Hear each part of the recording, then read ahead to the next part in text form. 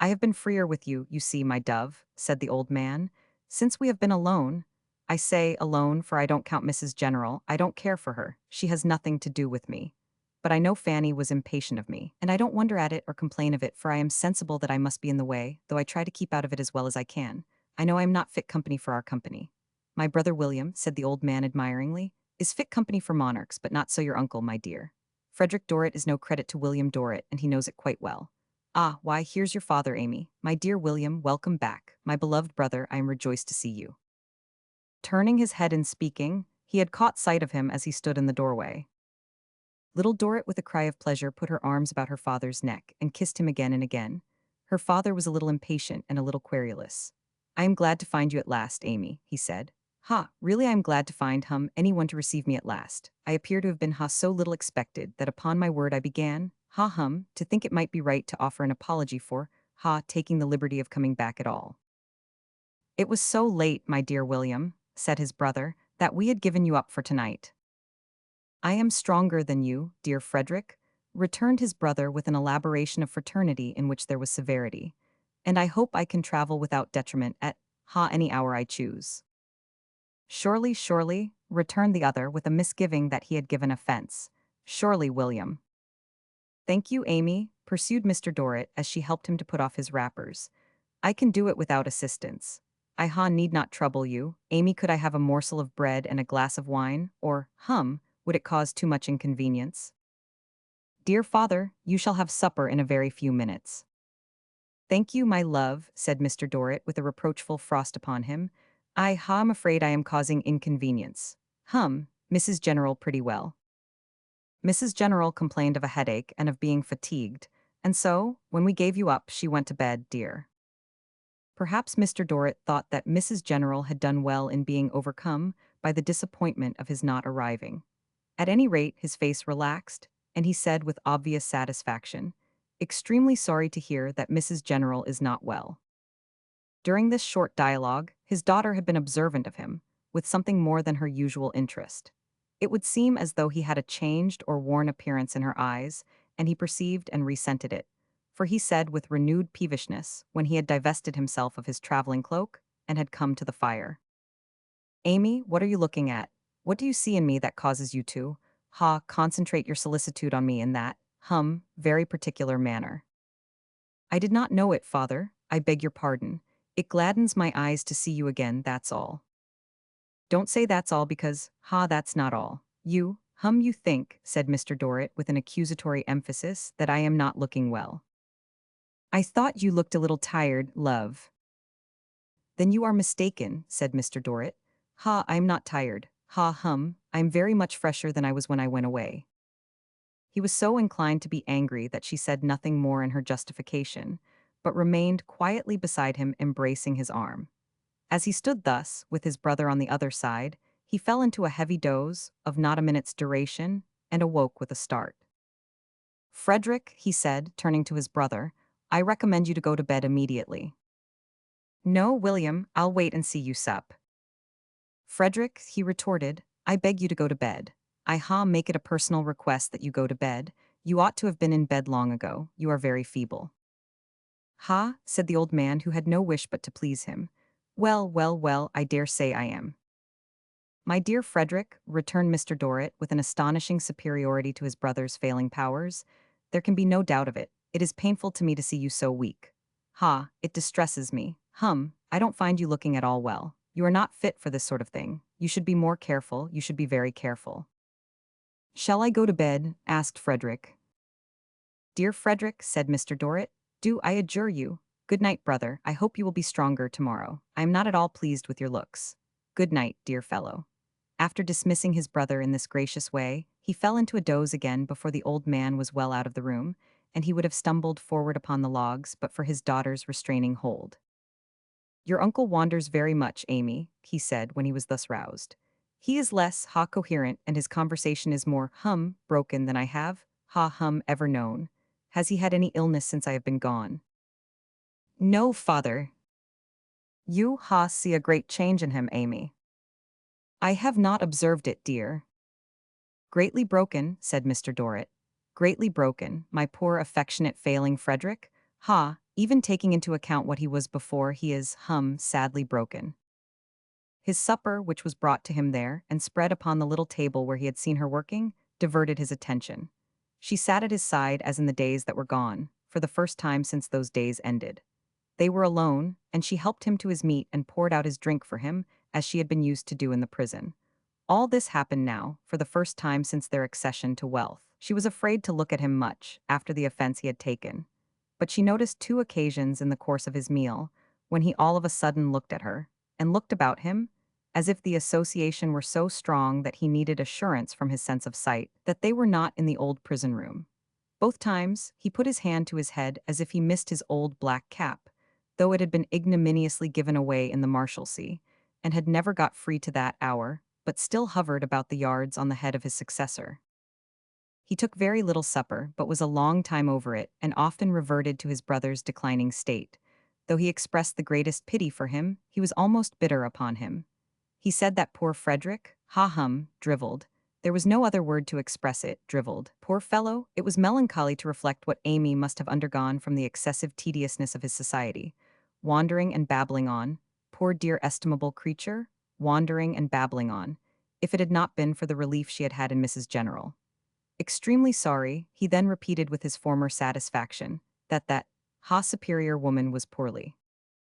Little Dorrit, in her watchful love, would have remembered the lightest thing he said or did that night, though she had had no subsequent reason to recall that night. She always remembered that, when he looked about him under the strong influence of the old association, he tried to keep it out of her mind, and perhaps out of his own too, by immediately expatiating on the great riches and great company that had encompassed him in his absence, and on the lofty position he and his family had to sustain. Nor did she fail to recall that there were two undercurrents, side by side, pervading all his discourse and all his manner. One showing her how well he had got on without her, and how independent he was of her. The other, in a fitful and unintelligible way, almost complaining of her, as if it had been possible that she had neglected him while he was away. His telling her of the glorious state that Mr. Myrtle kept, and of the court that bowed before him, naturally brought him to Mrs. Myrtle. So naturally indeed, that, although there was an unusual want of sequence in the greater part of his remarks, he passed to her at once, and asked how she was. "She is very well, she is going away next week."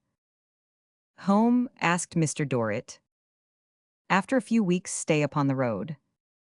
"She will be a vast loss here," said Mr. Dorrit. "A vast acquisition at home, to Fanny and to the rest of the great world." Little Dorrit thought of the competition that was to be entered upon, and assented very softly. "Mrs. Myrtle is going to have a great farewell assembly, dear, and a dinner before it. She has been expressing her anxiety that you should return in time. She has invited both you and me to her dinner." "She is, very kind. When is the day?" "The day after tomorrow." "Write round in the morning, and say that I have returned and shall, be delighted." "May I walk with you up the stairs to your room, dear?" "No," he answered, looking angrily round, for he was moving away as if forgetful of leave-taking. "You may not, Amy. I want no help. I am your father, not your infirm uncle." He checked himself as abruptly as he had broken into this reply, and said, "You have not kissed me, Amy. Good night, my dear. We must marry. We must marry you now." With that he went, more slowly and more tired, up the staircase to his rooms, and almost as soon as he got there, dismissed his valet. His next care was to look about him for his Paris purchases, and after opening their cases and carefully surveying them, to put them away under lock and key. After that, what with dozing and what with castle building, he lost himself for a long time, so that there was a touch of morning on the eastward rim of the desolate Campagna when he crept to bed. Mrs. General sent up her compliments in good time next day, and hoped he had rested well after this fatiguing journey. He sent down his compliments, and begged to inform Mrs. General that he had rested very well indeed, and was in high condition. Nevertheless, he did not come forth from his own rooms until late in the afternoon, and, although he then caused himself to be magnificently arrayed for a drive with Mrs. General and his daughter, his appearance was scarcely up to his description of himself. As the family had no visitors that day, its 4 members dined alone together. He conducted Mrs. General to the seat at his right hand with immense ceremony, and Little Dorrit could not but notice as she followed with her uncle, both that he was again elaborately dressed, and that his manner towards Mrs. General was very particular. The perfect formation of that accomplished lady's surface rendered it difficult to displace an atom of its genteel glaze, but little Dorrit thought she descried a slight thaw of triumph in a corner of her frosty eye. Notwithstanding what may be called in these pages the prunny and prismatic nature of the family banquet, Mr. Dorrit several times fell asleep while it was in progress. His fits of dozing were as sudden as they had been overnight, and were as short and profound. When the first of these slumberings seized him, Mrs. General looked almost amazed. But on each recurrence of the symptoms, she told her polite beads, papa, potatoes, poultry, prunes, and prism, and by dint of going through that infallible performance very slowly, appeared to finish her rosary at about the same time as Mr. Dorrit started from his sleep. He was again painfully aware of a somnolent tendency in Frederick, which had no existence out of his own imagination, and after dinner, when Frederick had withdrawn, privately apologized to Mrs. General for the poor man. The most estimable and affectionate of brothers, he said, but broken up altogether, unhappily declining fast. Mr. Frederick, sir, quoth Mrs. General, is habitually absent and drooping, but let us hope it is not so bad as that. Mr. Dorrit, however, was determined not to let him off. Fast declining, madam, a wreck, a ruin, mouldering away before our eyes, good Frederick. You left Mrs. Sparkler quite well and happy, I trust? Said Mrs. General, after heaving a cool sigh for Frederick. Surrounded, replied Mr. Dorrit, by all that can charm the taste and elevate the mind. Happy, my dear madam, in a husband. Mrs. General was a little fluttered, seeming delicately to put the word away with her gloves, as if there were no knowing what it might lead to. Fanny, Mr. Dorrit continued. Fanny, Mrs. General, has high qualities, ambition, purpose, consciousness of, position, determination to support that position, grace, beauty, and native nobility. No doubt, said Mrs. General, with a little extra stiffness. Combined with these qualities, madam, said Mr. Dorrit, Fanny has, manifested one blemish which has made me, uneasy and, I must add, angry, but which I trust may now be considered at an end, even as to herself, and which is undoubtedly at an end as to, others. To what, Mr. Dorrit, returned Mrs. General, with her gloves again somewhat excited, can you allude? I am at a loss to. Do not say that, my dear madam, interrupted Mr. Dorrit. Mrs. General's voice, as it died away, pronounced the words, at a loss to imagine. After which Mr. Dorrit was seized with a doze for about a minute, out of which he sprang with spasmodic nimbleness. I refer, Mrs. General, to that, strong spirit of opposition, or I might say, jealousy in Fanny, which has occasionally risen against the, sense I entertain of, the claims of, the lady with whom I have now the honor of communing. Mr. Dorrit, returned Mrs. General, is ever but too obliging, ever but too appreciative. If there have been moments when I have imagined that Miss Dorrit has indeed resented the favorable opinion Mr. Dorrit has formed of my services, I have found, in that only too high opinion, my consolation and recompense. Opinion of your services, madam, said Mr. Dorrit. Of, Mrs. General repeated in an elegantly impressive manner, my services. Of your services alone, dear madam, said Mr. Dorrit. I presume, retorted Mrs. General in her former impressive manner, of my services alone. For to what else, said Mrs. General with a slightly interrogative action of her gloves, could I impute? To yourself, Mrs. General. To yourself and your merits, was Mr. Dorrit's rejoinder. Mr. Dorrit will pardon me, said Mrs. General, if I remark that this is not a time or place for the pursuit of the present conversation. Mr. Dorrit will excuse me if I remind him that Miss Dorrit is in the adjoining room, and is visible to myself while I utter her name. Mr. Dorrit will forgive me if I observe that I am agitated, and that I find there are moments when weaknesses I supposed myself to have subdued return with redoubled power. Mr. Dorrit will allow me to withdraw. Perhaps we may resume this, interesting conversation, said Mr. Dorrit, at another time, unless it should be what I hope it is not, in any way disagreeable to, Mrs. General. Mr. Dorrit, said Mrs. General, casting down her eyes as she rose with a bend, must ever claim my homage and obedience. Mrs. General then took herself off in a stately way, and not with that amount of trepidation upon her which might have been expected in a less remarkable woman. Mr. Dorrit, who had conducted his part of the dialogue with a certain majestic and admiring condescension, much as some people may be seen to conduct themselves in church, and to perform their part in the service, appeared, on the whole, very well satisfied with himself and with Mrs. General too. On the return of that lady to tea, she had touched herself up with a little powder and pomatum, and was not without moral enchantment likewise, the latter showing itself in much sweet patronage of manner towards Miss Dorrit, and in an air of as tender interest in Mr. Dorrit as was consistent with rigid propriety. At the close of the evening, when she rose to retire, Mr. Dorrit took her by the hand as if he were going to lead her out into the piazza of the people to walk a minuet by moonlight, and with great solemnity conducted her to the room door, where he raised her knuckles to his lips, having parted from her with what may be conjectured to have been a rather bony kiss of a cosmetic flavor. He gave his daughter his blessing, graciously, and having thus hinted that there was something remarkable in the wind, he again went to bed. He remained in the seclusion of his own chamber next morning, but early in the afternoon sent down his best compliments to Mrs. General, by Mr. Tinkler, and begged she would accompany Miss Dorrit on an airing without him. His daughter was dressed for Mrs. Myrtle's dinner before he appeared. He then presented himself in a refulgent condition as to his attire, but looking indefinably shrunken and old. However, as he was plainly determined to be angry with her if she so much as asked him how he was, she only ventured to kiss his cheek, before accompanying him to Mrs. Myrtle's with an anxious heart. The distance that they had to go was very short, but he was at his building work again before the carriage had half traversed it. Mrs. Myrtle received him with great distinction. The bosom was in admirable preservation, and on the best terms with itself. The dinner was very choice, and the company was very select.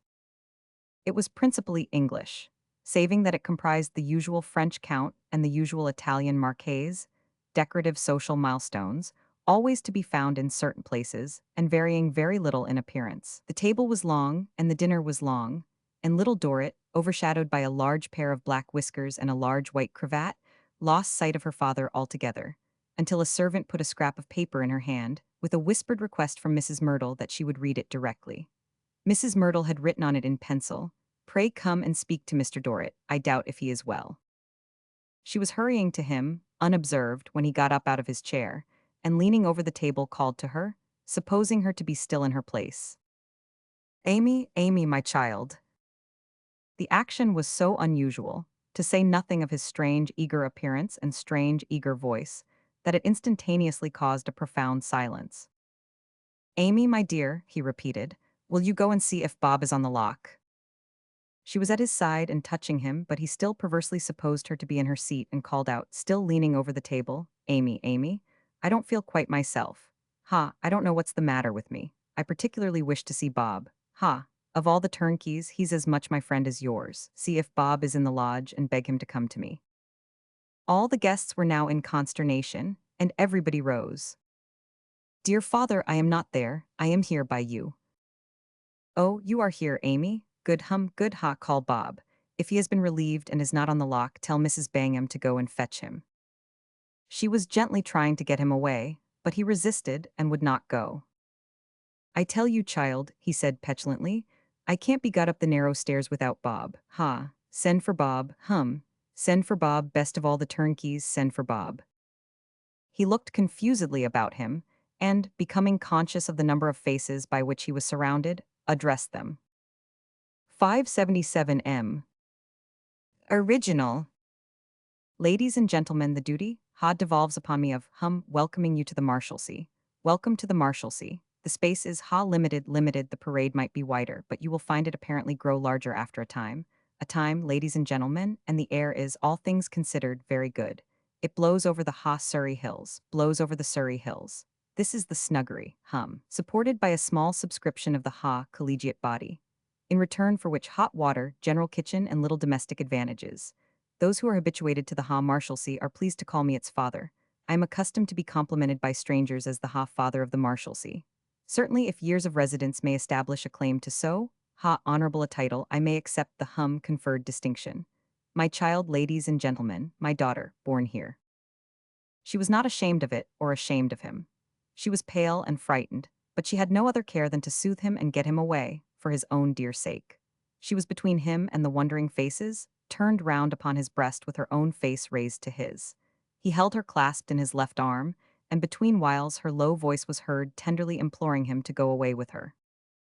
Born here, he repeated, shedding tears. Bred here, ladies and gentlemen, my daughter, child of an unfortunate father, but always a gentleman. Poor, no doubt, but proud, always proud. It has become a not infrequent custom for my personal admirers solely, to be pleased to express their desire to acknowledge my semi-official position here by offering little tributes which usually take the form of voluntary recognitions of my humble endeavors to uphold a tone here. A tone, I beg it to be understood that I do not consider myself compromised. Not compromised. Not a beggar. No, I repudiate the title. At the same time, far be it from me to put upon the fine feelings by which my partial friends are actuated, the slight of scrupling to admit that those offerings are, highly acceptable. On the contrary, they are most acceptable. In my child's name, if not in my own, I make the admission in the fullest manner, at the same time reserving, shall I say my personal dignity? Ladies and gentlemen, God bless you all. By this time, the exceeding mortification undergone by the bosom had occasioned the withdrawal of the greater part of the company into other rooms. The few who had lingered thus long followed the rest, and Little Dorrit and her father were left to the servants and themselves. Dearest and most precious to her, he would come with her now, would he not?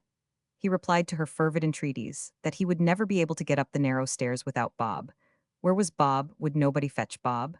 Under pretense of looking for Bob, she got him out against the stream of gay company now pouring in for the evening assembly, and got him into a coach that had just set down its load, and got him home.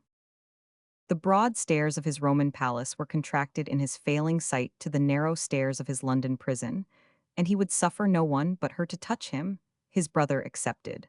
They got him up to his room without help, and laid him down on his bed, and from that hour his poor maimed spirit, only remembering the place where it had broken its wings, cancelled the dream through which it had since groped, and knew of nothing beyond the Marshalsea. When he heard footsteps in the street, he took them for the old weary tread in the yards. When the hour came for locking up, he supposed all strangers to be excluded for the night. When the time for opening came again, he was so anxious to see Bob that they were fain to patch up a narrative how that Bob, many a year dead then, gentle turnkey, had taken cold but hoped to be out tomorrow, or the next day, or the next at furthest. He fell away into a weakness so extreme that he could not raise his hand. But he still protected his brother according to his long usage, and would say with some complacency, 50 times a day, when he saw him standing by his bed, "My good Frederick, sit down. You are very feeble indeed." They tried him with Mrs. General, but he had not the faintest knowledge of her. Some injurious suspicion lodged itself in his brain that she wanted to supplant Mrs. Bangham, and that she was given to drinking. He charged her with it in no measured terms, and was so urgent with his daughter to go round to the marshal and entreat him to turn her out that she was never reproduced after the first failure. Saving that he once asked if Tip had gone outside, the remembrance of his 2 children not present seemed to have departed from him, but the child who had done so much for him and had been so poorly repaid was never out of his mind. Not that he spared her, or was fearful of her being spent by watching and fatigue. He was not more troubled on that score than he had usually been. No, he loved her in his old way. They were in the jail again, and she tended him, and he had constant need of her, and could not turn without her. And he even told her, sometimes, that he was content to have undergone a great deal for her sake. As to her, she bent over his bed with her quiet face against his, and would have laid down her own life to restore him.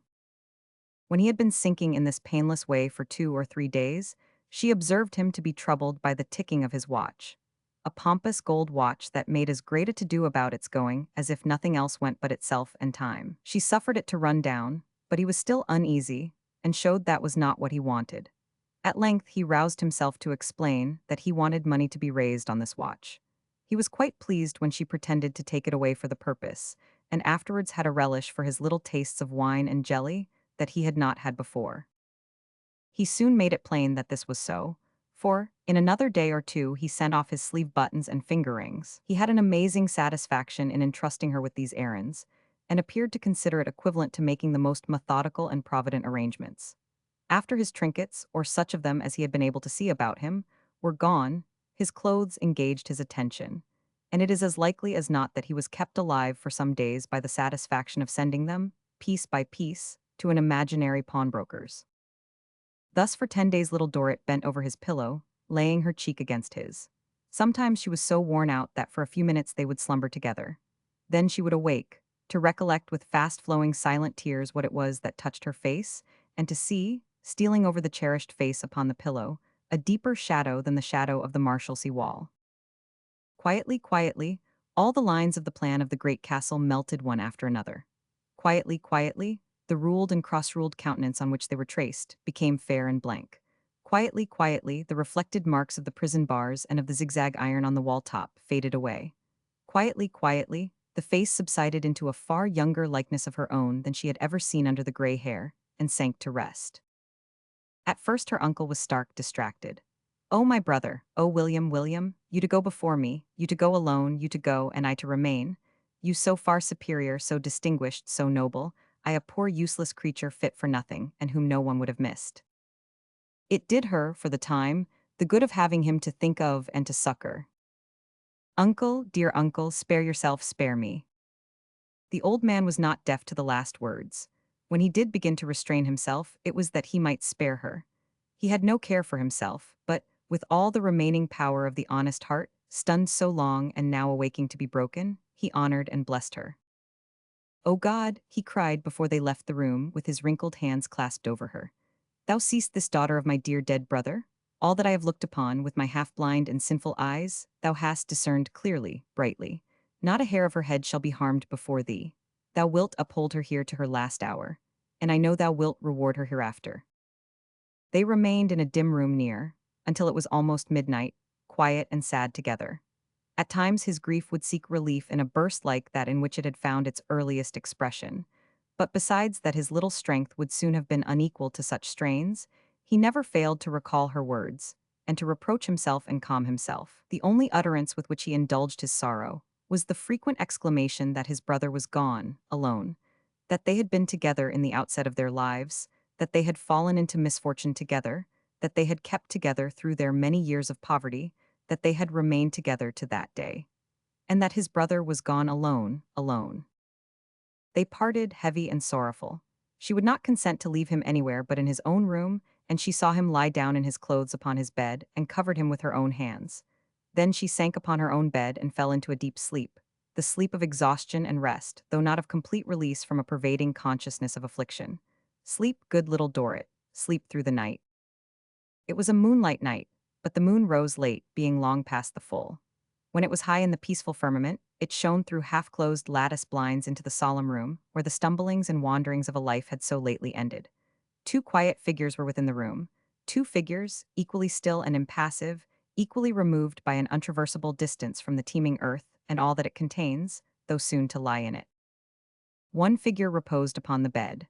The other, kneeling on the floor, drooped over it, the arms easily and peacefully resting on the coverlet, the face bowed down, so that the lips touched the hand over which with its last breath it had bent. The two brothers were before their father, far beyond the twilight judgment of this world, high above its mists and obscurities. 582 Original. Chapter 20 introduces the next.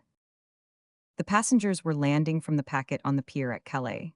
A low-lying place and a low-spirited place Calais was, with the tide ebbing out towards low water mark. There had been no more water on the bar than had sufficed to float the packet in. And now the bar itself, with a shallow break of sea over it, looked like a lazy marine monster just risen to the surface, whose form was indistinctly shown as it lay asleep. The meager lighthouse all in white, haunting the seaboard as if it were the ghost of an edifice that had once had color and rotundity, dropped melancholy tears after its late buffeting by the waves. The long rows of gaunt black piles, slimy and wet and weather-worn, with funeral garlands of seaweed twisted about them by the late tide, might have represented an unsightly marine cemetery. Every wave-dashed, storm-beat object was so low and so little, under the broad gray sky, in the noise of the wind and sea, and before the curling lines of surf, making at it ferociously, that the wonder was there was any Calais left, and that its low gates and low wall and low roofs and low ditches and low sandhills and low ramparts and flat streets had not yielded long ago to the undermining and besieging sea, like the fortifications children make on the seashore. After slipping among oozy piles and planks, stumbling up wet steps and encountering many salt difficulties, the passengers entered on their comfortless peregrination along the pier, where all the French vagabonds and English outlaws in the town, half the population, attended to prevent their recovery from bewilderment. After being minutely inspected by all the English, and claimed and reclaimed and counterclaimed as prizes by all the French in a hand-to-hand scuffle 3/4 of a mile long, they were at last free to enter the streets, and to make off in their various directions, hotly pursued. Clennam, harassed by more anxieties than one, was among this devoted band. Having rescued the most defenseless of his compatriots from situations of great extremity, he now went his way alone, or as nearly alone as he could be, with a native gentleman in a suit of grease and a cap of the same material, giving chase at a distance of some 50 yards and continually calling after him, "Hi, I say, you seer, I say, nice odal." Even this hospitable person, however, was left behind at last, and Clennam pursued his way, unmolested. There was a tranquil air in the town after the turbulence of the channel and the beach, and its dullness in that comparison was agreeable. He met new groups of his countrymen, who had all a straggling air of having at one time overblown themselves, like certain uncomfortable kinds of flowers, and of being now mere weeds. They had all an air, too, of lounging out a limited round, day after day, which strongly reminded him of the Marshalsea. But taking no further note of them than was sufficient to give birth to the reflection, he sought out a certain street and number which he kept in his mind. "So Pank said," he murmured to himself, as he stopped before a dull house answering to the address. "I suppose his information to be correct and his discovery, among Mr. Casby's loose papers, indisputable, but without it I should hardly have supposed this to be a likely place." A dead sort of house, with a dead wall over the way and a dead gateway at the side, where a pendant bell handle produced 2 dead tinkles, and a knocker produced a dead, flat, surface tapping that seemed not to have depth enough in it to penetrate even the cracked door. However, the door jarred open on a dead sort of spring, and he closed it behind him as he entered a dull yard, soon brought to a close by another dead wall, where an attempt had been made to train some creeping shrubs, which were dead, and to make a little fountain in a grotto, which was dry, and to decorate that with a little statue, which was gone. The entry to the house was on the left, and it was garnished as the outer gateway was, with 2 printed bills in French and English, announcing furnished apartments to let, with immediate possession. A strong, cheerful peasant woman, all stocking, petticoat, white cap, and earring, stood here in a dark doorway and said with a pleasant show of teeth, "I say, sire, who?"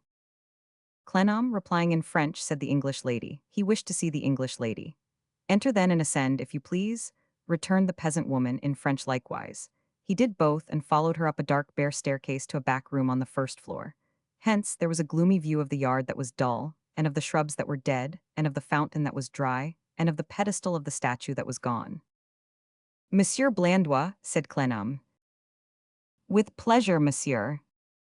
Thereupon the woman withdrew and left him to look at the room. It was the pattern of room always to be found in such a house.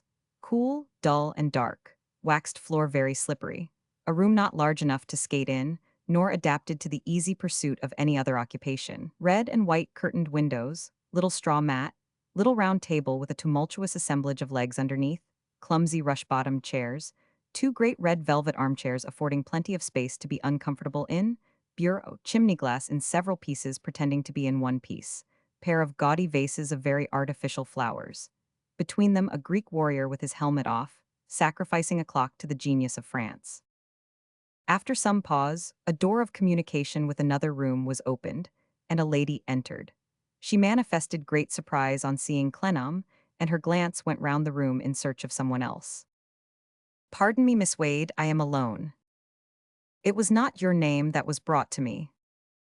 "No, I know that. Excuse me. I have already had experience that my name does not predispose you to an interview, and I ventured to mention the name of one I am in search of."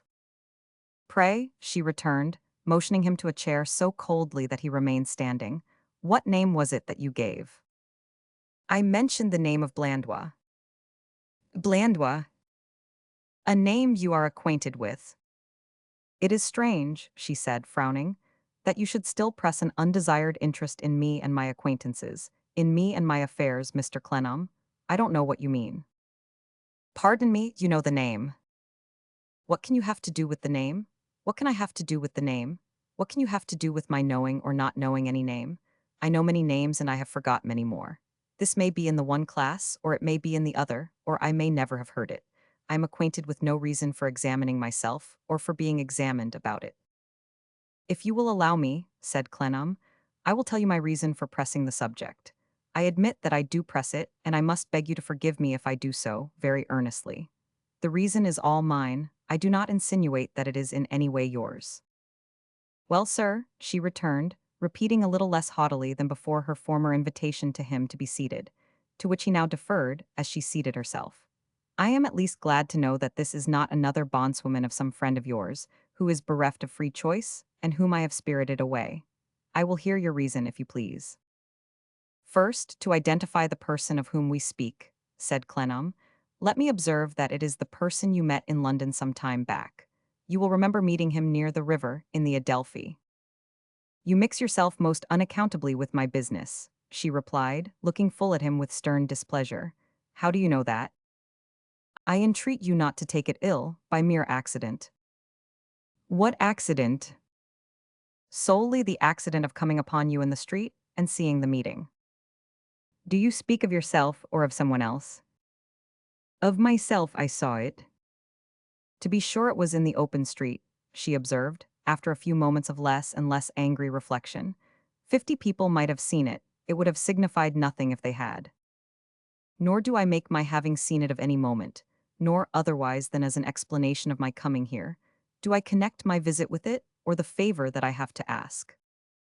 Oh, you have to ask a favor. It occurred to me, and the handsome face looked bitterly at him, that your manner was softened, Mr. Clennam. He was content to protest against this by a slight action without contesting it in words. He then referred to Blandois' disappearance, of which it was probable she had heard. However probable it was to him, she had heard of no such thing. Let him look round him, she said, and judge for himself what general intelligence was likely to reach the ears of a woman who had been shut up there while it was rife, devouring her own heart. When she had uttered this denial, which he believed to be true, she asked him what he meant by disappearance. That led to his narrating the circumstances in detail, and expressing something of his anxiety to discover what had really become of the man, and to repel the dark suspicions that clouded about his mother's house. She heard him with evident surprise, and with more marks of suppressed interest than he had seen in her. Still, they did not overcome her distant, proud, and self-secluded manner. When he had finished, she said nothing but these words. You have not yet told me, sir, what I have to do with it, or what the favor is.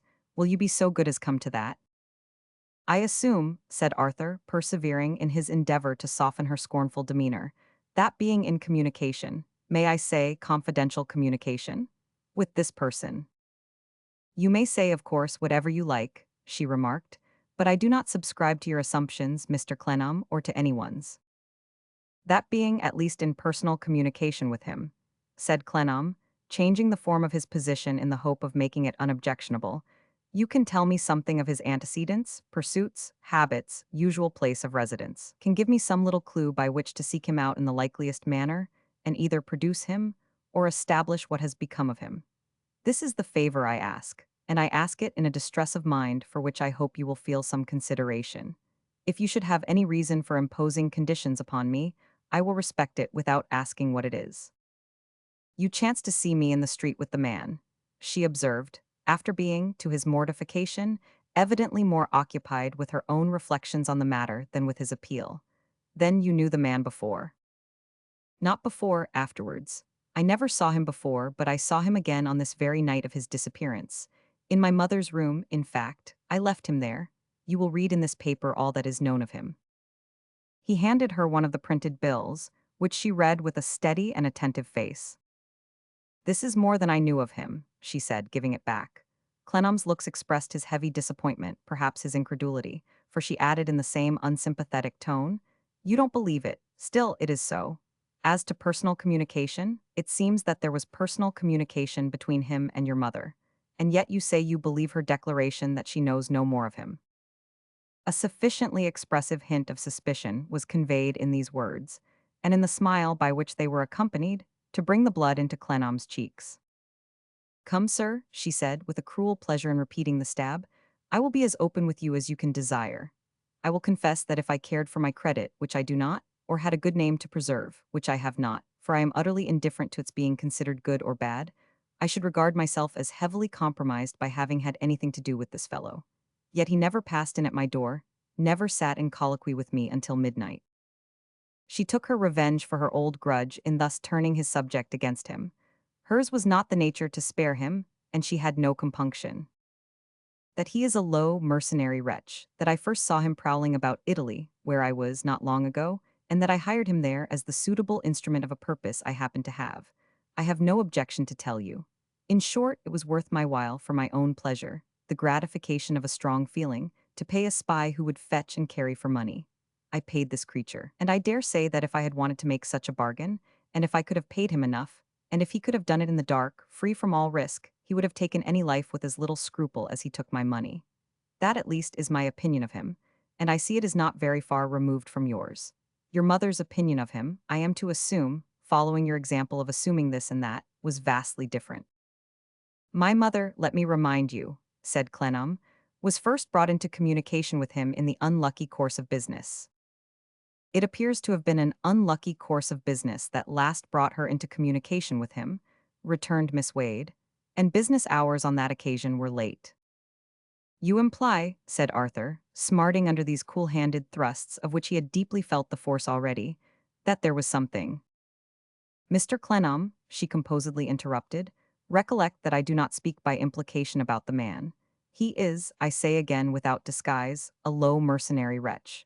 I suppose such a creature goes where there is occasion for him. If I had not had occasion for him, you would not have seen him and me together.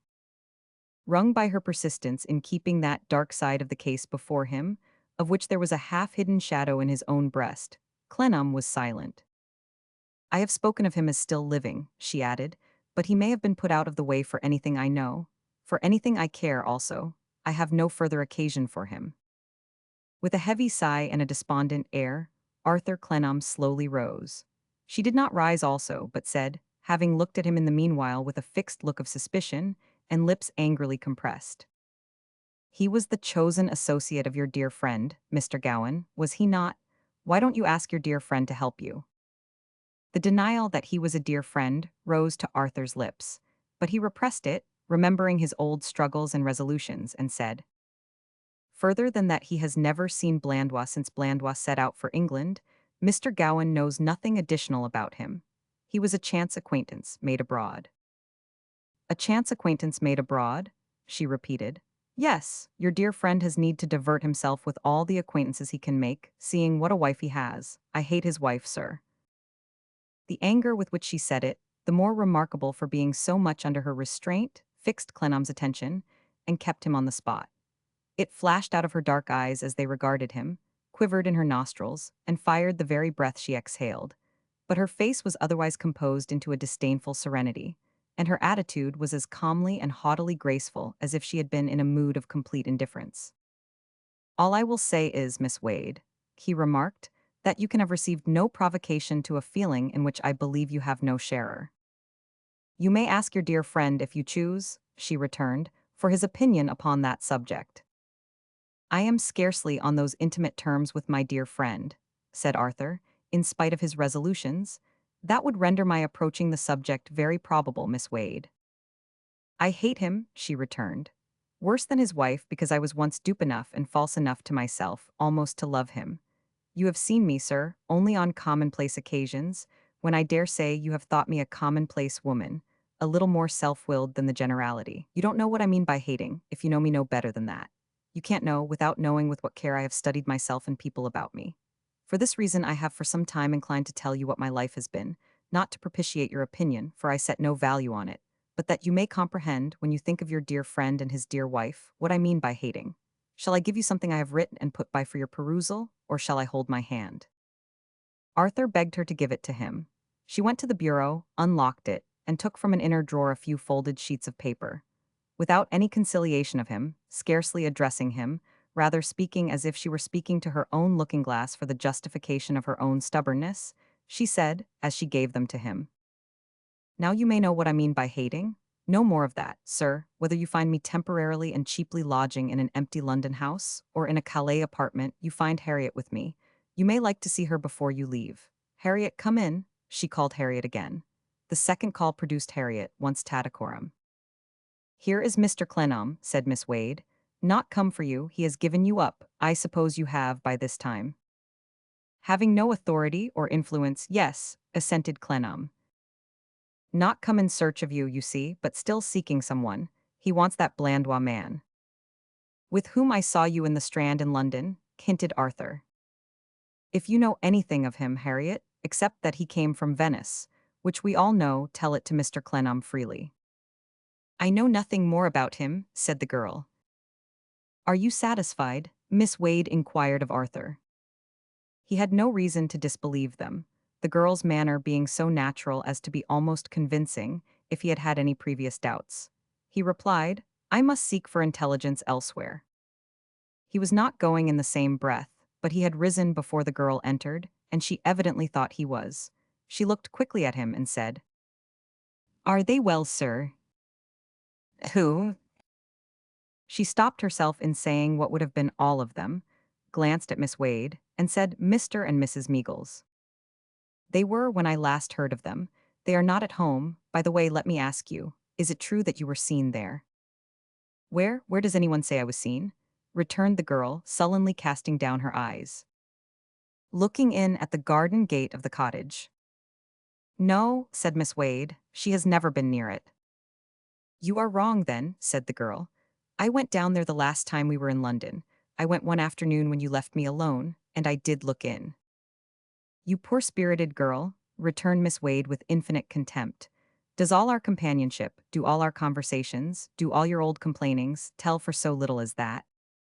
There was no harm in looking in at the gate for an instant, said the girl. I saw by the windows that the family were not there. Why should you go near the place?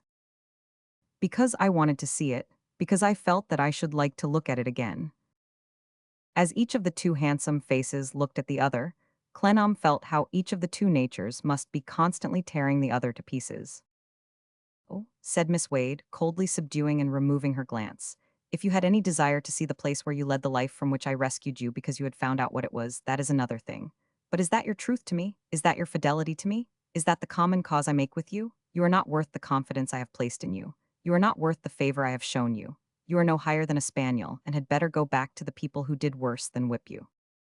If you speak so of them with anyone else by to hear, you'll provoke me to take their part, said the girl. Go back to them, Miss Wade retorted. Go back to them. You know very well, retorted Harriet in her turn, that I won't go back to them. You know very well that I have thrown them off and never can, never shall, never will go back to them. Let them alone then, Miss Wade. You prefer their plenty to your less fat living here, she rejoined. You exalt them and slight me. What else should I have expected? I ought to have known it. It's not so, said the girl, flushing high, and you don't say what you mean. I know what you mean. You are reproaching me, underhanded, with having nobody but you to look to. And because I have nobody but you to look to, you think you are to make me do, or not do, everything you please, and are to put any affront upon me. You are as bad as they were, every bit. But I will not be quite tamed and made submissive. I will say again that I went to look at the house, because I had often thought that I should like to see it once more. I will ask again how they are, because I once liked them and at times thought they were kind to me. Hereupon Clennam said that he was sure they would still receive her kindly, if she should ever desire to return. Never, said the girl passionately. I shall never do that. Nobody knows that better than Miss Wade, though she taunts me because she has made me her dependent. And I know I am so, and I know she is overjoyed when she can bring it to my mind. A good pretense, said Miss Wade, with no less anger, haughtiness, and bitterness, but too threadbare to cover what I plainly see in this. My poverty will not bear competition with their money. Better go back at once, and have done with it. Arthur Clennam looked at them, standing a little distance asunder in the dull confined room, each proudly cherishing her own anger, each, with a fixed determination, torturing her own breast and torturing the others. He said a word or two of leave-taking, but Miss Wade barely inclined her head, and Harriet, with the assumed humiliation of an abject dependent and serf, but not without defiance for all that, made as if she were too low to notice or to be noticed. He came down the dark winding stairs into the yard with an increased sense upon him of the gloom of the wall that was dead, and of the shrubs that were dead, and of the fountain that was dry, and of the statue that was gone, pondering much on what he had seen and heard in that house, as well as on the failure of all his efforts to trace the suspicious character who was lost. He returned to London and to England by the packet that had taken him over. On the way he unfolded the sheets of paper, and read in them what is reproduced in the next chapter. Chapter 21, The History of a Self-Tormentor. I have the misfortune of not being a fool. From a very early age, I have detected what those about me thought they hid from me.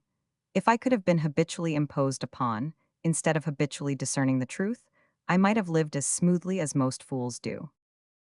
My childhood was passed with a grandmother, that is to say, with a lady who represented that relative to me and who took that title on herself. She had no claim to it, but I, being to that extent a little fool, had no suspicion of her. She had some children of her own family in her house and some children of other people. All girls, 10 in number, including me. We all lived together and were educated together. I must have been about 12 years old when I began to see how determinedly those girls patronized me. I was told I was an orphan. There was no other orphan among us, and I perceived, here was the first disadvantage of not being a fool, that they conciliated me in an insolent pity and in a sense of superiority. I did not set this down as a discovery rashly. I tried them often. I could hardly make them quarrel with me. When I succeeded with any of them, they were sure to come after an hour or two and begin a reconciliation. I tried them over and over again, and I never knew them wait for me to begin. They were always forgiving me in their vanity and condescension. Little images of grown people. One of them was my chosen friend. I loved that stupid mite in a passionate way that she could no more deserve than I can remember without feeling ashamed of, though I was but a child. She had what they called an amiable temper, an affectionate temper. She could distribute, and did distribute pretty looks and smiles to everyone among them. I believe there was not a soul in the place, except myself, who knew that she did it purposely to wound and gall me. Nevertheless, I so loved that unworthy girl that my life was made stormy by my fondness for her. I was constantly lectured and disgraced for what was called trying her. In other words, charging her with her little perfidy and throwing her into tears by showing her that I read her heart. However, I loved her faithfully, and one time I went home with her for the holidays. She was worse at home than she had been at school. She had a crowd of cousins and acquaintances, and we had dances at her house, and went out to dances at other houses, and both at home and out she tormented my love beyond endurance. Her plan was to make them all fond of her, and so drive me wild with jealousy. To be familiar and endearing with them all, and so make me mad with envying them. When we were left alone in our bedroom at night, I would reproach her with my perfect knowledge of her baseness. And then she would cry and say I was cruel, and then I would hold her in my arms till morning, loving her as much as ever, and often feeling as if, rather than suffer so, I could so hold her in my arms and plunge to the bottom of a river, where I would still hold her after we were both dead. It came to an end, and I was relieved. In the family there was an aunt who was not fond of me. I doubt if any of the family liked me much, but I never wanted them to like me, being altogether bound up in the one girl. The aunt was a young woman, and she had a serious way with her eyes of watching me. She was an audacious woman, and openly looked compassionately at me. After one of the nights that I have spoken of, I came down into a greenhouse before breakfast. Charlotte, the name of my false young friend, had gone down before me, and I heard this aunt speaking to her about me as I entered. I stopped where I was, among the leaves, and listened. The aunt said, "Charlotte, Miss Wade is wearing you to death, and this must not continue." I repeat the very words I heard. Now, what did she answer? Did she say, "It is I who am wearing her to death, I who am keeping her on a rack and am the executioner, yet she tells me every night that she loves me devotedly, though she knows what I make her undergo." No, my first memorable experience was true to what I knew her to be, and to all my experience. She began sobbing and weeping to secure the aunt's sympathy to herself, and said, "Dear aunt, she has an unhappy temper, other girls at school, besides I, try hard to make it better. We all try hard." Upon that the aunt fondled her, as if she had said something noble instead of despicable and false, and kept up the infamous pretense by replying, "But there are reasonable limits, my dear love, to everything, and I see that this poor miserable girl causes you more constant and useless distress than even so good an effort justifies." The poor miserable girl came out of her concealment, as you may be prepared to hear, and said, "Send me home." I never said another word to either of them, or to any of them, but "Send me home, or I will walk home alone, night and day." When I got home, I told my supposed grandmother that, unless I was sent away to finish my education somewhere else before that girl came back, or before any one of them came back, I would burn my sight away by throwing myself into the fire, rather than I would endure to look at their plotting faces. I went among young women next, and I found them no better. Fair words and fair pretenses, but I penetrated below those assertions of themselves and depreciations of me, and they were no better. Before I left them, I learned that I had no grandmother and no recognized relation. I carried the light of that information both into my past and into my future. It showed me many new occasions on which people triumphed over me, when they made a pretense of treating me with consideration or doing me a service. A man of business had a small property in trust for me.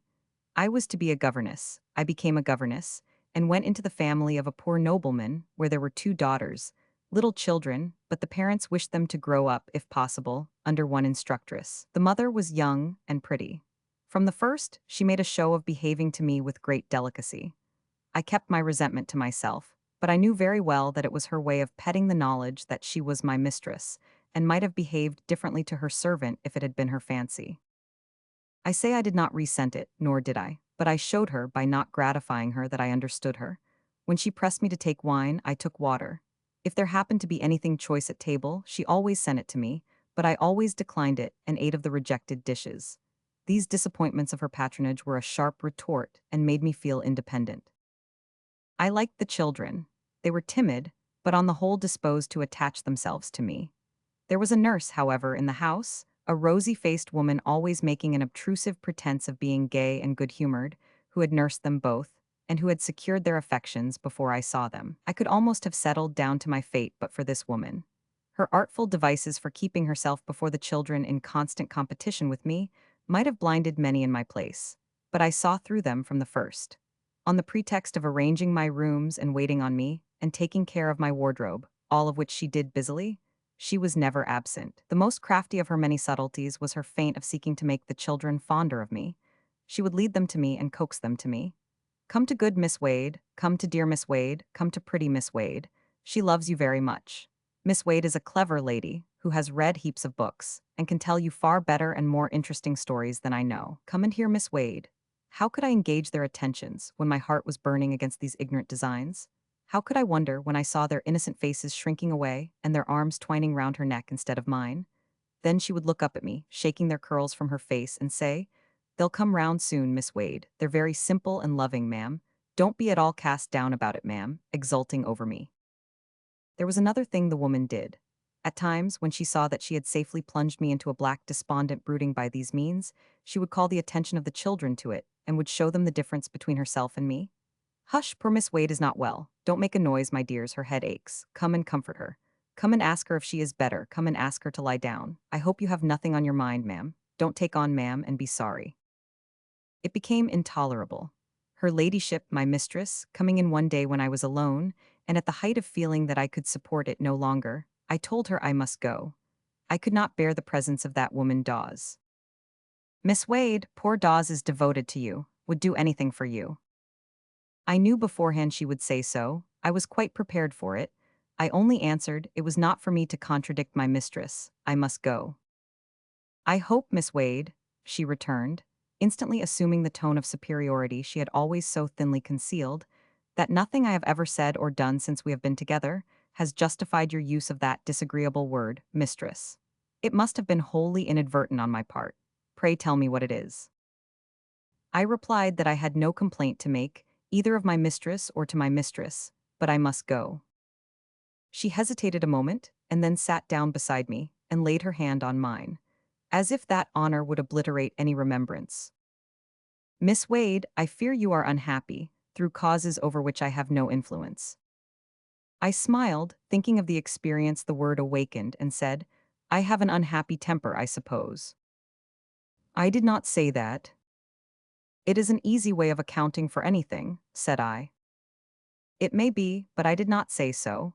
What I wish to approach is something very different. My husband and I have exchanged some remarks upon the subject, when we have observed with pain that you have not been easy with us." "Easy? Oh, you are such great people, my lady," said I. "I am unfortunate in using a word which may convey a meaning, and evidently does, quite opposite to my intention." She had not expected my reply, and it shamed her. "I only mean, not happy with us. It is a difficult topic to enter on, but, from one young woman to another, perhaps. In short, we have been apprehensive that you may allow some family circumstances of which no one can be more innocent than yourself, to prey upon your spirits. If so, let us entreat you not to make them a cause of grief. My husband himself, as is well known, formerly had a very dear sister who was not in law his sister, but who was universally beloved and respected.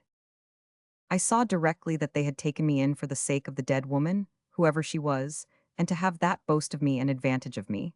I saw, in the nurse's knowledge of it, an encouragement to goad me as she had done. And I saw, in the children's shrinking away, a vague impression that I was not like other people. I left that house that night. After one or two short and very similar experiences, which are not to the present purpose, I entered another family where I had but one pupil, a girl of 15 who was the only daughter. The parents here were elderly people, people of station and rich. A nephew whom they had brought up was a frequent visitor at the house, among many other visitors, and he began to pay me attention.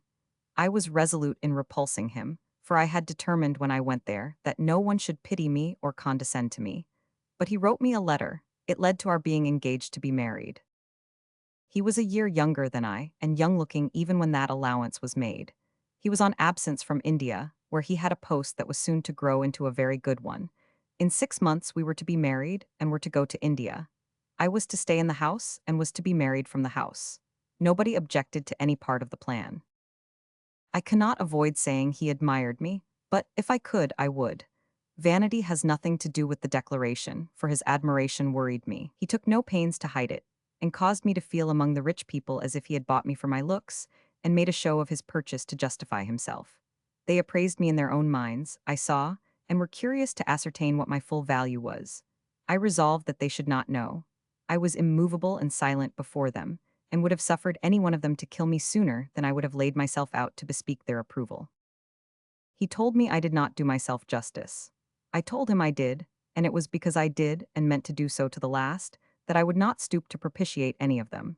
He was concerned and even shocked when I added that I wished he would not parade his attachment before them, but he said he would sacrifice even the honest impulses of his affection to my peace.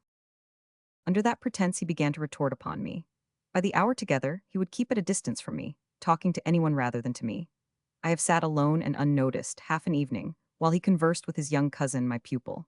I have seen all the while in people's eyes that they thought the two looked nearer on an equality than he and I have sat, divining their thoughts, until I have felt that his young appearance made me ridiculous, and have raged against myself for ever loving him. For I did love him once.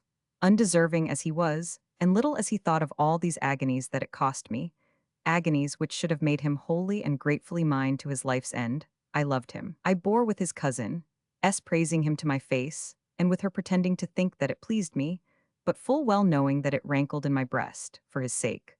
While I have sat in his presence recalling all my slights and wrongs, and deliberating whether I should not fly from the house at once and never see him again, I have loved him. His aunt, my mistress you will please to remember, deliberately, willfully, added to my trials and vexations. It was her delight to expatiate on the style in which we were to live in India, and on the establishment we should keep, and the company we should entertain when he got his advancement. My pride rose against this barefaced way of pointing out the contrast my married life was to present to my then dependent and inferior position. I suppressed my indignation, but I showed her that her intention was not lost upon me, and I repaid her annoyance by affecting humility. What she described would surely be a great deal too much honor for me, I would tell her. I was afraid I might not be able to support so great a change. Think of a mere governess, her daughter's governess, coming to that high distinction. It made her uneasy, and made them all uneasy, when I answered in this way. They knew that I fully understood her. It was at the time when my troubles were at their highest, and when I was most incensed against my lover for his ingratitude in caring as little as he did for the innumerable distresses and mortifications I underwent on his account, that your dear friend, Mr. Gowan, appeared at the house. He had been intimate there for a long time, but had been abroad. He understood the state of things at a glance, and he understood me. He was the first person I had ever seen in my life who had understood me. He was not in the house 3 times before I knew that he accompanied every movement of my mind. In his coldly easy way with all of them, and with me, and with the whole subject, I saw it clearly. In his light protestations of admiration of my future husband, in his enthusiasm regarding our engagement and our prospects, in his hopeful congratulations on our future wealth and his despondent references to his own poverty, all equally hollow and jesting and full of mockery, I saw it clearly. He made me feel more and more resentful and more contemptible by always presenting to me everything that surrounded me with some new hateful light upon it, while he pretended to exhibit it in its best aspect for my admiration and his own. He was like the dressed-up death in the Dutch series, Whatever figure he took upon his arm, whether it was youth or age, beauty or ugliness, whether he danced with it, sang with it, played with it, or prayed with it, he made it ghastly. You will understand, then, that when your dear friend complimented me, he really condoled with me. That when he soothed me under my vexations, he laid bare every smarting wound I had. That when he declared my faithful swain to be the most loving young fellow in the world with the tenderest heart that ever beat, he touched my old misgiving that I was made ridiculous. These were not great services, you may say. They were acceptable to me because they echoed my own mind and confirmed my own knowledge. I soon began to like the society of your dear friend better than any other. When I perceived, which I did, almost as soon that jealousy was growing out of this, I liked this society still better. Had I not been subject to jealousy, and were the endurances to be all mine? No, let him know what it was. I was delighted that he should know it. I was delighted that he should feel keenly, and I hoped he did. More than that, he was tame in comparison with Mr. Gowan, who knew how to address me on equal terms and how to anatomize the wretched people around us. This went on until the aunt, my mistress, took it upon herself to speak to me. It was scarcely worth alluding to. She knew I meant nothing, but she suggested from herself, knowing it was only necessary to suggest, that it might be better if I were a little less companionable with Mr. Gowan. I asked her how she could answer for what I meant. She could always answer, she replied, for my meaning nothing wrong. I thanked her, but said I would prefer to answer for myself and to myself. Her other servants would probably be grateful for good characters, but I wanted none. Other conversation followed, and induced me to ask her how she knew that it was only necessary for her to make a suggestion to me, to have it obeyed. Did she presume on my birth, or on my hire? I was not bought, body and soul. She seemed to think that her distinguished nephew had gone into a slave market and purchased a wife. It would probably have come, sooner or later, to the end to which it did come, but she brought it to its issue at once. She told me, with assumed commiseration, that I had an unhappy temper. On this repetition of the old wicked injury, I withheld no longer, but exposed to her all I had known of her and seen in her, and all I had undergone within myself since I had occupied the despicable position of being engaged to her nephew. I told her that Mr. Gowan was the only relief I had had in my degradation, that I had borne it too long, and that I shook it off too late, but that I would see none of them more. And I never did. Your dear friend followed me to my retreat, and was very droll on the severance of the connection, though he was sorry, too, for the excellent people, in their way the best he had ever met, and deplored the necessity of breaking mere houseflies on the wheel. He protested before long, and far more truly than I then supposed, that he was not worth acceptance by a woman of such endowments and such power of character. But well, well. Your dear friend amused me and amused himself as long as it suited his inclinations, and then reminded me that we were both people of the world, that we both understood mankind, that we both knew there was no such thing as romance, that we were both prepared for going different ways to seek our fortunes like people of sense, and that we both foresaw that whenever we encountered one another again, we should meet as the best friends on earth. So he said, and I did not contradict him. It was not very long before I found that he was courting his present wife, and that she had been taken away to be out of his reach. I hated her then, quite as much as I hate her now, and naturally, therefore, could desire nothing better than that she should marry him. But I was restlessly curious to look at her, so curious that I felt it to be one of the few sources of entertainment left to me. I traveled a little, traveled until I found myself in her society, and in yours. Your dear friend, I think, was not known to you then, and had not given you any of those signal marks of his friendship which he has bestowed upon you. In that company I found a girl, in various circumstances of whose position there was a singular likeness to my own, and in whose character I was interested and pleased to see much of the rising against swollen patronage and selfishness, calling themselves kindness, protection, benevolence, and other fine names, which I have described, as inherent in my nature. I often heard it said, too, that she had an unhappy temper. Well understanding what was meant by the convenient phrase, and wanting a companion with a knowledge of what I knew, I thought I would try to release the girl from her bondage and sense of injustice. I have no occasion to relate that I succeeded. We have been together ever since, sharing my small means. Chapter 22. Who passes by this road so late?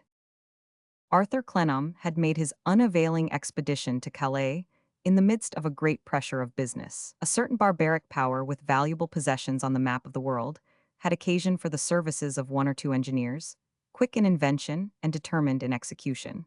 Practical men, who could make the men and means their ingenuity perceived to be wanted out of the best materials they could find at hand, and who were as bold and fertile in the adaptation of such materials to their purpose, as in the conception of their purpose itself. This power, being a barbaric one, had no idea of stowing away a great national object in a circumlocution office, as strong wine is hidden from the light in a cellar until its fire and youth are gone, and the laborers who worked in the vineyard and pressed the grapes are dust. With characteristic ignorance, it acted on the most decided and energetic notions of how to do it, and never showed the least respect for, or gave any quarter to, the great political science, how not to do it.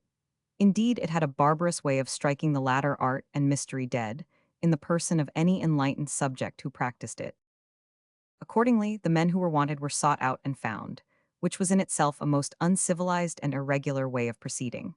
Being found, they were treated with great confidence and honor, which again showed dense political ignorance, and were invited to come at once and do what they had to do. In short, they were regarded as men who meant to do it, engaging with other men who meant it to be done. Daniel Doyce was one of the chosen. There was no foreseeing at that time whether he would be absent months or years. The preparations for his departure, and the conscientious arrangement for him of all the details and results of their joint business, had necessitated labor within a short compass of time, which had occupied Clennam day and night. He had slipped across the water in his first leisure, and had slipped as quickly back again for his farewell interview with Doyce. Him Arthur now showed, with pains and care, the state of their gains and losses, responsibilities and prospects. Daniel went through it all in his patient manner, and admired it all exceedingly. He audited the accounts as if they were a far more ingenious piece of mechanism than he had ever constructed, and afterwards stood looking at them, weighing his hat over his head by the brims, as if he were absorbed in the contemplation of some wonderful engine. It's all beautiful, Clennam, in its regularity and order. Nothing can be plainer, nothing can be better. I am glad you approve, Doyce. Now, as to the management of your capital while you are away, and as to the conversion of so much of it as the business may need from time to time, his partner stopped him. As to that, and as to everything else of that kind, all rests with you.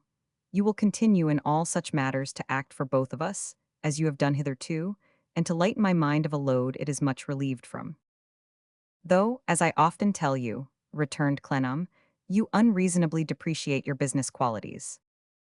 Perhaps so, said Doyce, smiling, and perhaps not. Anyhow, I have a calling that I have studied more than such matters, and that I am better fitted for. I have perfect confidence in my partner, and I am satisfied that he will do what is best. If I have a prejudice connected with money and money figures, continued Doyce, laying that plastic workman's thumb of his on the lapel of his partner's coat, it is against speculating. I don't think I have any other. I dare say I entertain that prejudice, only because I have never given my mind fully to the subject. But you shouldn't call it a prejudice, said Clennam. My dear Doyce, it is the soundest sense. I am glad you think so, returned Doyce, with his grey eye looking kind and bright. It so happens, said Clennam, that just now, not half an hour before you came down, I was saying the same thing to Panks, who looked in here. We both agreed that to travel out of safe investments is one of the most dangerous, as it is one of the most common, of those follies which often deserve the name of vices.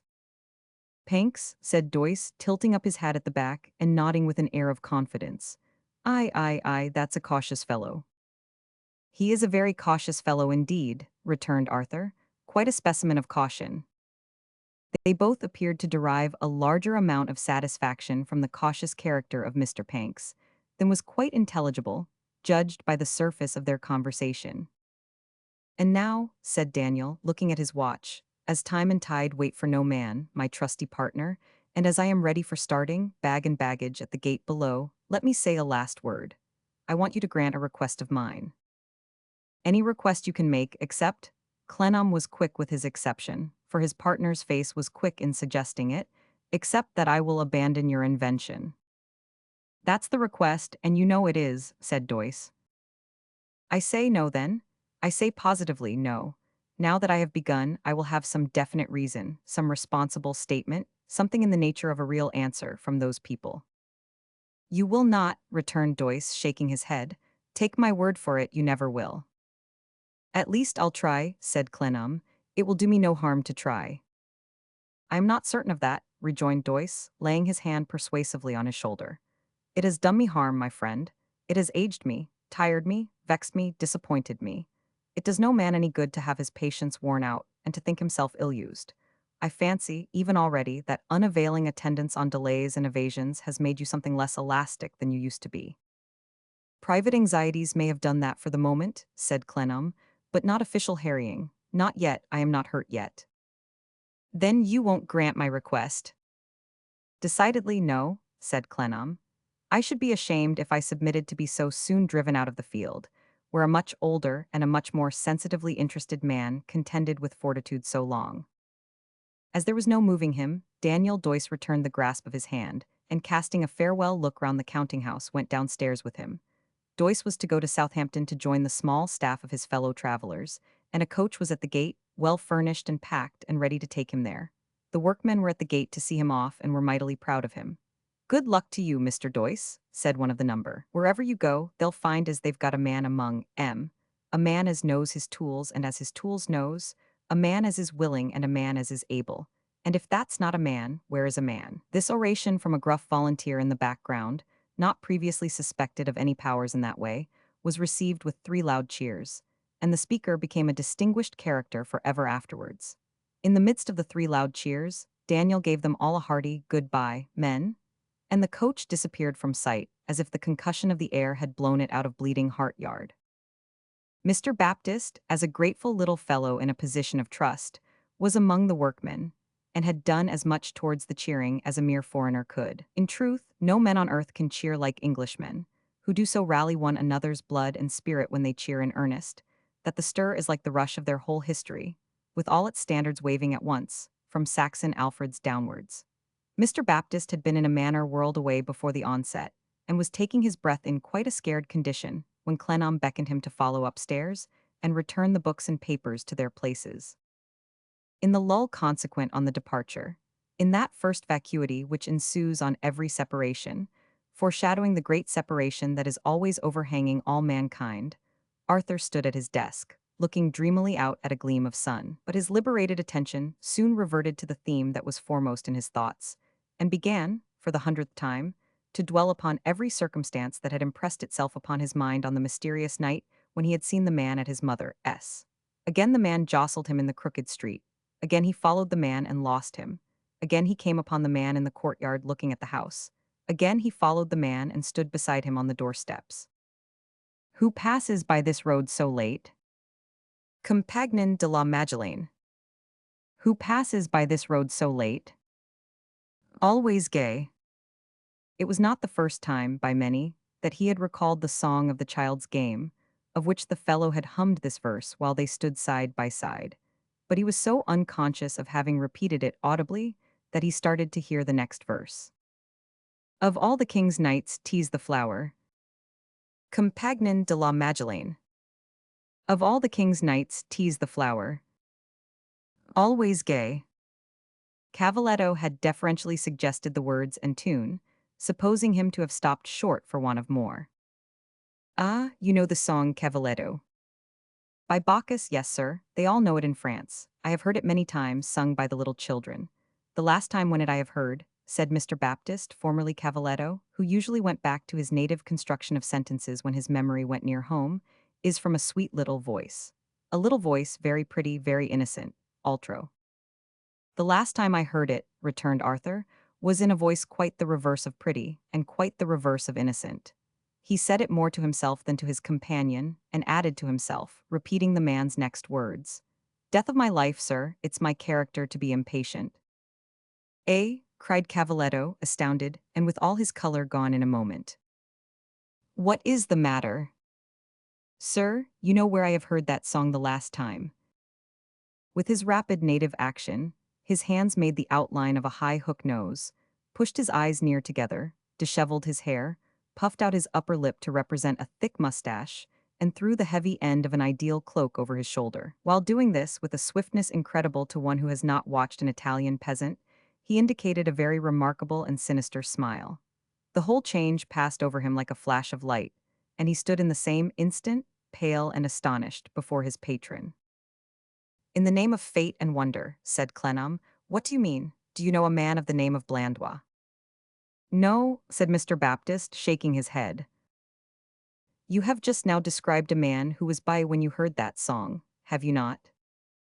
Yes, said Mr. Baptist, nodding 50 times.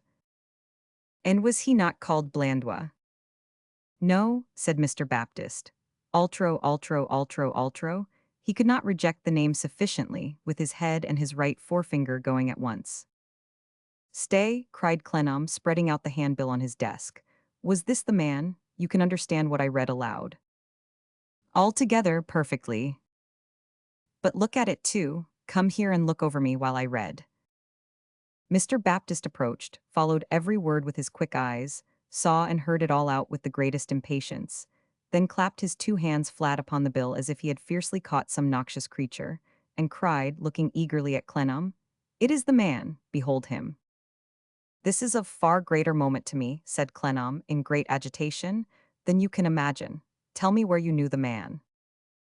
Mr. Baptist, releasing the paper very slowly and with much discomfiture, and drawing himself back 2 or 3 paces, and making as though he dusted his hands, returned, very much against his will. "At Marsiglia, Marseille." "What was he?" "A prisoner and altro, I believe, yes." And Mr. Baptist crept closer again to whisper it, "assassin."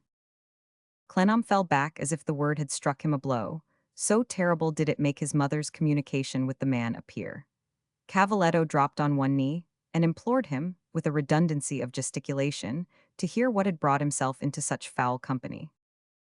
He told with perfect truth how it had come of a little contraband trading, and how he had in time been released from prison, and how he had gone away from those antecedents, how, at the house of entertainment called the Break of Day at Chalons-on-the-Saône, he had been awakened in his bed at night by the same assassin, then assuming the name of Lagnier, though his name had formerly been Rigaud, how the assassin had proposed that they should join their fortunes together, how he held the assassin in such dread and aversion that he had fled from him at daylight, and how he had ever since been haunted by the fear of seeing the assassin again and being claimed by him as an acquaintance.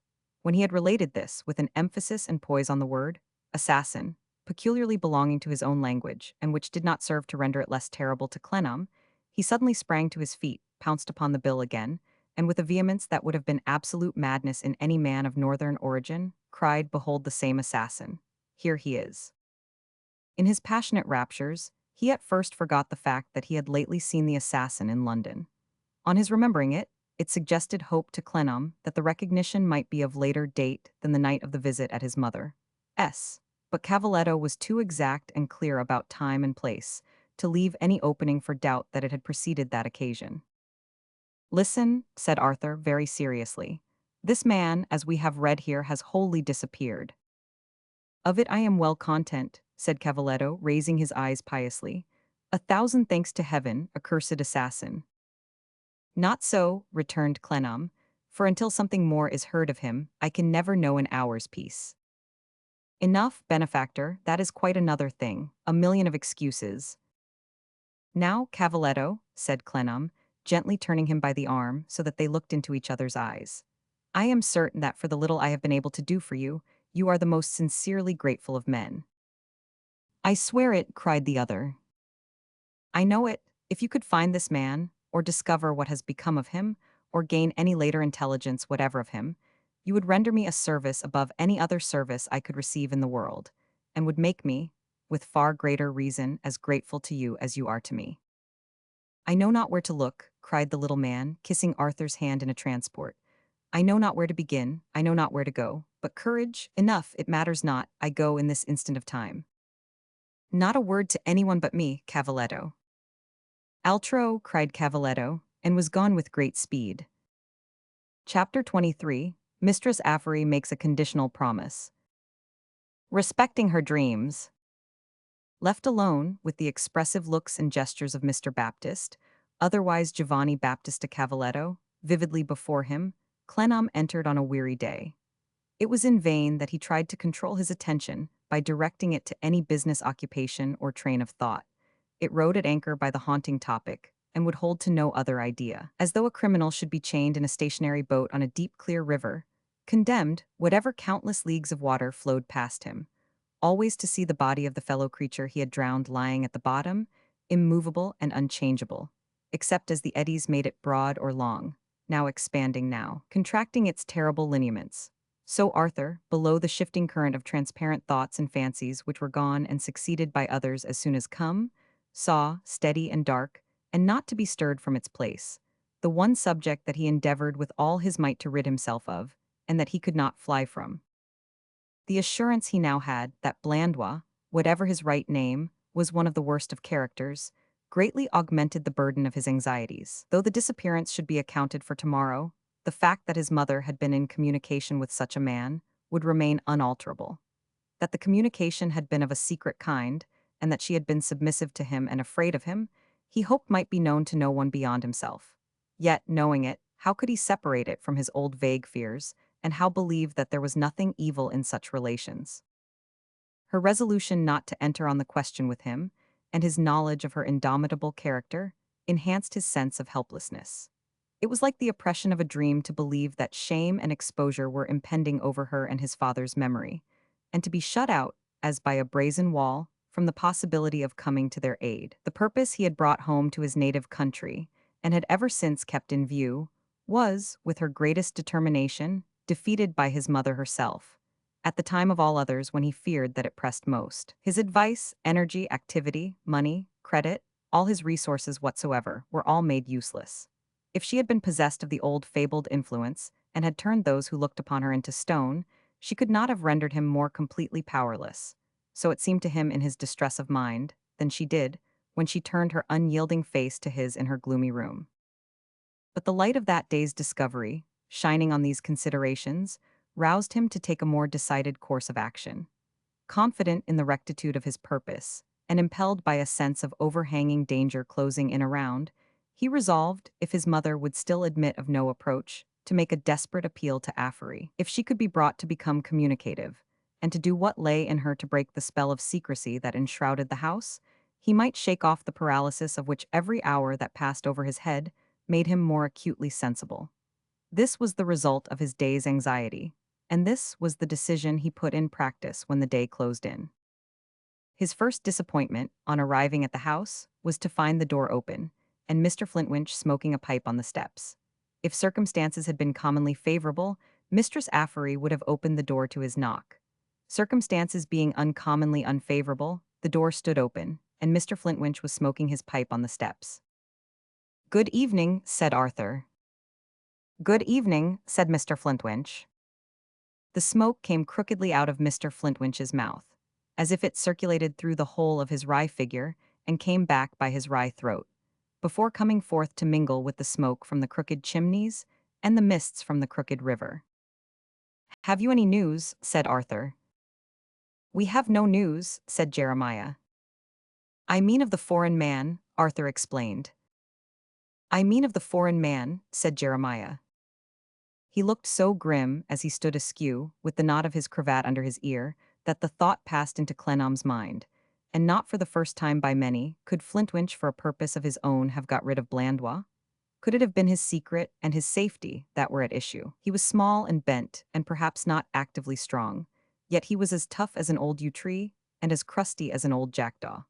Such a man, coming behind a much younger and more vigorous man, and having the will to put an end to him and no relenting, might do it pretty surely in that solitary place at a late hour. While, in the morbid condition of his thoughts, these thoughts drifted over the main one that was always in Clennam's mind, Mr. Flintwinch, regarding the opposite house over the gateway with his neck twisted and one eye shut up, stood smoking with a vicious expression upon him, more as if he were trying to bite off the stem of his pipe than as if he were enjoying it. Yet he was enjoying it in his own way.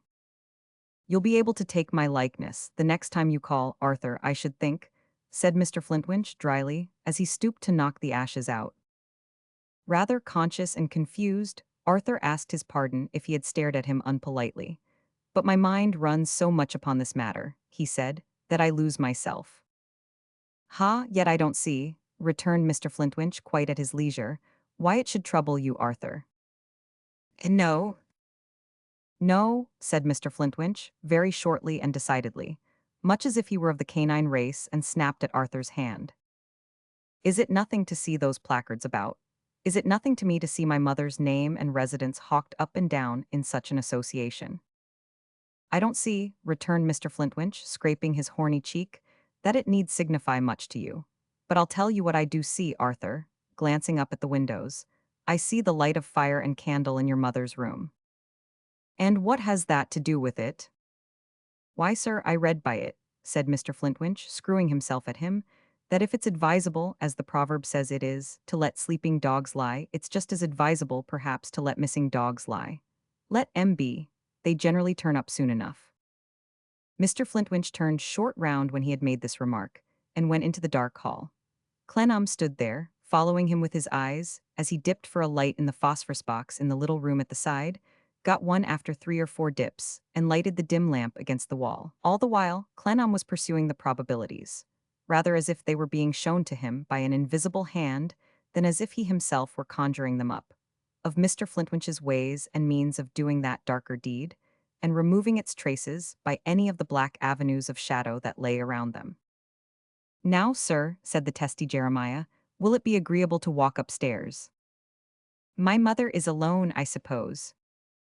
Not alone, said Mr. Flintwinch. Mr. Casby and his daughter are with her. They came in while I was smoking, and I stayed behind to have my smoke out. This was the second disappointment.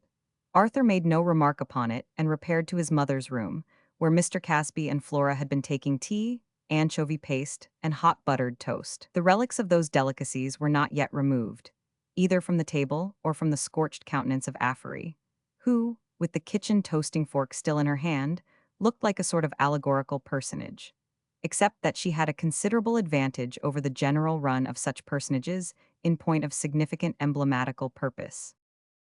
Flora had spread her bonnet and shawl upon the bed, with a care indicative of an intention to stay some time. Mr. Casby, too, was beaming near the hob, with his benevolent knobs shining as if the warm butter of the toast were exuding through the patriarchal skull, and with his face as ruddy as if the coloring matter of the anchovy paste were mantling in the patriarchal visage. Seeing this, as he exchanged the usual salutations, Clennam decided to speak to his mother without postponement.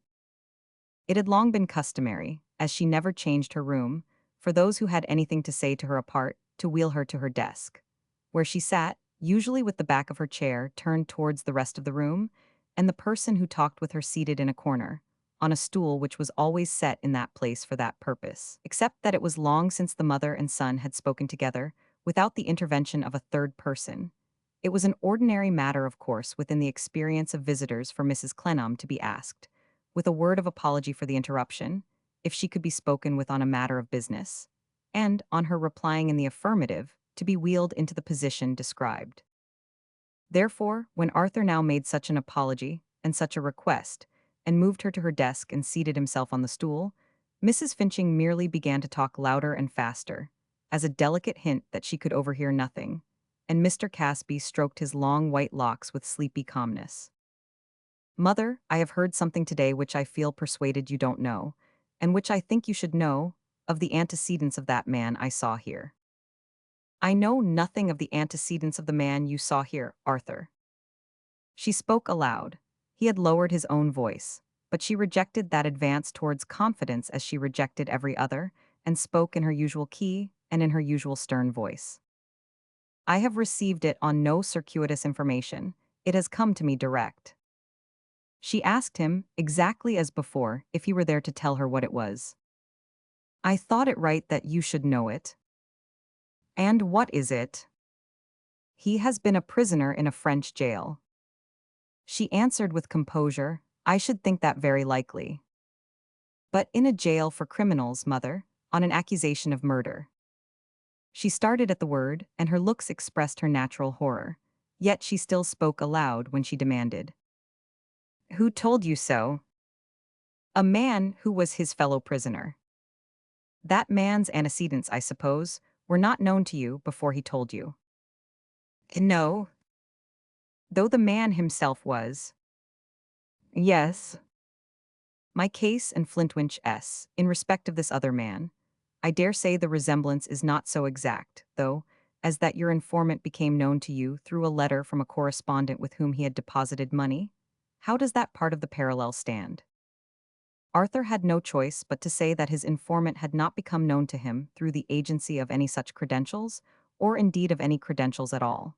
Mrs. Clennam's attentive frown expanded by degrees into a severe look of triumph, and she retorted with emphasis. Take care how you judge others, then. I say to you, Arthur, for your good, take care how you judge. Her emphasis had been derived from her eyes quite as much as from the stress she laid upon her words. She continued to look at him, and if, when he entered the house, he had had any latent hope of prevailing in the least with her, she now looked it out of his heart. Mother, shall I do nothing to assist you? And nothing. Will you entrust me with no confidence, no charge, no explanation? Will you take no counsel with me? Will you not let me come near you? How can you ask me? You separated yourself from my affairs. It was not my act, it was yours. How can you consistently ask me such a question? You know that you left me to Flintwinch and that he occupies your place.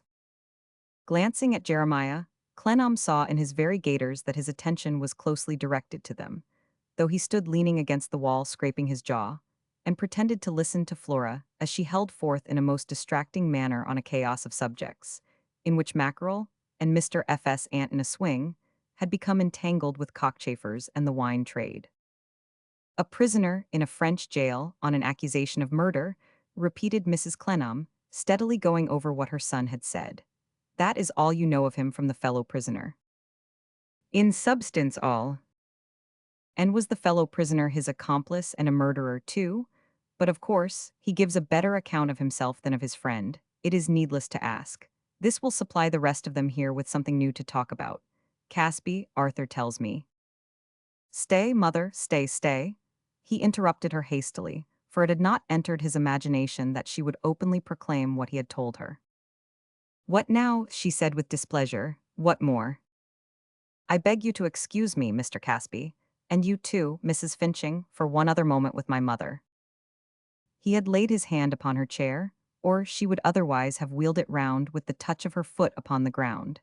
They were still face to face. She looked at him, as he ran over the possibilities of some result he had not intended, and could not foresee, being influenced by Cavaletto's disclosure becoming a matter of notoriety, and hurriedly arrived at the conclusion that it had best not be talked about, though perhaps he was guided by no more distinct reason than that he had taken it for granted that his mother would reserve it to herself and her partner. What now? She said again impatiently. What is it? I did not mean, mother, that you should repeat what I have communicated. I think you had better not repeat it. Do you make that a condition with me? Well, yes. Observe, then, it is you who make this a secret, said she, holding up her hand, and not I. It is you, Arthur, who bring here doubts and suspicions and entreaties for explanations, and it is you, Arthur, who bring secrets here. What is it to me, do you think, where the man has been or what he has been? What can it be to me? The whole world may know it if they care to know it. It is nothing to me. Now let me go. He yielded to her imperious but elated look, and turned her chair back to the place from which he had wheeled it. In doing so, he saw elation in the face of Mr. Flintwinch, which most assuredly was not inspired by Flora. This turning of his intelligence and of his whole attempt and design against himself did even more than his mother's fixedness and firmness to convince him that his efforts with her were idle. Nothing remained but the appeal to his old friend Affery.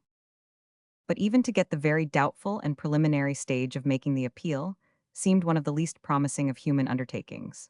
She was so completely under the thrall of the two clever ones, was so systematically kept in sight by one or other of them, and was so afraid to go about the house besides, that every opportunity of speaking to her alone appeared to be forestalled. Over and above that, Mistress Affery, by some means, it was not very difficult to guess, through the sharp arguments of her liege lord, had acquired such a lively conviction of the hazard of saying anything under any circumstances, that she had remained all this time in a corner guarding herself from approach with that symbolical instrument of hers, so that, when a word or two had been addressed to her by Flora, or even by the bottle-green patriarch himself, she had warded off conversation with the toasting fork like a dumb woman. After several abortive attempts to get Affery to look at him, while she cleared the table and washed the tea service, Arthur thought of an expedient which Flora might originate, to whom he therefore whispered, "Could you say you would like to go through the house?" Now, poor Flora, being always in fluctuating expectation of the time when Clennam would renew his boyhood and be madly in love with her again, received the whisper with the utmost delight, not only as rendered precious by its mysterious character, but as preparing the way for a tender interview in which he would declare the state of his affections. She immediately began to work out the hint. "Ah, dear me, the poor old room," said Flora, glancing round. "Looks just as ever, Mrs. Clennam, I am touched to see, except for being smokier, which was to be expected with time, and which we must all expect and reconcile ourselves to being whether we like it or not, as I am sure I have had to do myself, if not exactly smokier, dreadfully stouter, which is the same or worse. To think of the days when Papa used to bring me here, the least of girls, a perfect mass of chilblains to be, stuck upon a chair with my feet on the rails and stare at Arthur. Pray excuse me, Mr. Clennam, the least of boys in the frightfulest of frills and jackets air, yet Mr. F appeared a misty shadow on the horizon paying attentions, like the well-known spectre of some place in Germany beginning with a B, is a moral lesson inculcating that all the paths in life are similar to the paths down in the north of England, where they get the coals and make the iron and things gravelled with ashes. Having paid the tribute of a sigh to the instability of human existence, Flora hurried on with her purpose. "Not that at any time," she proceeded, "its worst enemy could have said it was a cheerful house, for that it was never made to be, but always highly impressive. Fond memory recalls an occasion in youth ere, yet the judgment was mature when Arthur, confirmed habit, Mr. Clennam, took me down into an unused kitchen eminent for moldiness, and proposed to secrete me there for life, and feed me on what he could hide from his meals, when he was not at home for the holidays, and on dry bread and disgrace, which at that halcyon period too frequently occurred. Would it be inconvenient, or asking too much to beg to be permitted to revive those scenes and walk through the house?" Mrs. Clennam, who responded with a constrained grace to Mrs. Finching's good nature in being there at all, though her visit, before Arthur's unexpected arrival, was undoubtedly an act of pure good nature and no self-gratification, intimated that all the house was open to her. Flora rose and looked to Arthur for his escort. "Certainly," said he, aloud, "and Affery will light us, I dare say." Affery was excusing herself with "Don't ask nothing of me, Arthur," when Mr. Flintwinch stopped her with "Why not? Affery, what's the matter with you, woman? Why not, Jade?" Thus expostulated with, she came unwillingly out of her corner, resigned the toasting fork into one of her husband's hands, and took the candlestick he offered from the other. "Go before, you fool," said Jeremiah. "Are you going up or down, Mrs. Finching?" Flora answered, "Down." "Then go before and down, you Affery," said Jeremiah, "and do it properly, or I'll come rolling down the banisters and tumbling over you." Affery headed the exploring party, Jeremiah closed it. He had no intention of leaving them. Clennam, looking back and seeing him following 3 stairs behind, in the coolest and most methodical manner, exclaimed in a low voice, "Is there no getting rid of him?" Flora reassured his mind by replying promptly, "Why, though not exactly proper, Arthur, and a thing I couldn't think of before a younger man or a stranger still, I don't mind him if you so particularly wish it, and provided you'll have the goodness not to take me too tight." 611 Original. Wanting the heart to explain that this was not at all what he meant, Arthur extended his supporting arm round Flora's figure. "Oh, my goodness me," said she. "You are very obedient indeed, really, and it's extremely honorable and gentlemanly in you, I am sure, but still at the same time, if you would like to be a little tighter, then that I shouldn't consider it intruding."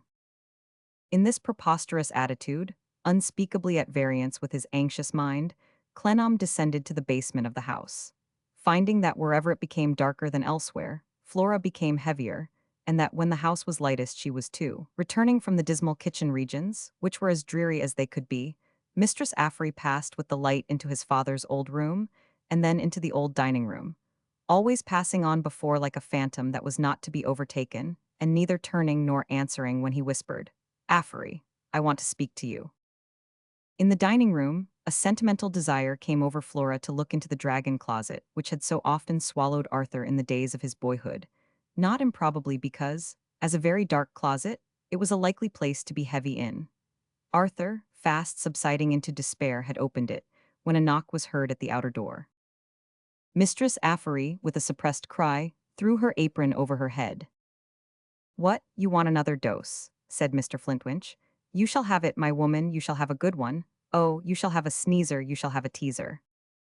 "In the meantime, is anybody going to the door?" said Arthur. "In the meantime, I am going to the door, sir," returned the old man so savagely, as to render it clear that in a choice of difficulties he felt he must go, though he would have preferred not to go. "Stay here the while, all. Affery, my woman, move an inch or speak a word in your foolishness, and I'll treble your dose." The moment he was gone, Arthur released Mrs. Finching. with some difficulty, by reason of that lady misunderstanding his intentions and making arrangements with a view to tightening instead of slackening. Affery, speak to me now. Don't touch me, Arthur, she cried, shrinking from him. Don't come near me, he'll see you, Jeremiah will, don't. He can't see me, returned Arthur, suiting the action to the word, if I blow the candle out. He'll hear you, cried Affery. He can't hear me, returned Arthur, suiting the action to the words again, if I draw you into this black closet and speak here. Why do you hide your face? Because I am afraid of seeing something. You can't be afraid of seeing anything in this darkness, Affery. Yes, I am, much more than if it was light. Why are you afraid? Because the house is full of mysteries and secrets, because it's full of whisperings and counselings, because it's full of noises. There never was such a house for noises. I shall die of if Jeremiah don't strangle me first, as I expect he will. I have never heard any noises here, worth speaking of.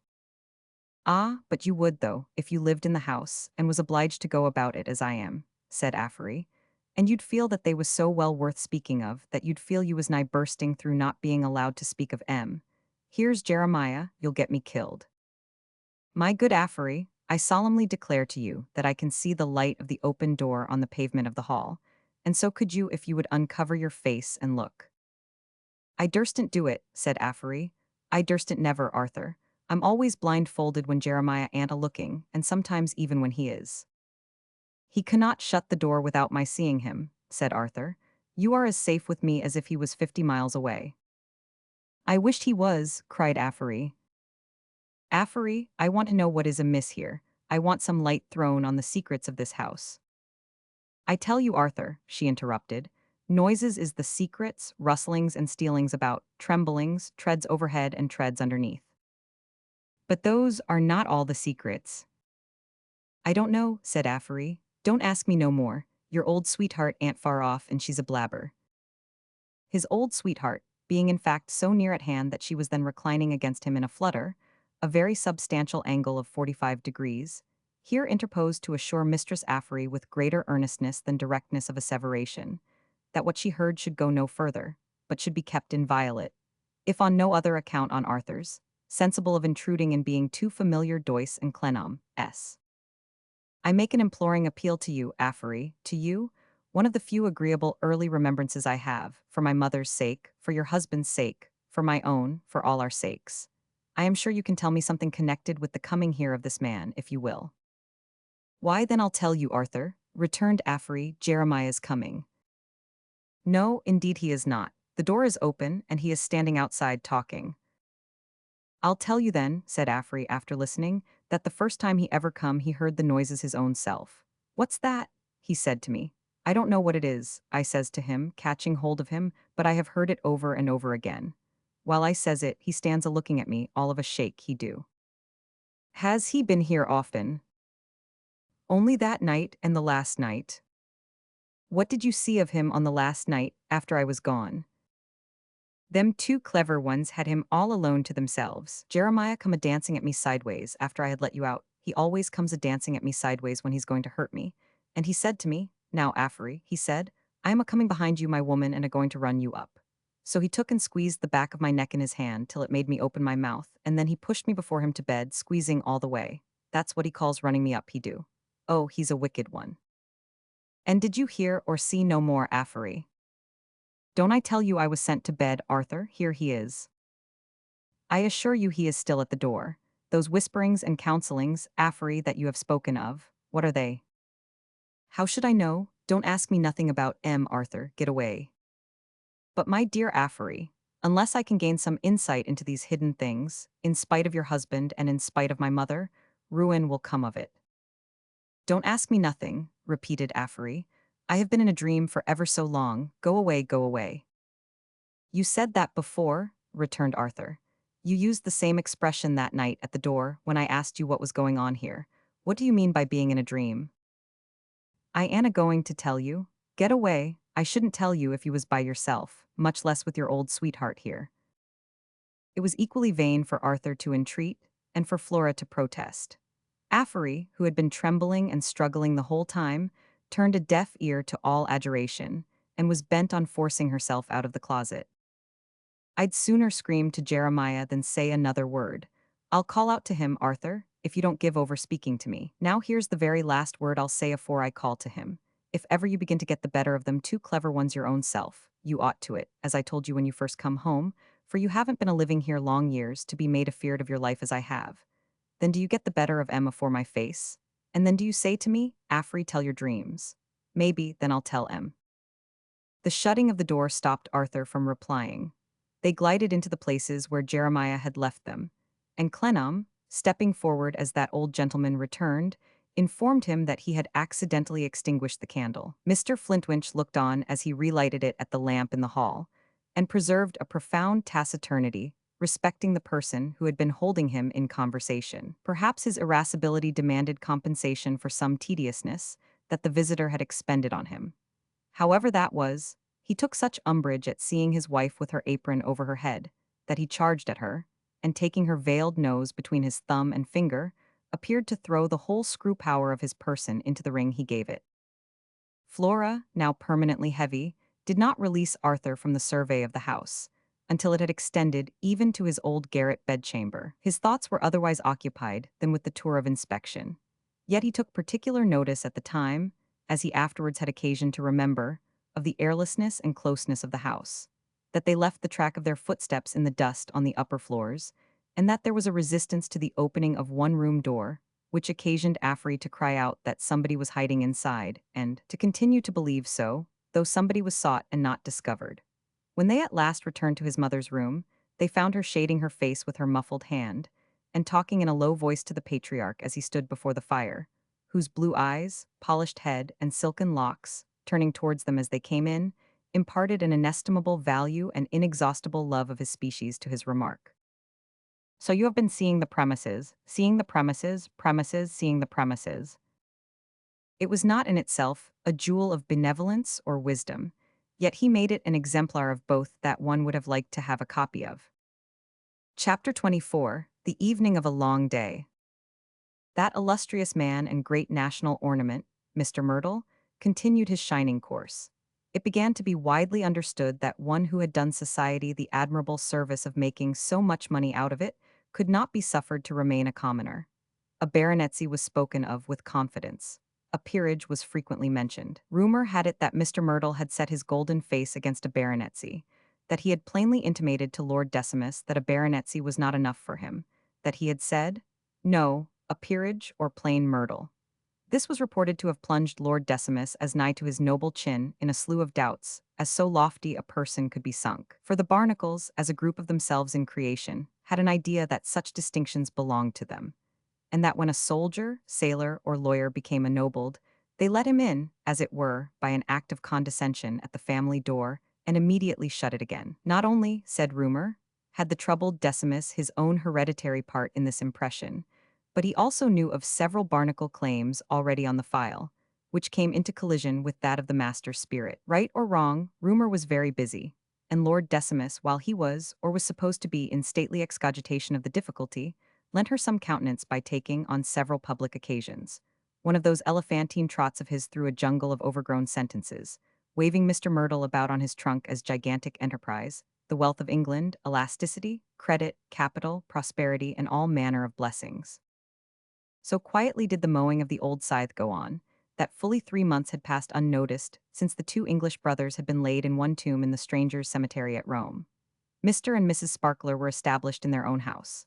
A little mansion, rather of the tight barnacle class, quite a triumph of inconvenience, with a perpetual smell in it of the day before yesterday's soup and coach horses, but extremely dear, as being exactly in the center of the habitable globe. In this enviable abode, and envied it really was by many people, Mrs. Sparkler had intended to proceed at once to the demolition of the bosom, when active hostilities had been suspended by the arrival of the courier with his tidings of death. Mrs. Sparkler, who was not unfeeling, had received them with a violent burst of grief, which had lasted 12 hours, after which she had arisen to see about her mourning, and to take every precaution that could ensure its being as becoming as Mrs. Merdle's. A gloom was then cast over more than one distinguished family, according to the politest sources of intelligence, and the courier went back again. Mr. and Mrs. Sparkler had been dining alone, with their gloom cast over them, and Mrs. Sparkler reclined on a drawing-room sofa. It was a hot summer Sunday evening. The residence in the center of the habitable globe, at all times stuffed and close as if it had an incurable cold in its head, was that evening particularly stifling. The bells of the churches had done their worst in the way of clanging among the unmelodious echoes of the streets, and the lighted windows of the churches had ceased to be yellow in the gray dusk, and had died out opaque black. Mrs. Sparkler, lying on her sofa, looking through an open window at the opposite side of a narrow street over boxes of mignonette and flowers, was tired of the view. Mrs. Sparkler, looking at another window where her husband stood in the balcony, was tired of that view. Mrs. Sparkler, looking at herself in her mourning, was even tired of that view, though naturally not so tired of that as of the other two. "It's like lying in a well," said Mrs. Sparkler, changing her position fretfully. "Dear me, Edmund, if you have anything to say, why don't you say it?" Mr. Sparkler might have replied with ingenuousness, "My life, I have nothing to say." But, as the repartee did not occur to him, he contented himself with coming in from the balcony and standing at the side of his wife's couch. "Good gracious, Edmund," said Mrs. Sparkler more fretfully still, "you are absolutely putting mignonette up your nose, pray do." Mr. Sparkler, in absence of mind, perhaps in a more literal absence of mind than is usually understood by the phrase, had smelt so hard at a sprig in his hand as to be on the verge of the offense in question. He smiled, said, "I ask your pardon, my dear," and threw it out of window. "You make my head ache by remaining in that position, Edmund," said Mrs. Sparkler, raising her eyes to him after another minute. "You look so aggravatingly large by this light. Do sit down." "Certainly, my dear," said Mr. Sparkler, and took a chair on the same spot. "If I didn't know that the longest day was past," said Fanny, yawning in a dreary manner, "I should have felt certain this was the longest day. I never did experience such a day." "Is that your fan, my love?" asked Mr. Sparkler, picking up one and presenting it. "Edmund," returned his wife more wearily yet, "don't ask weak questions, I entreat you not. Whose can it be but mine?" "Yes, I thought it was yours," said Mr. Sparkler. "Then you shouldn't ask," retorted Fanny. After a little while she turned on her sofa and exclaimed, dear me, there never was such a long day as this." After another little while she got up slowly, walked about and came back again. "My dear," said Mr. Sparkler, flashing with an original conception, "I think you must have got the fidgets." "Oh, fidgets," repeated Mrs. Sparkler, "don't." "My adorable girl," urged Mr. Sparkler, "try your aromatic vinegar. I have often seen my mother try it, and it seemingly refreshed her. And she is, as I believe you are aware, a remarkably fine woman with no non." "Good gracious," exclaimed Fanny, starting up again, "it's beyond all patience. This is the most wearisome day that ever did dawn upon the world, I am certain." Mr. Sparkler looked meekly after her as she lounged about the room, and he appeared to be a little frightened. When she had tossed a few trifles about, and had looked down into the darkening street out of all the three windows, she returned to her sofa and threw herself among its pillows. "Now, Edmund, come here. Come a little nearer, because I want to be able to touch you with my fan, that I may impress you very much with what I am going to say. That will do. Quite close enough. Oh, you do look so big." Mr. Sparkler apologized for the circumstance, pleaded that he couldn't help it, and said that "our fellows," without more particularly indicating whose fellows, used to call him by the name of Quinbus Flestrin, Jr., or the young man Mountain. "You ought to have told me so before," Fanny complained. "My dear," returned Mr. Sparkler, rather gratified, "I didn't know it would interest you, or I would have made a point of telling you." "There, for goodness sake, don't talk," said Fanny. "I want to talk myself. Edmund, we must not be alone any more. I must take such precautions as will prevent my being ever again reduced to the state of dreadful depression in which I am this evening." "My dear," answered Mr. Sparkler, "being as you are well known to be, a remarkably fine woman with no—" "Oh, good gracious," cried Fanny. Mr. Sparkler was so discomposed by the energy of this exclamation, accompanied with a flouncing up from the sofa and a flouncing down again, that a minute or two elapsed before he felt himself equal to saying in explanation, "I mean, my dear, that everybody knows you are calculated to shine in society." "Calculated to shine in society?" retorted Fanny with great irritability. "Yes, indeed. And then what happens? I no sooner recover in a visiting point of view the shock of poor dear papa's death and my poor uncle's, though I do not disguise from myself that the last was a happy release, for if you are not presentable you had much better die. You are not referring to me, my love, I hope? Mr. Sparkler humbly interrupted. Edmund, you would wear out a saint. Am I not expressly speaking of my poor uncle? You looked with so much expression at myself, my dear girl, said Mr. Sparkler, that I felt a little uncomfortable. Thank you, my love. Now you have put me out, observed Fanny with a resigned toss of her fan, and I had better go to bed. Don't do that, my love, urged Mr. Sparkler. Take time. Fanny took a good deal of time, lying back with her eyes shut and her eyebrows raised with a hopeless expression as if she had utterly given up all terrestrial affairs.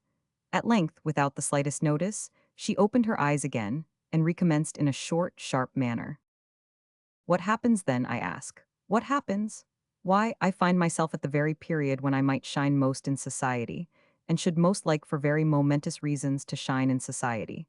I find myself in a situation which to a certain extent disqualifies me for going into society. It's too bad, really. My dear, said Mr. Sparkler, I don't think it need keep you at home. Edmund, you ridiculous creature, returned Fanny, with great indignation. Do you suppose that a woman in the bloom of youth and not wholly devoid of personal attractions can put herself, at such a time, in competition as to figure with a woman in every other way her inferior? If you do suppose such a thing, your folly is boundless. Mr. Sparkler submitted that he had thought it might be got over. Got over, repeated Fanny with immeasurable scorn. For a time, Mr. Sparkler submitted. Honoring the last feeble suggestion with no notice, Mrs. Sparkler declared with bitterness that it really was too bad, and that positively it was enough to make one wish one was dead. However, she said, when she had in some measure recovered from her sense of personal ill-usage, provoking as it is, and cruel as it seems, I suppose it must be submitted to. Especially as it was to be expected, said Mr. Sparkler. Edmund, returned his wife, if you have nothing more becoming to do than to attempt to insult the woman who has honored you with her hand, when she finds herself in adversity, I think you had better go to bed. Mr. Sparkler was much afflicted by the charge, and offered a most tender and earnest apology. His apology was accepted, but Mrs. Sparkler requested him to go round to the other side of the sofa and sit in the window curtain, to tone himself down. Now, Edmund, she said, stretching out her fan and touching him with it at arm's length, what I was going to say to you when you began as usual to prose and worry, is that I shall guard against our being alone any more, and that when circumstances prevent my going out to my own satisfaction, I must arrange to have some people or other always here. For I really cannot, and will not, have another such day as this has been. Mr. Sparkler's sentiments as to the plan were, in brief, that it had no nonsense about it. He added, and besides, you know it's likely that you'll soon have your sister. Dearest Amy, yes, cried Mrs. Sparkler with a sigh of affection. Darling little thing, not, however, that Amy would do here alone. Mr. Sparkler was going to say no, interrogatively, but he saw his danger and said it assentingly. No, oh dear no, she wouldn't do here alone. No, Edmund, for not only are the virtues of the precious child of that still character that they require a contrast, require life and movement around them to bring them out in their right colors and make one love them of all things, but she will require to be roused on more accounts than one. That's it, said Mr. Sparkler, roused. Pray don't, Edmund. Your habit of interrupting without having the least thing in the world to say distracts one. You must be broken of it. Speaking of Amy, my poor little pet was devotedly attached to poor papa, and no doubt will have lamented his loss exceedingly and grieved very much. I have done so myself. I have felt it dreadfully. But Amy will no doubt have felt it even more, from having been on the spot the whole time, and having been with poor dear papa at the last, which I unhappily was not. Here Fanny stopped to weep and to say, dear, dear, beloved papa, how truly gentlemanly he was, what a contrast to poor uncle. From the effects of that trying time, she pursued, my good little mouse will have to be roused. Also, from the effects of this long attendance upon Edward in his illness, an attendance which is not yet over, which may even go on for some time longer, and which in the meanwhile unsettles us all by keeping poor dear papa's affairs from being wound up. Fortunately, however, the papers with his agents here being all sealed up and locked up, as he left them when he providentially came to England. The affairs are in that state of order that they can wait until my brother Edward recovers his health in Sicily, sufficiently to come over, and administer or execute, or whatever it may be that will have to be done. He couldn't have a better nurse to bring him round, Mr. Sparkler made bold to opine. For a wonder, I can agree with you, returned his wife, languidly turning her eyelids a little in his direction. She held forth, in general, as if to the drawing-room furniture, and can adopt your words. He couldn't have a better nurse to bring him round. There are times when my dear child is a little wearing to an active mind, but as a nurse she is perfection. Best of Amy's. Mr. Sparkler, growing rash on his late success, observed that Edward had had, bigod, a long bout of it, my dear girl. If bout, Edmund, returned Mrs. Sparkler, is the slang term for indisposition, he has. If it is not, I am unable to give an opinion on the barbarous language you addressed to Edward's sister, that he contracted malaria fever somewhere, either by traveling day and night to Rome, where, after all, he arrived too late to see poor dear papa before his death, or under some other unwholesome circumstances, is indubitable if that is what you mean. Likewise that his extremely careless life has made him a very bad subject for it indeed. Mr. Sparkler considered it a parallel case to that of some of our fellows in the West Indies with Yellow Jack. Mrs. Sparkler closed her eyes again, and refused to have any consciousness of our fellows of the West Indies or of Yellow Jack. So, Amy, she pursued, when she reopened her eyelids, will require to be roused from the effects of many tedious and anxious weeks. And lastly, she will require to be roused from a low tendency, which I know very well to be at the bottom of her heart. Don't ask me what it is, Edmund, because I must decline to tell you. I am not going to, my dear, said Mr. Sparkler. I shall thus have much improvement to effect in my sweet child, Mrs. Sparkler continued, and cannot have her near me too soon. Amiable and dear little Two-Shoes, as to the settlement of poor papa's affairs, my interest in that is not very selfish. Papa behaved very generously to me when I was married, and I have little or nothing to expect. Provided he had made no will that can come into force, leaving a legacy to Mrs. General, I am contented. Dear papa, dear papa. She wept again, but Mrs. General was the best of restoratives. The name soon stimulated her to dry her eyes and say, "It is a highly encouraging circumstance in Edward's illness, I am thankful to think, and gives one the greatest confidence in his sense not being impaired, or his proper spirit weakened, down to the time of poor dear papa's death at all events, that he paid off Mrs. General instantly, and sent her out of the house. I applaud him for it. I could forgive him a great deal for doing, with such promptitude, so exactly what I would have done myself." Mrs. Sparkler was in the full glow of her gratification, when a double knock was heard at the door. A very odd knock. Low, as if to avoid making a noise and attracting attention. Long, as if the person knocking were preoccupied in mind, and forgot to leave off. "Halloa," said Mr. Sparkler, "who's this?" "Not Amy and Edward without notice and without a carriage," said Mrs. Sparkler. "Look out." The room was dark, but the street was lighter, because of its lamps. Mr. Sparkler's head peeping over the balcony looked so very bulky and heavy that it seemed on the point of overbalancing him and flattening the unknown below. "It's one fellow," said Mr. Sparkler. "I can't see who stopped, though." On this second thought, he went out into the balcony again and had another look. He came back as the door was opened and announced that he believed he had identified his governor's tile. He was not mistaken, for his governor, with his tile in his hand, was introduced immediately afterwards. "Candles," said Mrs. Sparkler, with a word of excuse for the darkness. "It's light enough for me," said Mr. Myrtle. When the candles were brought in, Mr. Myrtle was discovered standing behind the door, picking his lips. "I thought I'd give you a call," he said. "I am rather particularly occupied just now, and, as I happen to be out for a stroll, I thought I'd give you a call." As he was in dinner dress, Fanny asked him where he had been dining. "Well," said Mr. Myrtle, "I haven't been dining anywhere particularly." "Of course you have dined," said Fanny. "Why, no, I haven't exactly dined," said Mr. Myrtle. He had passed his hand over his yellow forehead and considered, as if he were not sure about it. Something to eat was proposed. "No, thank you," said Mr. Myrtle. "I don't feel inclined for it. I was to have dined out along with Mrs. Myrtle, but as I didn't feel inclined for dinner, I let Mrs. Myrtle go by herself just as we were getting into the carriage, and thought I'd take a stroll instead. Would he have tea or coffee? No, thank you, said Mr. Myrtle. I looked in at the club and got a bottle of wine.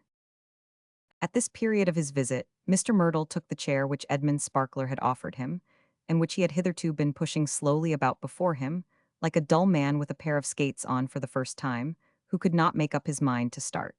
He now put his hat upon another chair beside him, and looking down into it as if it were some 20 feet deep, said again, "You see, I thought I'd give you a call." "Flattering to us," said Fanny, "for you are not a calling man."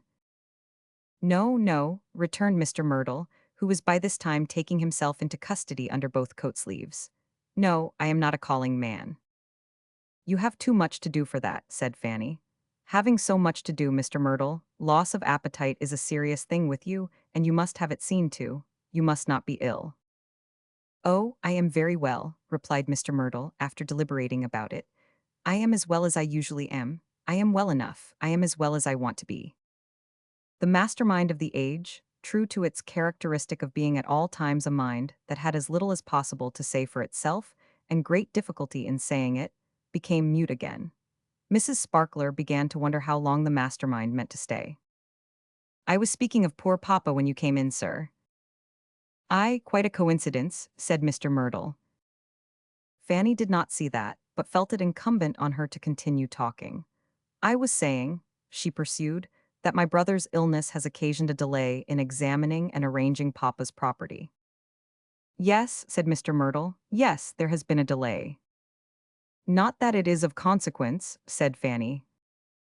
"Not," assented Mr. Myrtle, after having examined the cornice of all that part of the room which was within his range. "Not that it is of any consequence." "My only anxiety is," said Fanny, "that Mrs. General should not get anything." "She won't get anything," said Mr. Myrtle. Fanny was delighted to hear him express the opinion. Mr. Myrtle, after taking another gaze into the depths of his hat as if he thought he saw something at the bottom, rubbed his hair and slowly appended to his last remark the confirmatory words, "Oh dear no, no, not she, not likely." As the topic seemed exhausted, and Mr. Myrtle too, Fanny inquired if he were going to take up Mrs. Myrtle and the carriage in his way home. "No," he answered. "I shall go by the shortest way and leave Mrs. Myrtle too." Here he looked all over the palms of both his hands as if he were telling his own fortune, to take care of herself. "I dare say she'll manage to do it." "Probably," said Fanny. There was then a long silence, during which Mrs. Sparkler, lying back on her sofa again, shut her eyes and raised her eyebrows in her former retirement from mundane affairs. "But however," said Mr. Myrtle, "I am equally detaining you and myself. I thought I'd give you a call, you know." "Charmed, I am sure," said Fanny.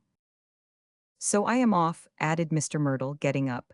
"Could you lend me a penknife?" 624 Original. It was an odd thing, Fanny smilingly observed, for her who could seldom prevail upon herself even to write a letter, to lend to a man of such vast business as Mr. Myrtle. "Isn't it?" Mr. Myrtle acquiesced. "But I want one, and I know you have got several little wedding keepsakes about, with scissors and tweezers and such things in them. You shall have it back tomorrow." "Edmund," said Mrs. Sparkler, "open, now, very carefully, I beg and beseech, for you are so very awkward, the mother of pearl box on my little table there, and give Mr. Myrtle the mother of pearl penknife." "Thank you," said Mr. Myrtle, "but if you have got one with a darker handle, I think I should prefer one with a darker handle." "Tortoiseshell." "Thank you," said Mr. Myrtle. "Yes, I think I should prefer tortoiseshell." Edmund accordingly received instructions to open the tortoiseshell box and give Mr. Myrtle the tortoiseshell knife.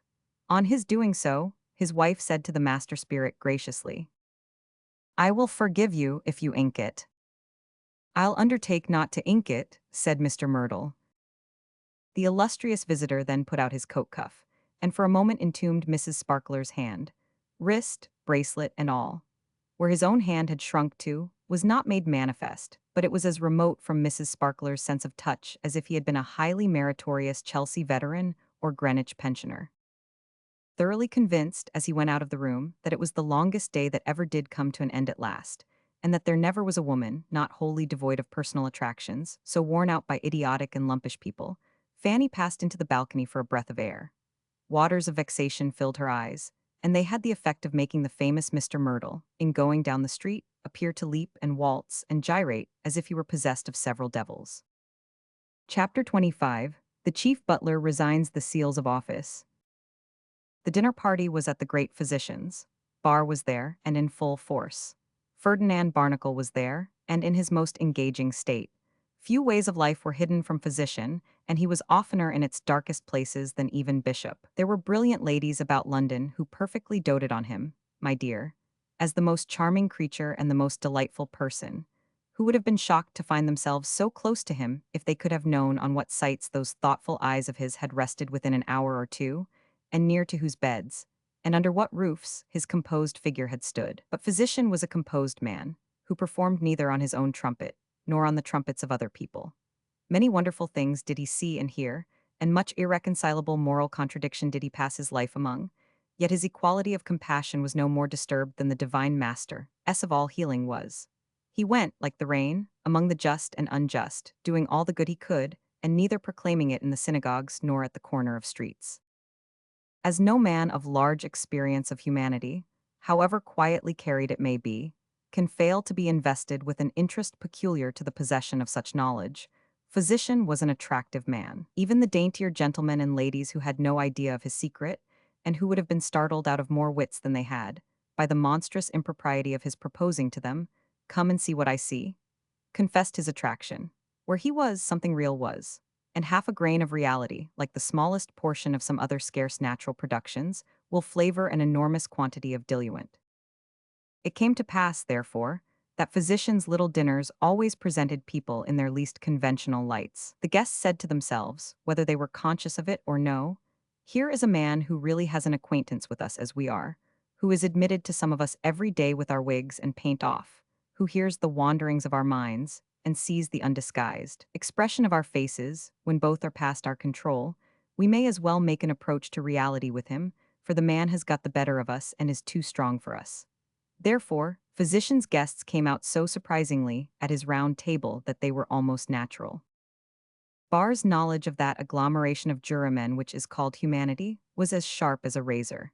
Yet a razor is not a generally convenient instrument, and physician's plain bright scalpel, though far less keen, was adaptable to far wider purposes. Barr knew all about the gullibility and knavery of people, but physician could have given him a better insight into their tendernesses and affections, in 1 week of his rounds, than Westminster Hall and all the circuits put together, in 60 years and 10. Barr always had a suspicion of this, and perhaps was glad to encourage it, for, if the world were really a great law court, one would think that the last day of term could not too soon arrive. And so he liked and respected physician quite as much as any other kind of man did. Mr. Myrtle's default left a Banquo's chair at the table, but, if he had been there, he would have merely made the difference of Banquo in it, and consequently he was no loss. Barr, who picked up all sorts of odds and ends about Westminster Hall, much as a raven would have done if he had passed as much of his time there, had been picking up a great many straws lately, and tossing them about, to try which way the myrtle wind blew. He now had a little talk on the subject with Mrs. Myrtle herself, sidling up to that lady, of course, with his double eyeglass and his jury droop. "A certain bird," said Barr, and he looked as if it could have been no other bird than a magpie, "has been whispering among us lawyers lately that there is to be an addition to the titled personages of this realm." "Really?" said Mrs. Myrtle. "Yes," said Barr. "Has not the bird been whispering in very different ears from ours, in lovely ears?" He looked expressively at Mrs. Myrtle's nearest ear-ring. "Do you mean mine?" asked Mrs. Myrtle. "When I say lovely," said Barr, "I always mean you." "You never mean anything, I think," returned Mrs. Myrtle, not displeased. "Oh, cruelly unjust," said Barr, "but the bird—" "I am the last person in the world to hear news," observed Mrs. Myrtle, carelessly arranging her stronghold. "Who is it?" "What an admirable witness you would make," said Barr. "No jury, unless we could impanel one of blind men, could resist you, if you were ever so bad a one, but you would be such a good one." "Why, you ridiculous man?" asked Mrs. Myrtle, laughing. Barr waved his double eyeglass 3 or 4 times between himself and the bosom, as a rallying answer, and inquired in his most insinuating accents. What am I to call the most elegant, accomplished, and charming of women, a few weeks, or it may be a few days hence? Didn't your bird tell you what to call her? Answered Mrs. Myrtle. Do ask it tomorrow, and tell me the next time you see me what it says. This led to further passages of similar pleasantry between the two, but Barr, with all his sharpness, got nothing out of them. Physician, on the other hand, taking Mrs. Myrtle down to her carriage and attending on her as she put on her cloak, inquired into the symptoms with his usual calm directness. May I ask, he said, is this true about Myrtle? My dear doctor, she returned, you ask me the very question that I was half disposed to ask you. To ask me why me? Upon my honor, I think Mr. Myrtle reposes greater confidence in you than in anyone. On the contrary, he tells me absolutely nothing, even professionally. You have heard the talk, of course. Of course I have, but you know what Mr. Myrtle is. You know how taciturn and reserved he is. I assure you I have no idea what foundation for it there may be. I should like it to be true. Why should I deny that to you? You would know better if I did. Just so, said physician. But whether it is all true, or partly true, or entirely false, I am wholly unable to say. It is a most provoking situation, a most absurd situation, but you know Mr. Myrtle and are not surprised. Physician was not surprised, handed her into her carriage, and bade her good night. He stood for a moment at his own hall door, looking sedately at the elegant equipage as it rattled away. On his return upstairs, the rest of the guests soon dispersed, and he was left alone. Being a great reader of all kinds of literature, and never at all apologetic for that weakness, he sat down comfortably to read. The clock upon his study table pointed to a few minutes short of 12, when his attention was called to it by a ringing at the door-bell. A man of plain habits, he had sent his servants to bed, and must needs go down to open the door. He went down, and there found a man without hat or coat, whose shirt sleeves were rolled up tight to his shoulders. For a moment he thought the man had been fighting, the rather, as he was much agitated and out of breath. A second look, however, showed him that the man was particularly clean, and not otherwise discomposed as to his dress than as it answered this description. I come from the warm baths, sir, round in the neighboring street. And what is the matter at the warm baths? Would you please to come directly, sir? We found that lying on the table. He put into the physician's hand a scrap of paper. Physician looked at it and read his own name and address written in pencil, nothing more. He looked closer at the writing, looked at the man, took his hat from its peg, put the key of his door in his pocket, and they hurried away together. When they came to the warm baths, all the other people belonging to that establishment were looking out for them at the door and running up and down the passages. Request everybody else to keep back, if you please, said the physician aloud to the master. And do you take me straight to the place, my friend, to the messenger. The messenger hurried before him, along a grove of little rooms, and turning into one at the end of the grove, looked round the door. Physician was close upon him, and looked round the door too. There was a bath in that corner, from which the water had been hastily drained off. Lying in it, as in a grave or sarcophagus, with a hurried drapery of sheet and blanket thrown across it, was the body of a heavily made man, with an obtuse head and coarse, mean, common features. A skylight had been opened to release the steam with which the room had been filled, but it hung, condensed into water drops, heavily upon the walls, and heavily upon the face and figure in the bath. The room was still hot, and the marble of the bath still warm, but the face and figure were clammy to the touch.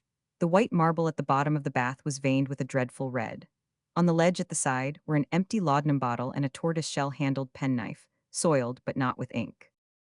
Separation of jugular vein, death rapid, been dead at least half an hour. This echo of the physician's words ran through the passages and little rooms, and through the house while he was yet straightening himself from having bent down to reach to the bottom of the bath, and while he was yet dabbling his hands in water, redly veining it as the marble was veined, before it mingled into one tint. He turned his eyes to the dress upon the sofa, and to the watch, money, and pocketbook on the table. A folded note half buckled up in the pocketbook, and half protruding from it, caught his observant glance.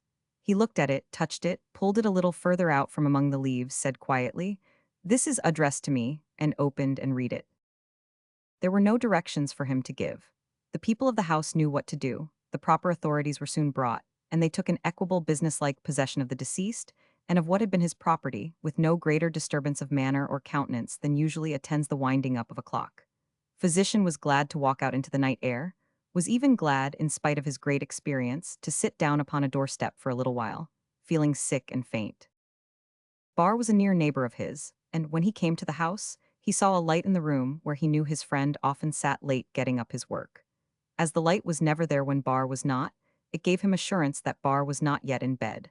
In fact, this busy bee had a verdict to get tomorrow, against evidence, and was improving the shining hours in setting snares for the gentlemen of the jury. Physician's knock astonished Bar, but, as he immediately suspected that somebody had come to tell him that somebody else was robbing him, or otherwise trying to get the better of him, he came down promptly and softly. He had been clearing his head with a lotion of cold water, as a good preparative to providing hot water for the heads of the jury, and had been reading with the neck of his shirt thrown wide open that he might the more freely choke the opposite witnesses. In consequence, he came down, looking rather wild. Seeing Physician, the least expected of men, he looked wilder and said, "What's the matter?"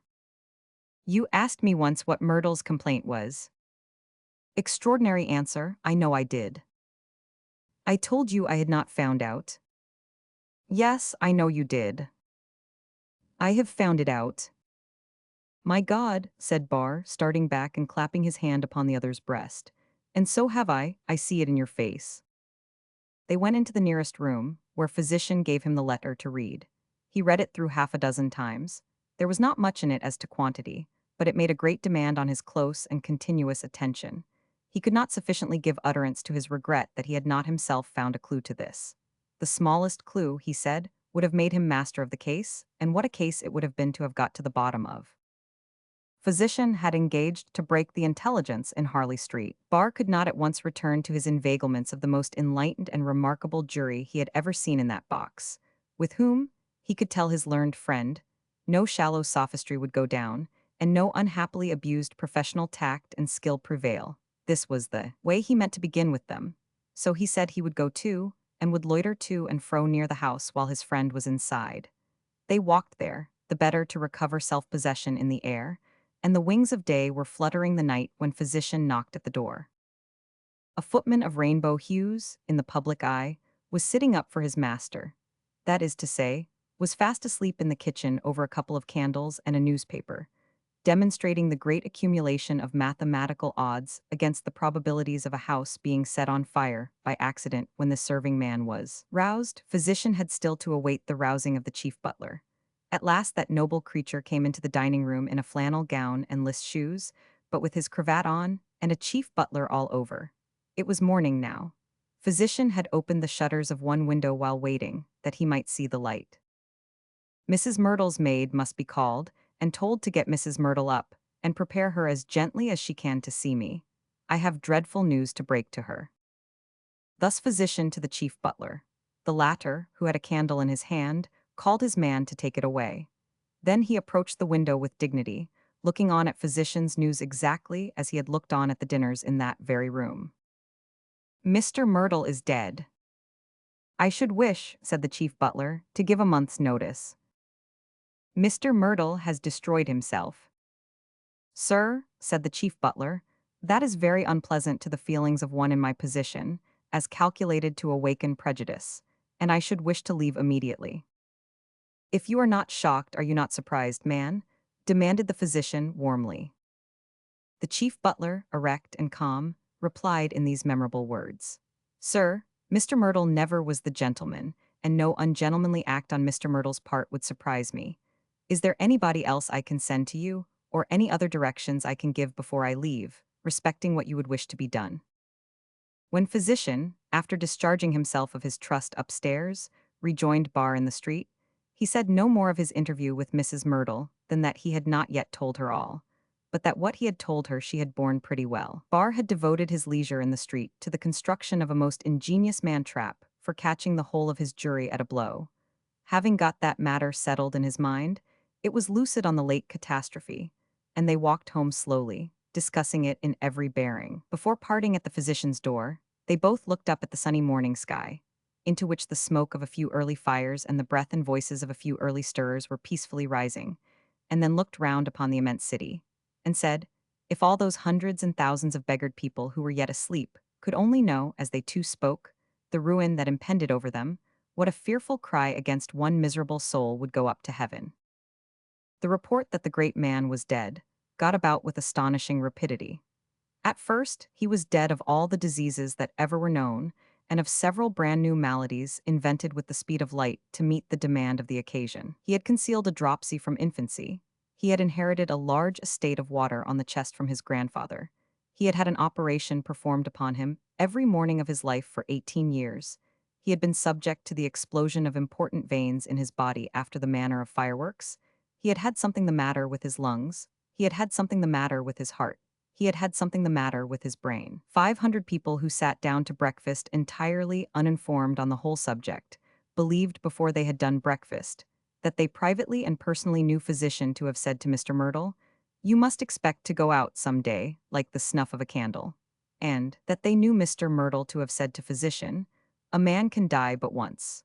By about 11 o'clock in the forenoon, something the matter with the brain became the favorite theory against the field, and by 12 the something had been distinctly ascertained to be pressure.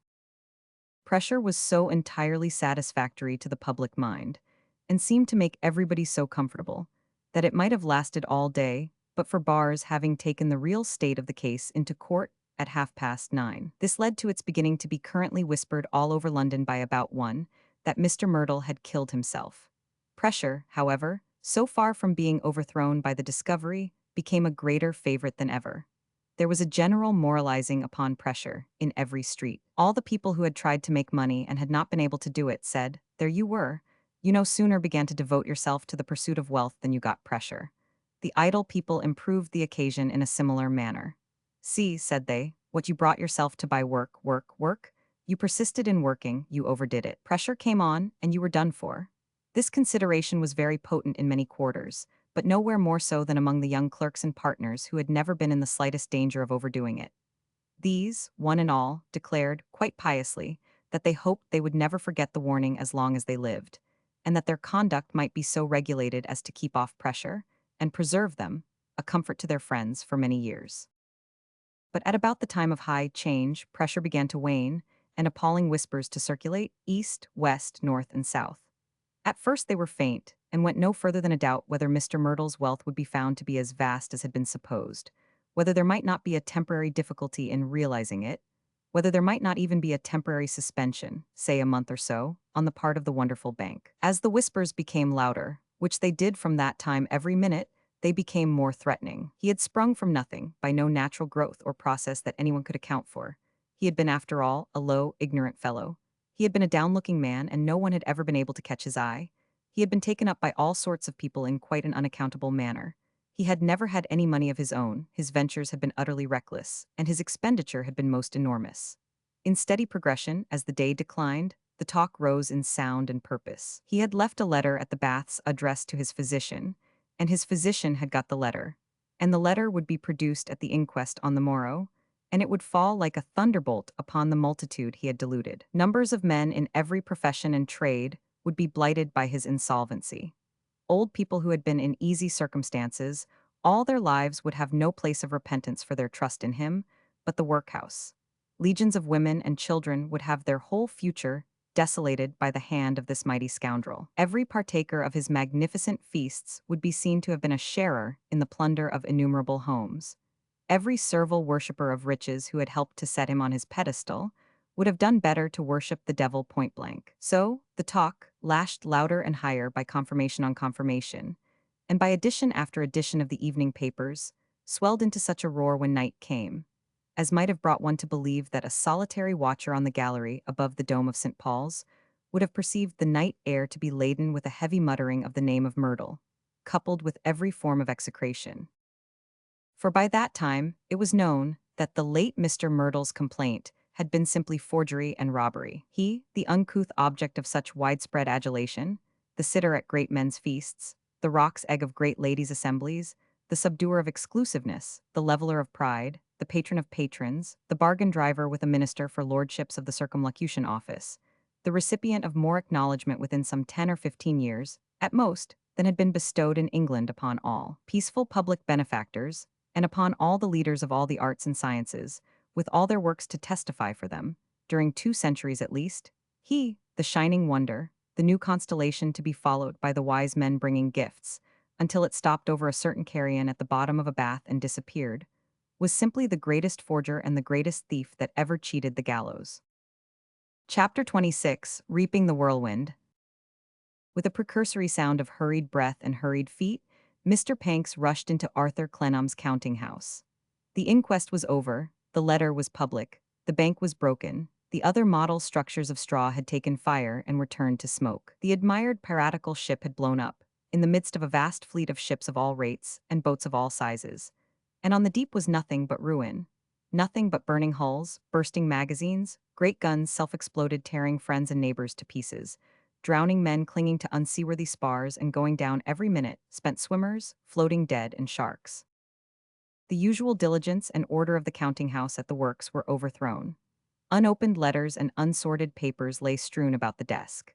In the midst of these tokens of prostrated energy and dismissed hope, the master of the counting house stood idle in his usual place, with his arms crossed on the desk, and his head bowed down upon them. Mr. Panks rushed in and saw him and stood still. In another minute, Mr. Panks's arms were on the desk, and Mr. Panks's head was bowed down upon them, and for some time they remained in these attitudes, idle and silent, with the width of the little room between them. Mr. Panks was the first to lift up his head and speak. "I persuaded you to it, Mr. Clennam. I know it. Say what you will. You can't say more to me than I say to myself. You can't say more than I deserve." "Oh, Panks, Panks," returned Clennam, "don't speak of deserving. What do I myself deserve?" "Better luck," said Panks. "I," pursued Clennam without attending to him, "who have ruined my partner. Panks, Panks, I have ruined Doyce. The honest, self-helpful, indefatigable old man who has worked his way all through his life. The man who has contended against so much disappointment and who has brought out of it such a good and hopeful nature. The man I have felt so much for and meant to be so true and useful to. I have ruined him, brought him to shame and disgrace, ruined him, ruined him." The agony into which the reflection wrought his mind was so distressing to see, that Mr. Panks took hold of himself by the hair of his head, and tore it in desperation at the spectacle. "Reproach me," cried Panks. "Reproach me, sir, or I'll do myself an injury. Say, you fool, you villain, say, ass, how could you do it, beast, what did you mean by it? Catch hold of me somewhere. Say something abusive to me." All the time, Mr. Panks was tearing at his tough hair in a most pitiless and cruel manner. "If you had never yielded to this fatal mania, Panks," said Clennam, more in commiseration than retaliation, "it would have been how much better for you, and how much better for me." "At me again, sir," cried Panks, grinding his teeth in remorse. "At me again." "If you had never gone into those accursed calculations, and brought out your results with such abominable clearness," groaned Clennam, "it would have been how much better for you, Panks, and how much better for me." "At me again, sir," exclaimed Panks, loosening his hold of his hair, "at me again and again." Clennam, however, finding him already beginning to be pacified, had said all he wanted to say and more. He wrung his hand, only adding, "Blind leaders of the blind, Panks. Blind leaders of the blind. But Doyce, Doyce, Doyce, my injured partner?" That brought his head down on the desk once more. Their former attitudes, and their former silence, were once more first encroached upon by Panks. "Not been to bed, sir, since it began to get about. Been high and low, on the chance of finding some hope of saving any cinders from the fire. All in vain, all gone, all vanished." "I know it," returned Clennam, "too well." Mr. Panks filled up a pause with a groan that came out of the very depths of his soul. "Only yesterday, Panks," said Arthur. "Only yesterday, Monday, I had the fixed intention of selling, realizing, and making an end of it." "I can't say as much for myself, sir," returned Panks. "Though it's wonderful how many people I've heard of, who were going to realize yesterday, of all days in the 365, if it hadn't been too late."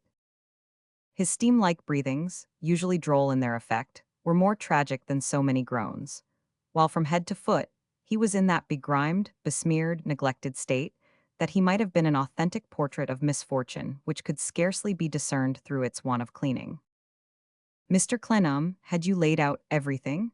He got over the break before the last word, and also brought out the last word itself with great difficulty. "Everything."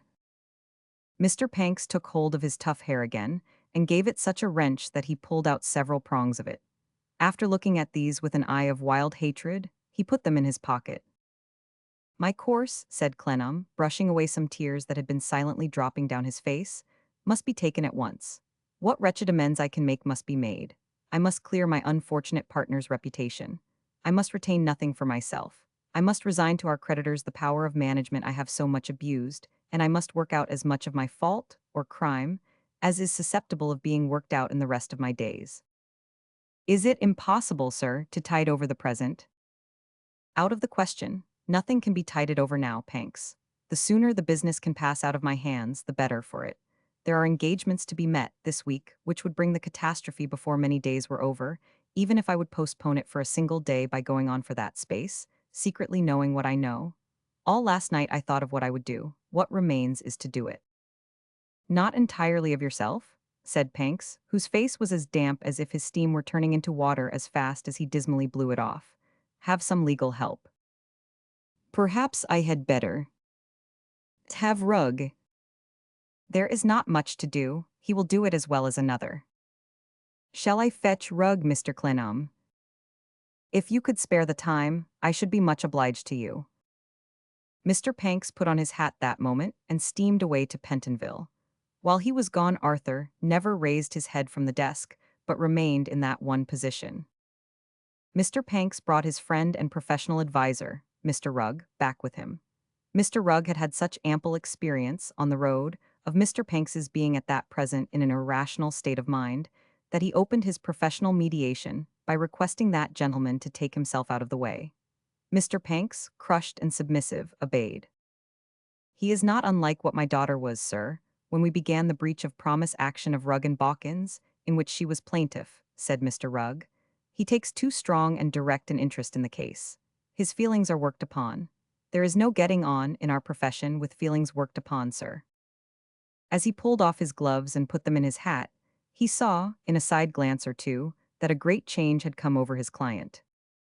I am sorry to perceive, sir, said Mr. Rugg, that you have been allowing your own feelings to be worked upon. Now, pray don't, pray don't. These losses are much to be deplored, sir, but we must look em in the face.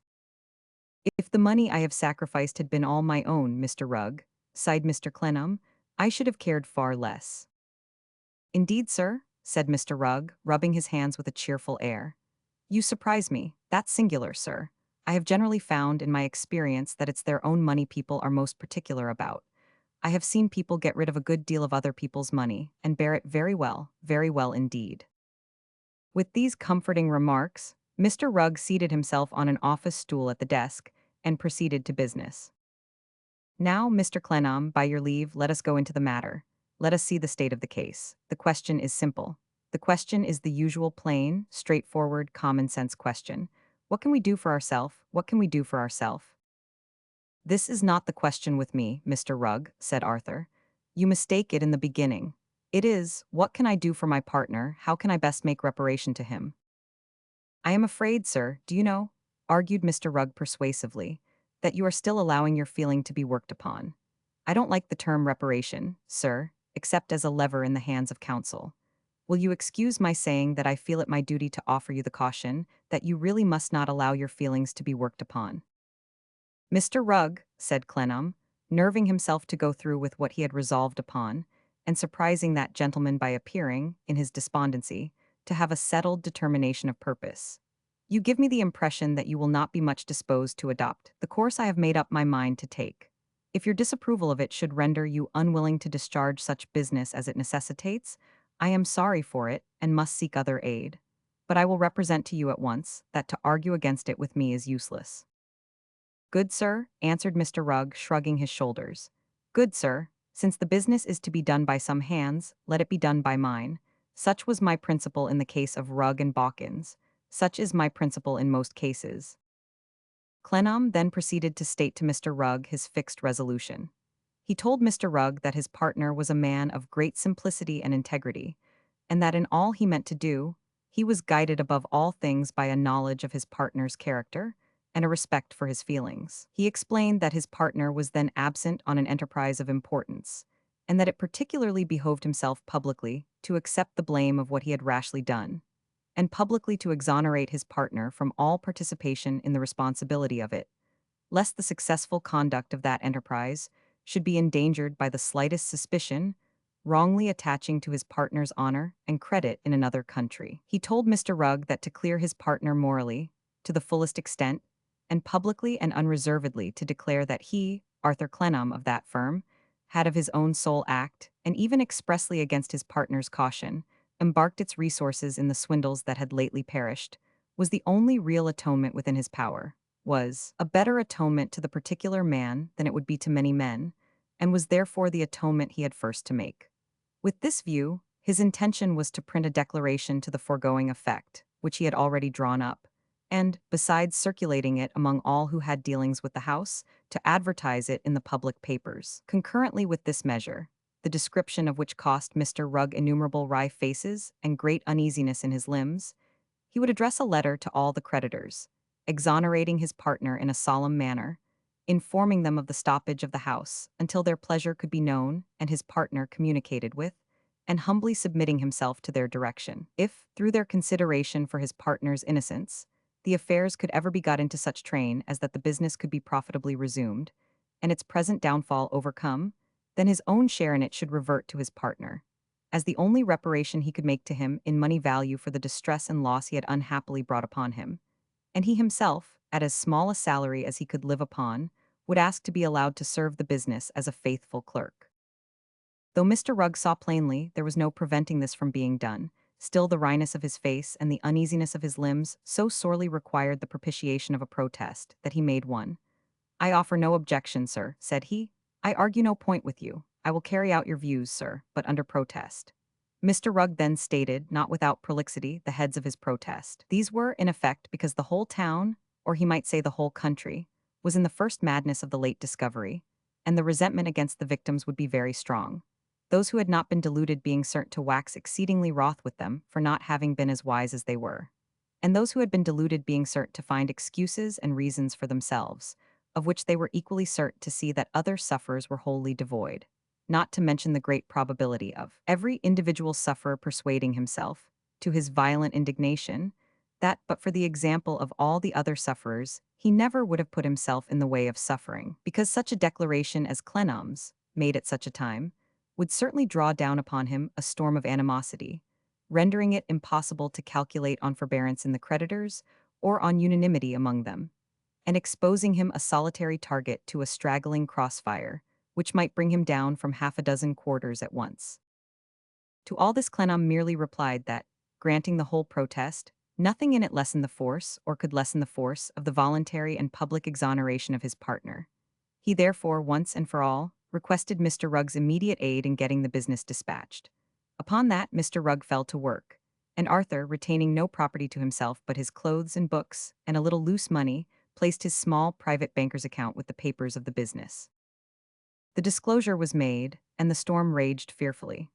Thousands of people were wildly staring about for somebody alive to heap reproaches on, and this notable case, courting publicity, set the living somebody so much wanted on a scaffold. When people who had nothing to do with the case were so sensible of its flagrancy, people who lost money by it could scarcely be expected to deal mildly with it. Letters of reproach and invective showered in from the creditors, and Mr. Rugg, who sat upon the high stool every day and read them all, informed his client within a week that he feared there were writs out. "I must take the consequences of what I have done," said Clennam. "The writs will find me here." On the very next morning, as he was turning in Bleeding Heart Yard by Mrs. Plornish's corner, Mrs. Plornish stood at the door waiting for him, and mysteriously besought him to step into Happy Cottage. There he found Mr. Rugg. "I thought I'd wait for you here. I wouldn't go on to the counting-house this morning if I was you, sir." "Why not, Mr. Rugg?" "There are as many as 5 out, to my knowledge." "It cannot be too soon over," said Clennam. "Let them take me at once." "Yes, but," said Mr. Rugg, getting between him and the door, "hear reason, hear reason. They'll take you soon enough, Mr. Clennam, I don't doubt, but hear reason. It almost always happens in these cases that some insignificant matter pushes itself in front and makes much of itself. Now, I find there's a little one out, a mere palace court jurisdiction, and I have reason to believe that a caption may be made upon that. I wouldn't be taken upon that." Why not? Asked Clennam. I'd be taken on a full-grown one, sir, said Mr. Rugg. It's as well to keep up appearances. As your professional advisor, I should prefer your being taken on a writ from one of the superior courts, if you have no objection to do me that favor. It looks better. Mr. Rugg, said Arthur in his dejection, my only wish is that it should be over. I will go on and take my chance. Another word of reason, sir, cried Mr. Rugg. Now this is reason. The other may be taste, but this is reason. If you should be taken on a little one, sir, you would go to the Marshalsea. Now you know what the Marshalsea is. Very close, excessively confined. Whereas in the King's Bench, Mr. Rugg waved his right hand freely, as expressing abundance of space. I would rather, said Clennam, be taken to the Marshalsea than to any other prison.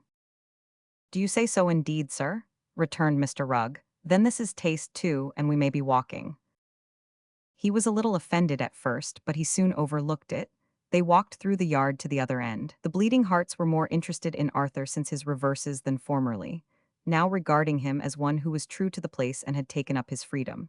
Many of them came out to look after him, and to observe to one another, with great unctuousness, that he was pulled down by it. Mrs. Plornish and her father stood at the top of the steps at their own end, much depressed and shaking their heads. There was nobody visibly in waiting when Arthur and Mr. Rugg arrived at the counting-house, but an elderly member of the Jewish persuasion, preserved in rum, followed them close, and looked in at the glass before Mr. Rugg had opened one of the day's letters. "Oh," said Mr. Rugg, looking up. "How do you do? Step in, Mr. Clennam. I think this is the gentleman I was mentioning." This gentleman explained the object of his visit to be a tiffling matter ob business, and executed his legal function. "Shall I accompany you, Mr. Clennam?" asked Mr. Rugg politely, rubbing his hands. "I would rather go alone, thank you. Be so good as send me my clothes." Mr. Rugg in a light airy way replied in the affirmative and shook hands with him. He and his attendant then went downstairs, got into the first conveyance they found, and drove to the old gates. "Where I little thought, heaven forgive me," said Clennam to himself, "that I should ever enter thus." Mr. Chivery was on the lock, and young John was in the lodge, either newly released from it, or waiting to take his own spell of duty. Both were more astonished on seeing who the prisoner was than one might have thought turnkeys would have been. The elder Mr. Chivery shook hands with him in a shamefaced kind of way, and said, "I don't call to mind, sir, as I was ever less glad to see you." The younger Mr. Chivery, more distant, did not shake hands with him at all. He stood looking at him in a state of indecision so observable that it even came within the observation of Clennam with his heavy eyes and heavy heart. Presently afterwards, young John disappeared into the jail. As Clennam knew enough of the place to know that he was required to remain in the lodge a certain time, he took a seat in a corner, and feigned to be occupied with the perusal of letters from his pocket. They did not so engross his attention, but that he saw, with gratitude, how the elder Mr. Chivery kept the lodge clear of prisoners, how he signed to some, with his keys, not to come in, how he nudged others with his elbows to go out, and how he made his misery as easy to him as he could. Arthur was sitting with his eyes fixed on the floor, recalling the past, brooding over the present, and not attending to either, when he felt himself touched upon the shoulder. It was by young John, and he said, "You can come now." He got up and followed young John. When they had gone a step or two within the inner iron gate, young John turned and said to him, "You want a room, I have got you one." "I thank you heartily." Young John turned again and took him in at the old doorway up the old staircase into the old room. Arthur stretched out his hand. Young John looked at it, looked at him, sternly, swelled, choked, and said, "I don't know as I can, no, I find I can't, but I thought you'd like the room, and here it is for you." Surprise at this inconsistent behavior yielded when he was gone. He went away directly to the feelings which the empty room awakened in Clennam's wounded breast, and to the crowding associations with the one good and gentle creature who had sanctified it. Her absence in his altered fortunes made it, and him in it, so very desolate and so much in need of such a face of love and truth, that he turned against the wall to weep, sobbing out as his heart relieved itself, "Oh, my little Dorrit."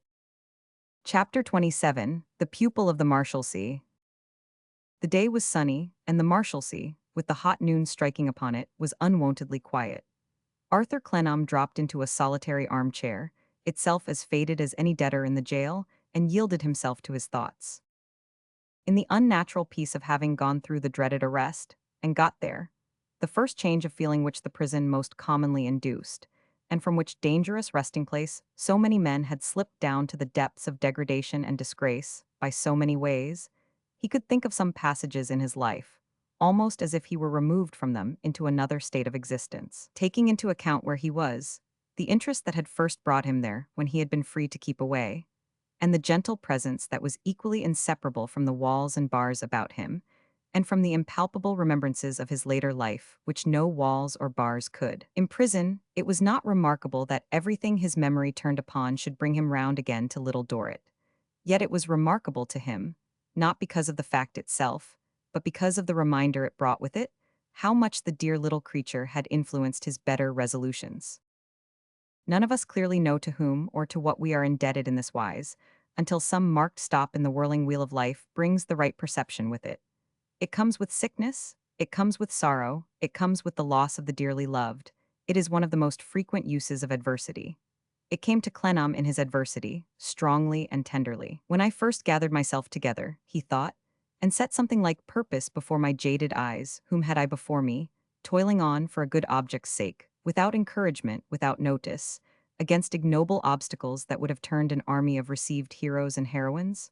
One weak girl. When I tried to conquer my misplaced love, and to be generous to the man who was more fortunate than I, though he should never know it or repay me with a gracious word, in whom had I watched patience, self-denial, self-subdual, charitable construction, the noblest generosity of the affections? In the same poor girl. If I, a man, with a man's advantages and means and energies, had slighted the whisper in my heart, that if my father had erred, it was my first duty to conceal the fault and to repair it, what youthful figure with tender feet going almost bare on the damp ground, with spare hands ever working, with its slight shape but half protected from the sharp weather, would have stood before me to put me to shame? Little Dorrit, S. So always as he sat alone in the faded chair, thinking, always Little Dorrit, until it seemed to him as if he met the reward of having wandered away from her, and suffered anything to pass between him and his remembrance of her virtues. His door was opened, and the head of the elder Chivery was put in a very little way, without being turned towards him. I am off the lock, Mr. Clennam, and going out. Can I do anything for you? Many thanks, nothing. You'll excuse me opening the door, said Mr. Chivery, but I couldn't make you hear. Did you knock half a dozen times? Rousing himself, Clennam observed that the prison had awakened from its noontide doze, that the inmates were loitering about the shady yard, and that it was late in the afternoon. He had been thinking for hours. Your things is come, said Mr. Chivery, and my son is going to carry M up. I should have sent him up but for his wishing to carry M himself. Indeed, he would have M himself, and so I couldn't send him up. Mr. Clennam, could I say a word to you? Pray come in, said Arthur, for Mr. Chivery's head was still put in at the door a very little way, and Mr. Chivery had but one ear upon him, instead of both eyes. This was native delicacy in Mr. Chivery, true politeness, though his exterior had very much of a turnkey about it, and not the least of a gentleman. Thank you, sir, said Mr. Chivery, without advancing. It's no odds me coming in. Mr. Clennam, don't you take no notice of my son, if you'll be so good, in case you find him cut up anyways difficult. My son has a art, and my son's art is in the right place. Me and his mother knows where to find it, and we find it situated correct.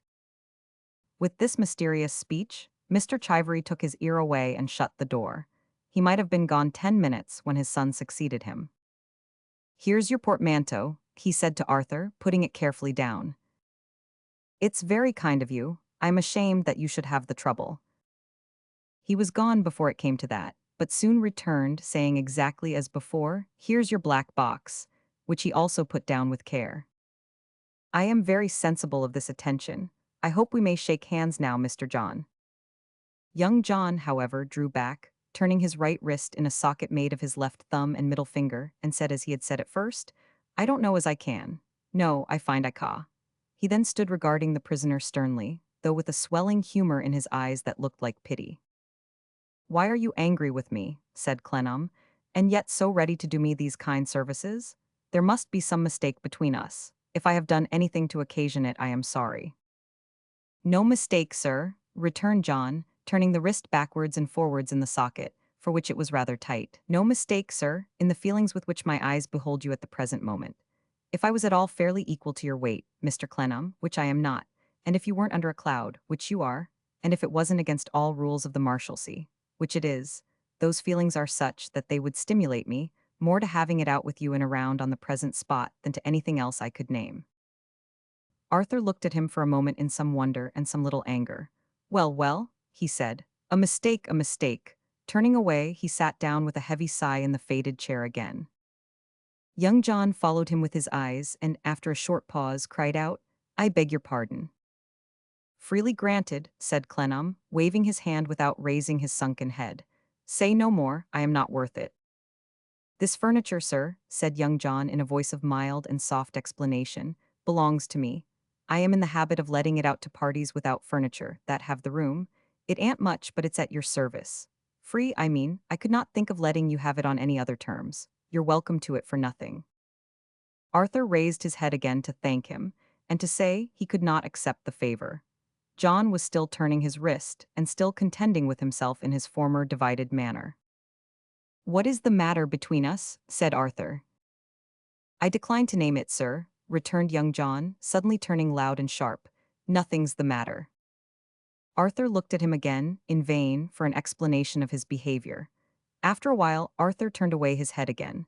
Young John said, presently afterwards, with the utmost mildness, the little round table, sir, that's nigh your elbow was, you know whose, I needn't mention him, he died a great gentleman. I bought it of an individual that he gave it to, and that lived here after him. But the individual wasn't any ways equal to him. Most individuals would find it hard to come up to his level. Arthur drew the little table nearer, rested his arm upon it, and kept it there. Perhaps you may not be aware, sir, said young John, that I intruded upon him when he was over here in London. On the whole, he was of opinion that it was an intrusion, though he was so good as to ask me to sit down and to inquire after father and all other old friends. Leastways, humblest acquaintances. He looked to me, a good deal changed, and I said so when I came back. I asked him if Miss Amy was well. And she was. I should have thought you would have known without putting the question to such as me, returned young John, after appearing to take a large invisible pill. Since you do put me the question, I am sorry I can't answer it. But the truth is, he looked upon the inquiry as a liberty and said, what was that to me?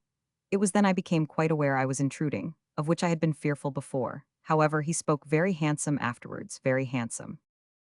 They were both silent for several minutes, except that young John remarked, at about the middle of the pause, he both spoke and acted very handsome. It was again young John who broke the silence by inquiring, if it's not a liberty, how long may it be your intentions, sir, to go without eating and drinking? I have not felt the want of anything yet, returned Clennam. I have no appetite just now. The more reason why you should take some support, sir, urged young John. If you find yourself going on sitting here for hours and hours partaking of no refreshment because you have no appetite, why then you should and must partake of refreshment without an appetite. I'm going to have tea in my own apartment. If it's not a liberty, please to come and take a cup, or I can bring a tray here in 2 minutes. Feeling that young John would impose that trouble on himself if he refused, and also feeling anxious to show that he bore in mind both the elder Mr. Chivery's entreaty and the younger Mr. Chivery's apology, Arthur rose and expressed his willingness to take a cup of tea in Mr. John's apartment. Young John locked his door for him as they went out, slided the key into his pocket with great dexterity, and led the way to his own residence. It was at the top of the house nearest to the gateway. It was the room to which Clennam had hurried on the day when the enriched family had left the prison forever, and where he had lifted her insensible from the floor. He foresaw where they were going as soon as their feet touched the staircase. The room was so far changed that it was papered now, and had been repainted, and was far more comfortably furnished. But he could recall it just as he had seen it in that single glance, when he raised her from the ground and carried her down to the carriage. Young John looked hard at him, biting his fingers. I see you recollect the room, Mr. Clennam. I recollect it well, heaven bless her. Oblivious of the tea, young John continued to bite his fingers and to look at his visitor, as long as his visitor continued to glance about the room. Finally, he made a start at the teapot, gustily rattled a quantity of tea into it from a canister, and set off for the common kitchen to fill it with hot water. 644 M. Original. The room was so eloquent to Clennam in the changed circumstances of his return to the miserable Marshalsea. It spoke to him so mournfully of her, and of his loss of her, that it would have gone hard with him to resist it, even though he had not been alone. Alone, he did not try. He had his hand on the insensible wall as tenderly as if it had been herself that he touched, and pronounced her name in a low voice. He stood at the window, looking over the prison parapet with its grim spiked border, and breathed a benediction through the summer haze towards the distant land, where she was rich and prosperous. Young John was some time absent, and when he came back, showed that he had been outside by bringing with him fresh butter in a cabbage leaf, some thin slices of boiled ham in another cabbage leaf, and a little basket of watercresses and salad herbs. When these were arranged upon the table to his satisfaction, they sat down to tea. Clennam tried to do honor to the meal, but unavailingly. The ham sickened him, the bread seemed to turn to sand in his mouth. He could force nothing upon himself but a cup of tea. "Try a little something green," said young John, handing him the basket. He took a sprig or so of watercress and tried again, but the bread turned to a heavier sand than before, and the ham, though it was good enough of itself, seemed to blow a faint simoom of ham through the whole Marshalsea. "Try a little more something green, sir," said young John, and again handed the basket. It was so like handing green meat into the cage of a dull, imprisoned bird, and John had so evidently brought the little basket as a handful of fresh relief from the stale hot paving stones and bricks of the jail, that Clennam said, with a smile, "It was very kind of you to think of putting this between the wires, but I cannot even get this down today." As if the difficulty were contagious, young John soon pushed away his own plate, and fell to folding the cabbage leaf that had contained the ham. When he had folded it into a number of layers, one over another, so that it was small in the palm of his hand, he began to flatten it between both his hands, and to eye Clennam attentively.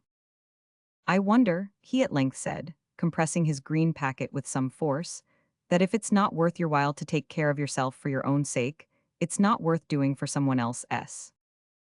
"Truly," returned Arthur with a sigh and a smile, "I don't know for whose." "Mr. Clennam," said John, warmly, "I am surprised that a gentleman who is capable of the straightforwardness that you are capable of, should be capable of the mean action of making me such an answer.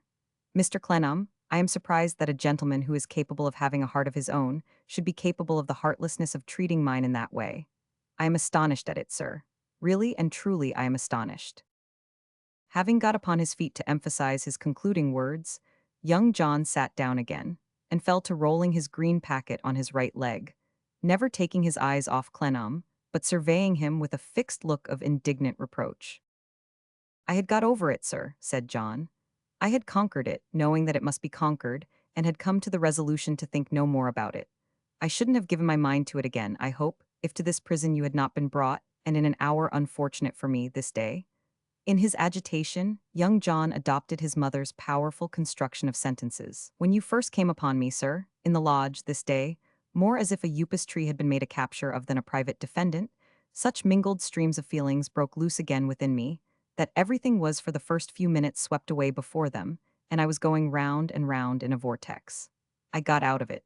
I struggled and got out of it. If it was the last word I had to speak, against that vortex with my utmost powers I strove, and out of it I came. I argued that if I had been rude, apologies was due, and those apologies without a question of demeaning, I did make. And now, when I've been so wishful to show that one thought is next to being a holy one with me and goes before all others, now, after all, you dodge me when I ever so gently hint at it, and throw me back upon myself. For do not, sir," said young John, "do not be so base as to deny that dodge you do, and throw me back upon myself you have." All amazement, Arthur gazed at him like one lost, only saying, "What is it? What do you mean, John?" But John, being in that state of mind in which nothing would seem to be more impossible to a certain class of people than the giving of an answer, went ahead blindly. "I hadn't," John declared. "No, I hadn't, and I never had the audaciousness to think, I am sure, that all was anything but lost. I hadn't, no, why should I say I hadn't if I ever had, any hope that it was possible to be so blessed, not after the words that passed, not even if barriers insurmountable had not been raised. But is that a reason why I am to have no memory, why I am to have no thoughts, why I am to have no sacred spots, nor anything?" "What can you mean?" cried Arthur. "It's all very well to trample on it, sir," John went on, scouring a very prairie of wild words, "if a person can make up his mind to be guilty of the action. It's all very well to trample on it, but it's there. It may be that it couldn't be trampled upon if it wasn't there, but that doesn't make it gentlemanly. That doesn't make it honorable. That doesn't justify throwing a person back upon himself after he has struggled and strived out of himself like a butterfly. The world may sneer at a turnkey, but he's a man, when he isn't a woman, which among female criminals he's expected to be. Ridiculous as the incoherence of his talk was, there was yet a truthfulness in young John's simple, sentimental character, and a sense of being wounded in some very tender respect, expressed in his burning face and in the agitation of his voice and manner, which Arthur must have been cruel to disregard. He turned his thoughts back to the starting point of this unknown injury, and in the meantime, young John, having rolled his green packet pretty round, cut it carefully into 3 pieces, and laid it on a plate as if it were some particular delicacy. "It seems to me just possible," said Arthur, when he had retraced the conversation to the watercresses and back again, "that you have made some reference to Miss Dorrit." "It is just possible, sir," returned John Chivery. "I don't understand it. I hope I may not be so unlucky as to make you think I mean to offend you again, for I never have meant to offend you yet, when I say I don't understand it." "Sir," said young John, "will you have the perfidy to deny that you know and long have known that I felt towards Miss Dorrit? Call it not the presumption of love, but adoration and sacrifice." "Indeed, John, I will not have any perfidy if I know it. Why you should suspect me of it I am at a loss to think. Did you ever hear from Mrs. Chivery, your mother, that I went to see her once?" "No, sir," returned John shortly, "never heard of such a thing." "But I did, can you imagine why?" "No, sir," returned John shortly, "I can't imagine why." "I will tell you. I was solicitous to promote Miss Dorrit's happiness, and if I could have supposed that Miss Dorrit returned your affection—" Poor John Chivery turned crimson to the tips of his ears. "Miss Dorrit never did, sir. I wish to be honorable and true, so far as in my humble way I can, and I would scorn to pretend for a moment that she ever did, or that she ever led me to believe she did. No, nor even that it was ever to be expected in any cool reason that she would or could. She was far above me in all respects at all times. As likewise," added John, "similarly was her genteel family." His chivalrous feeling towards all that belonged to her made him so very respectable, in spite of his small stature and his rather weak legs, and his very weak hair and his poetical temperament, that a Goliath might have sat in his place demanding less consideration at Arthur's hands. "You speak, John," he said with cordial admiration, "like a man." "Well, sir," returned John, brushing his hand across his eyes, "then I wish you'd do the same." He was quick with this unexpected retort, and it again made Arthur regard him with a wondering expression of face. "Leastways," said John, stretching his hand across the tea-tray, "if too strong a remark withdrawn. But why not, why not? When I say to you, Mr. Clennam, take care of yourself for someone else's sake, why not be open, though a turnkey? Why did I get you the room which I knew you'd like best? Why did I carry up your things? Not that I found M heavy, I don't mention M on that account, far from it. Why have I cultivated you in the manner I have done since the morning? On the ground of your own merits? No, they're very great, I've no doubt at all, but not on the ground of them. Another's merits have had their weight and have had far more weight with me. Then why not speak free?" "Unaffectedly, John," said Clennam. "You are so good a fellow, and I have so true a respect for your character, that if I have appeared to be less sensible than I really am of the fact that the kind services you have rendered me today are attributable to my having been trusted by Miss Dorrit as her friend, I confess it to be a fault, and I ask your forgiveness." "Oh, why not?" John repeated with returning scorn. "Why not speak free?" "I declare to you," returned Arthur, "that I do not understand you. Look at me. Consider the trouble I have been in. Is it likely that I would willfully add to my other self-reproaches, that of being ungrateful or treacherous to you? I do not understand you." John's incredulous face slowly softened into a face of doubt. He rose, backed into the garret window of the room, beckoned Arthur to come there, and stood looking at him thoughtfully. "Mr. Clennam, do you mean to say that you don't know?" "What, John?" "Lord," said young John, appealing with a gasp to the spikes on the wall. "He says what?" Clennam looked at the spikes and looked at John, and looked at the spikes and looked at John. "He says what, and what is more," exclaimed young John, surveying him in a doleful maze, "he appears to mean it. Do you see this window, sir?" "Of course I see this window." "I see this room." "Why, of course I see this room." "That wall opposite, and that yard down below?" They have all been witnesses of it from day to day, from night to night, from week to week, from month to month. For how often have I seen Miss Dorrit here when she has not seen me? Witnesses of what? Said Clennam. Of Miss Dorrit's love. For whom? You, said John, and touched him with the back of his hand upon the breast and back to his chair, and sat down on it with a pale face, holding the arms and shaking his head at him. If he had dealt Clennam a heavy blow, instead of laying that light touch upon him, its effect could not have been to shake him more. He stood amazed, his eyes looking at John, his lips parted and seeming now and then to form the word me. Without uttering it, his hands dropped at his sides, his whole appearance that of a man who has been awakened from sleep and stupefied by intelligence beyond his full comprehension. Me, he at length said aloud. Ah, groaned young John, you. He did what he could to muster a smile and returned, your fancy. You are completely mistaken. I'm mistaken, sir, said young John. I completely mistaken on that subject. No, Mr. Clennam, don't tell me so. On any other, if you like, for I don't set up to be a penetrating character, and am well aware of my own deficiencies. But I'm mistaken on a point that has caused me more smart in my breast than a flight of savages arrows could have done. I'm mistaken on a point that almost sent me into my grave, as I sometimes wished it would, if the grave could only have been made compatible with the tobacco business and father and mother's feelings. I'm mistaken on a point that, even at the present moment, makes me take out my pocket handkerchief like a great girl, as people say, though I am sure I don't know why a great girl should be a term of reproach, for every rightly constituted male mind loves, great and small. Don't tell me so, don't tell me so.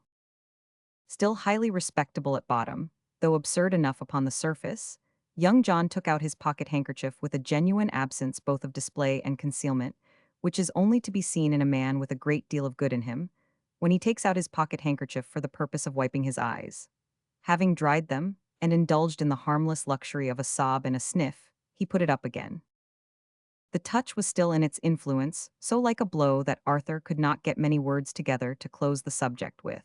He assured John Chivery, when he had returned his handkerchief to his pocket, that he did all honor to his disinterestedness, and to the fidelity of his remembrance of Miss Dorrit. As to the impression on his mind of which he had just relieved it, here John interposed and said, no impression, certainty?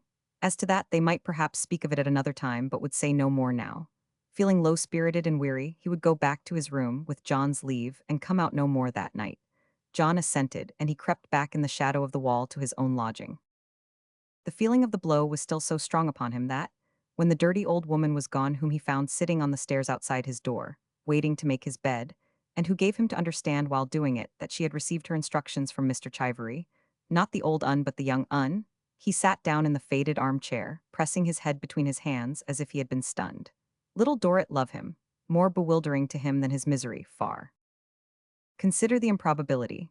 He had been accustomed to call her his child, and his dear child, and to invite her confidence by dwelling upon the difference in their respective ages, and to speak of himself as one who was turning old. Yet she might not have thought him old. Something reminded him that he had not thought himself so, until the roses had floated away upon the river. He had her 2 letters among other papers in his box, and he took them out and read them. There seemed to be a sound in them like the sound of her sweet voice. It fell upon his ear with many tones of tenderness that were not insusceptible of the new meaning. Now it was that the quiet desolation of her answer, no, no, no, made to him that night in that very room, that night when he had been shown the dawn of her altered fortune, and when other words had passed between them which he had been destined to remember in humiliation and a prisoner, rushed into his mind. Consider the improbability. But it had a preponderating tendency, when considered, to become fainter. There was another and a curious inquiry of his own hearts that concurrently became stronger. In the reluctance he had felt to believe that she loved anyone, in his desire to set that question at rest. In a half-formed consciousness, he had had that there would be a kind of nobleness in his helping her love for anyone. Was there no suppressed something on his own side that he had hushed as it arose? Had he ever whispered to himself that he must not think of such a thing as her loving him, that he must not take advantage of her gratitude, that he must keep his experience in remembrance as a warning and reproof, that he must regard such youthful hopes as having passed away, as his friend's dead daughter had passed away, that he must be steady in saying to himself that the time had gone by him, and he was too saddened and old.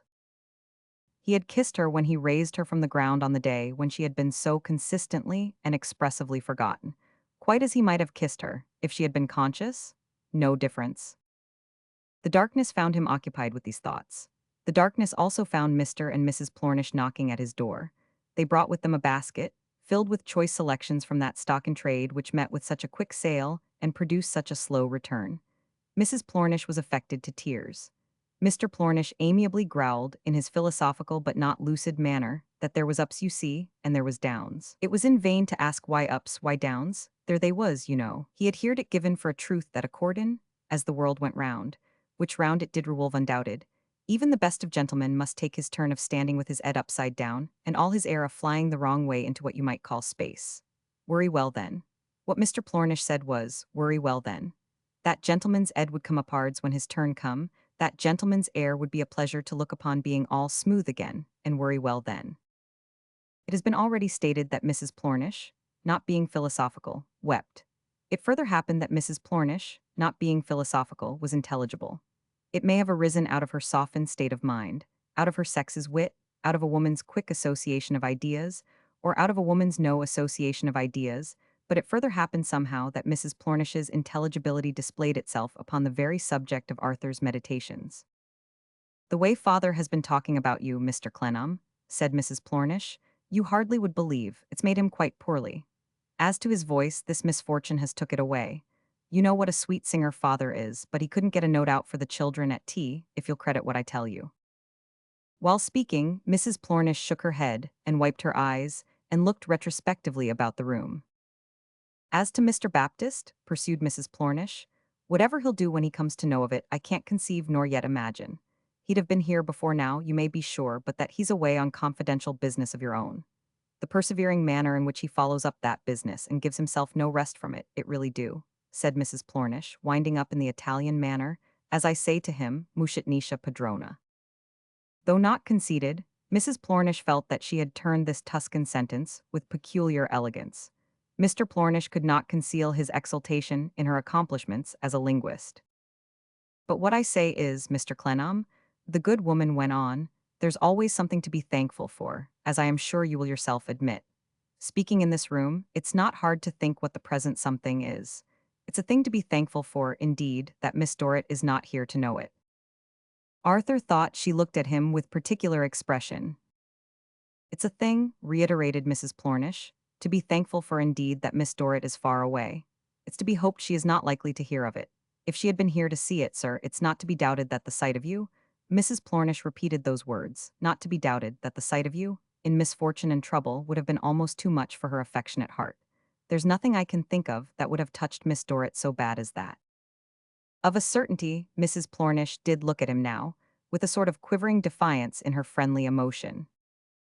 "Yes," said she, "and it shows what notice father takes, though at his time of life, that he says to me this afternoon, which happy cottage knows I neither make it up nor any ways enlarge. Mary, it's much to be rejoiced in that Miss Dorrit is not on the spot to behold it."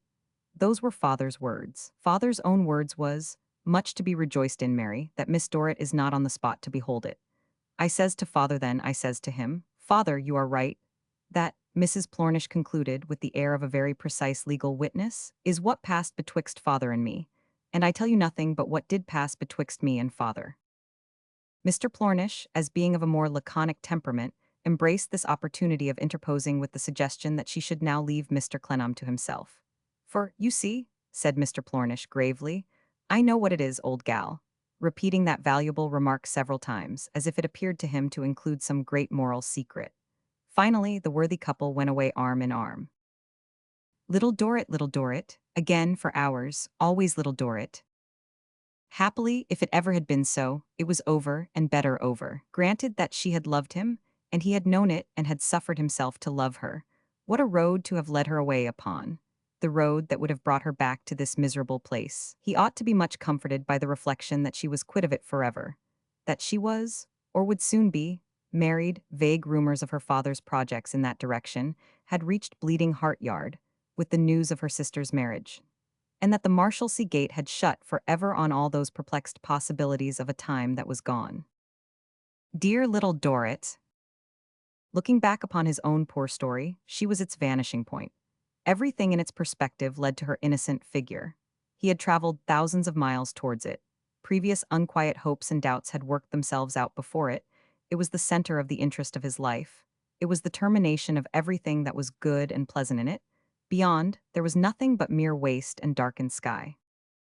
As ill at ease as on the first night of his lying down to sleep within those dreary walls, he wore the night out with such thoughts. What time young John lay wrapped in peaceful slumber, after composing and arranging the following monumental inscription on his pillow.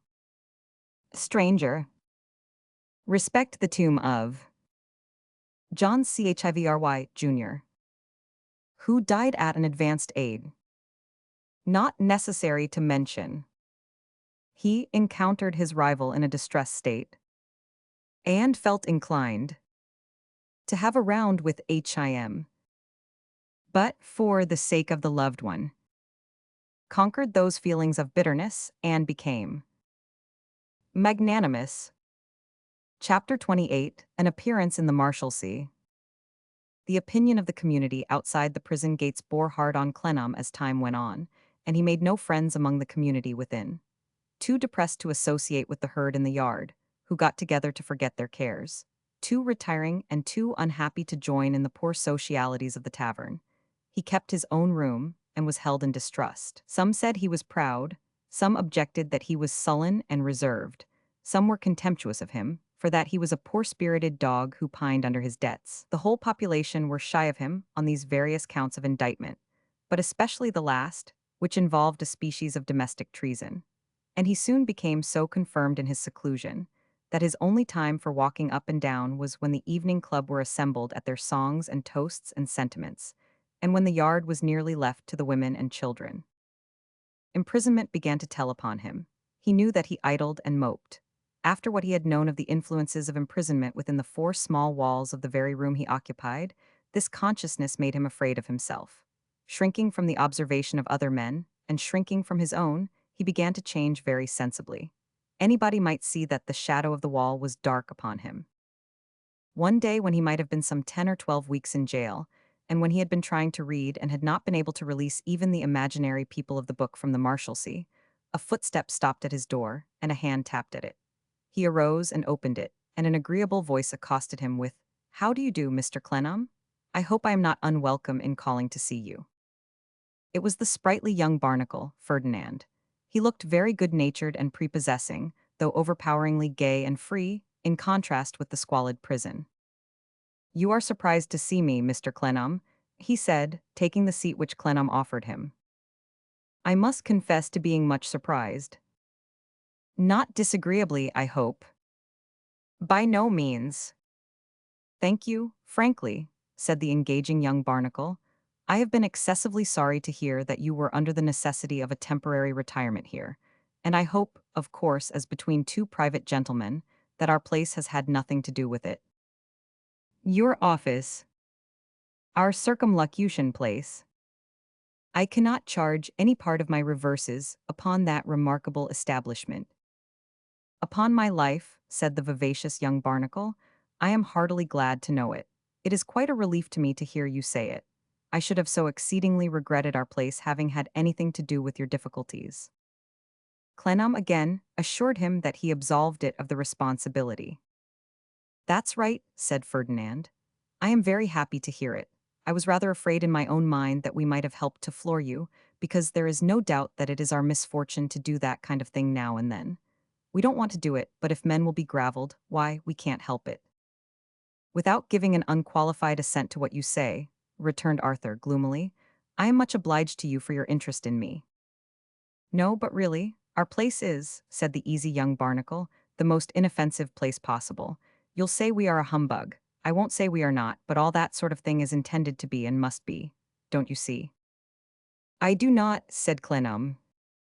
"You don't regard it from the right point of view. It is the point of view that is the essential thing. Regard our place from the point of view that we only ask you to leave us alone, and we are as capital a department as you'll find anywhere." "Is your place there to be left alone?" asked Clennam. "You exactly hit it," returned Ferdinand. "It is there with the express intention that everything shall be left alone. That is what it means, that is what it's for. No doubt there's a certain form to be kept up that it's for something else, but it's only a form. Why, good heaven, we are nothing but forms. Think what a lot of our forms you have gone through, and you have never got any nearer to an end. Never, said Clennam. Look at it from the right point of view, and there you have us, official and effectual. It's like a limited game of cricket. A field of outsiders are always going in to bowl at the public service, and we block the balls. Clennam asked what became of the bowlers. The airy young barnacle replied that they grew tired, got dead beat, got lamed, got their backs broken, died off, gave it up, went in for other games. And this occasions me to congratulate myself again, he pursued, on the circumstance that our place has had nothing to do with your temporary retirement. It very easily might have had a hand in it, because it is undeniable that we are sometimes a most unlucky place in our effects upon people who will not leave us alone. Mr. Clennam, I am quite unreserved with you. As between yourself and myself, I know I may be. I was so, when I first saw you making the mistake of not leaving us alone, because I perceived that you were inexperienced and sanguine and had, I hope you'll not object to my saying, some simplicity. Not at all. Some simplicity. Therefore I felt what a pity it was, and I went out of my way to hint to you, which really was not official, but I never am official when I can help it, something to the effect that if I were you, I wouldn't bother myself. However, you did bother yourself, and you have since bothered yourself. Now, don't do it any more. I am not likely to have the opportunity, said Clennam. Oh yes, you are. You'll leave here. Everybody leaves here. There are no ends of ways of leaving here. Now, don't come back to us. That entreaty is the second object of my call. Pray, don't come back to us. Upon my honor, said Ferdinand in a very friendly and confiding way, I shall be greatly vexed if you don't take warning by the past and keep away from us. And the invention, said Clennam. My good fellow, returned Ferdinand, if you'll excuse the freedom of that form of address, nobody wants to know of the invention, and nobody cares tuppence halfpenny about it. Nobody in the office, that is to say. Nor out of it. Everybody is ready to dislike and ridicule any invention. You have no idea how many people want to be left alone. You have no idea how the genius of the country, overlook the parliamentary nature of the phrase, and don't be bored by it, tends to being left alone. Believe me, Mr. Clennam, said the sprightly young barnacle in his pleasantest manner, our place is not a wicked giant to be charged at full tilt, but only a windmill showing you, as it grinds immense quantities of chaff which way the country wind blows. If I could believe that, said Clennam, it would be a dismal prospect for all of us. Oh, don't say so, returned Ferdinand. It's all right, we must have humbug, we all like humbug, we couldn't get on without humbug. A little humbug and a groove, and everything goes on admirably if you leave it alone. With this hopeful confession of his faith as the head of the rising barnacles who were born of woman, to be followed under a variety of watchwords, which they utterly repudiated and disbelieved, Ferdinand rose. Nothing could be more agreeable than his frank and courteous bearing, or adapted with a more gentlemanly instinct to the circumstances of his visit. Is it fair to ask, he said, as Clennam gave him his hand with a real feeling of thankfulness for his candor and good humor, whether it is true that our late lamented Myrtle is the cause of this passing inconvenience? I am one of the many he has ruined, yes. He must have been an exceedingly clever fellow, said Ferdinand Barnacle. Arthur, not being in the mood to extol the memory of the deceased, was silent. A consummate rascal, of course, said Ferdinand, but remarkably clever. One cannot help admiring the fellow, must have been such a master of humbug. Knew people so well, got over them so completely, did so much with them. In his easy way, he was really moved to genuine admiration. I hope, said Arthur, that he and his dupes may be a warning to people not to have so much done with them again. My dear Mr. Clennam, returned Ferdinand, laughing, have you really such a verdant hope? The next man who has as large a capacity and as genuine a taste for swindling will succeed as well. Pardon me, but I think you really have no idea how the human bees will swarm to the beating of any old tin kettle. In that fact lies the complete manual of governing them. When they can be got to believe that the kettle is made of the precious metals, in that fact lies the whole power of men, like our late lamented. No doubt there are here and there, said Ferdinand politely, exceptional cases where people have been taken in for what appeared to them to be much better reasons, and I need not go far to find such a case, but they don't invalidate the rule.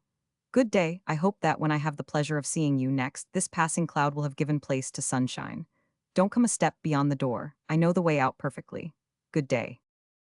With those words, the best and brightest of the barnacles went downstairs, hummed his way through the lodge, mounted his horse in the front courtyard, and rode off to keep an appointment with his noble kinsman, who wanted a little coaching before he could triumphantly answer certain infidel snobs who were going to question the knobs about their statesmanship. He must have passed Mr. Rugg on his way out, for, a minute or two afterwards, that ruddy-headed gentleman shone in at the door, like an elderly Phoebus. "How do you do today, sir?" said Mr. Rugg. "Is there any little thing I can do for you today, sir?" "No, I thank you." Mr. Rugg's enjoyment of embarrassed affairs was like a housekeeper's enjoyment in pickling and preserving, or a washerwoman's enjoyment of a heavy wash, or a dustman's enjoyment of an overflowing dustbin, or any other professional enjoyment of a mess in the way of business. "I still look round from time to time, sir," said Mr. Rugg cheerfully, "to see whether any lingering detainers are accumulating at the gate. They have fallen in pretty thick, sir, as thick as we could have expected." He remarked upon the circumstance as if it were matter of congratulation, rubbing his hands briskly and rolling his head a little. "As thick," repeated Mr. Rugg, "as we could reasonably have expected. Quite a shower bath of M. I don't often intrude upon you now when I look round, because I know you are not inclined for company, and that if you wished to see me you would leave word in the lodge. But I am here pretty well every day, sir. Would this be an unseasonable time, sir," asked Mr. Rugg coaxingly, "for me to offer an observation?" "As seasonable a time as any other." Public opinion, sir," said Mr. Rugg, "has been busy with you." "I don't doubt it." "Might it not be advisable, sir," said Mr. Rugg, more coaxingly yet, "now to make at last and after all a trifling concession to public opinion? We all do it in one way or another. The fact is, we must do it. I cannot set myself right with it, Mr. Rugg, and have no business to expect that I ever shall." "Don't say that, sir, don't say that. The cost of being moved to the bench is almost insignificant, and if the general feeling is strong that you ought to be there, why, really—" "I thought you had settled, Mr. Rugg," said Arthur, "that my determination to remain here was a matter of taste."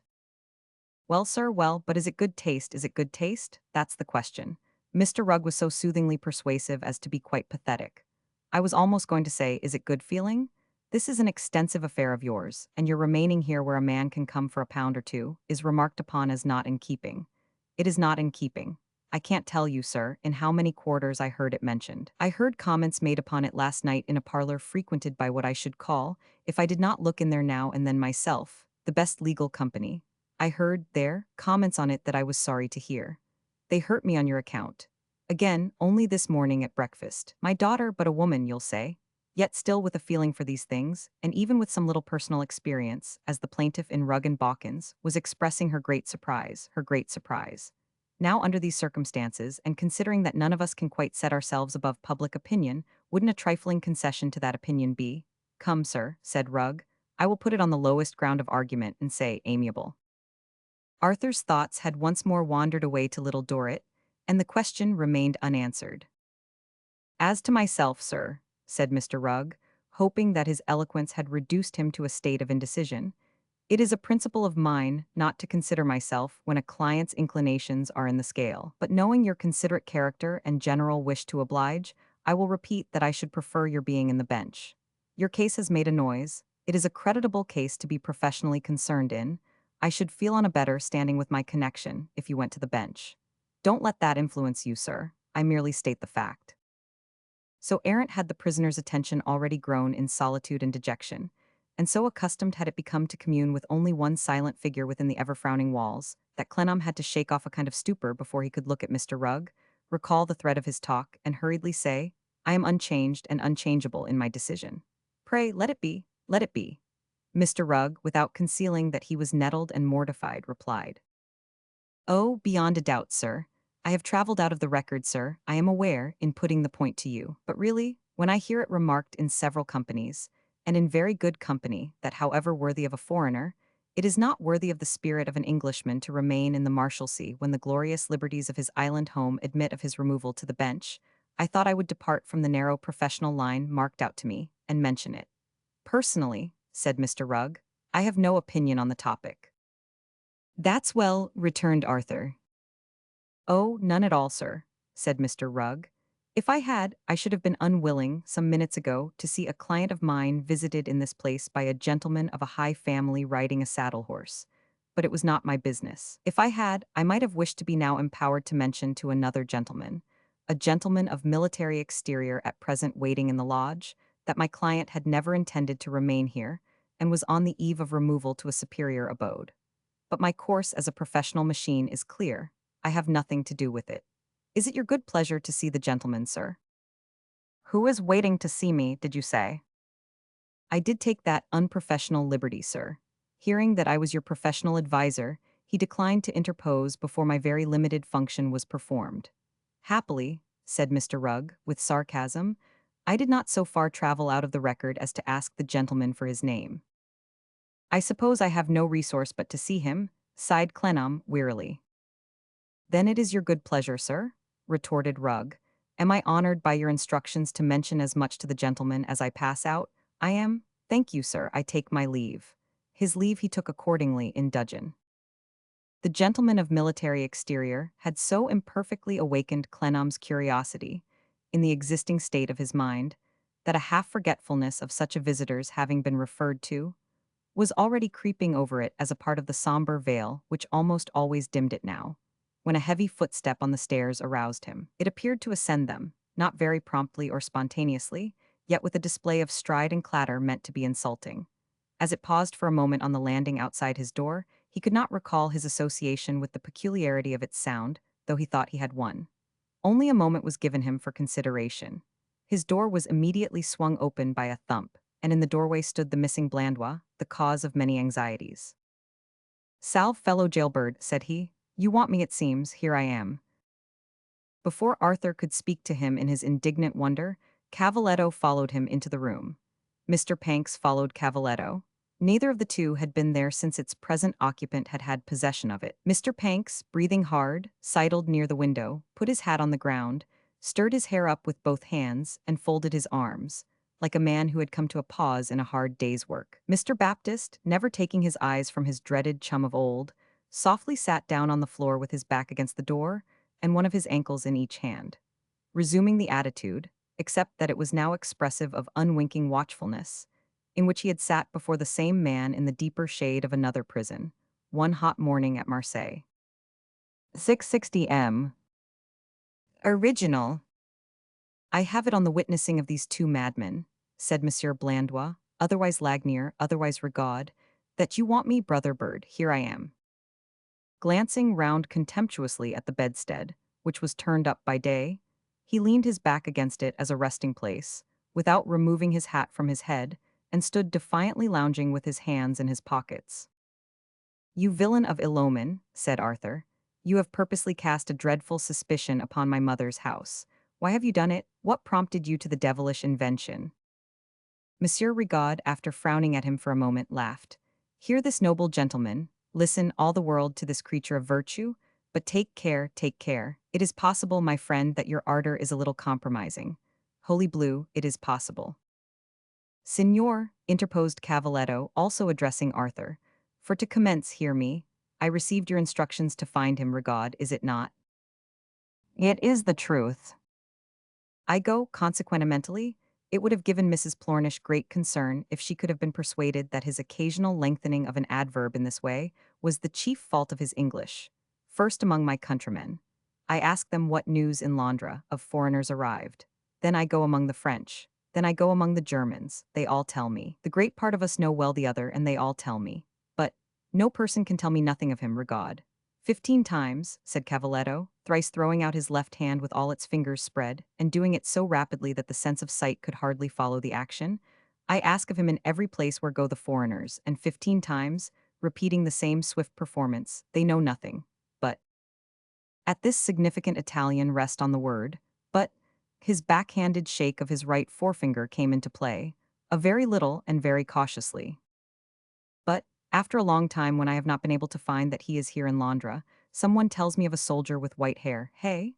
Not hair like this that he carries, white, who lives retired secretementally in a certain place.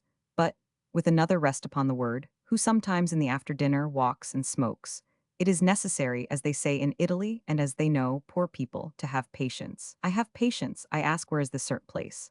One believes it is here, one believes it is there. Well, it is not here, it is not there. I wait patientissimally. At last I find it. Then I watch, then I hide until he walks and smokes. He is a soldier with gray hair, but a very decided rest indeed, and a very vigorous play from side to side of the backhanded forefinger. He is also this man that you see. It was noticeable that, in his old habit of submission to one who had been at the trouble of asserting superiority over him, he even then bestowed upon Rigaud a confused bend of his head, after thus pointing him out. Well, senor, he cried in conclusion, addressing Arthur again. I waited for a good opportunity. I writed some words to Signor Panko. An air of novelty came over Mr. Panks with this designation, to come and help. I showed him Rigaud at his window to Signor Panko, who was often the spy in the day. I slept at night near the door of the house. At last we entered, only this today, and now you see him. As he would not come up in presence of the illustrious advocate, such was Mr. Baptist's honorable mention of Mr. Rugg, we waited down below there together, and Signor Panko guarded the street. At the close of this recital, Arthur turned his eyes upon the impudent and wicked face. As it met his, the nose came down over the mustache, and the mustache went up under the nose. When nose and mustache had settled into their places again, Monsieur Rigaud loudly snapped his fingers half a dozen times, bending forward to jerk the snaps at Arthur, as if they were palpable missiles which he jerked into his face.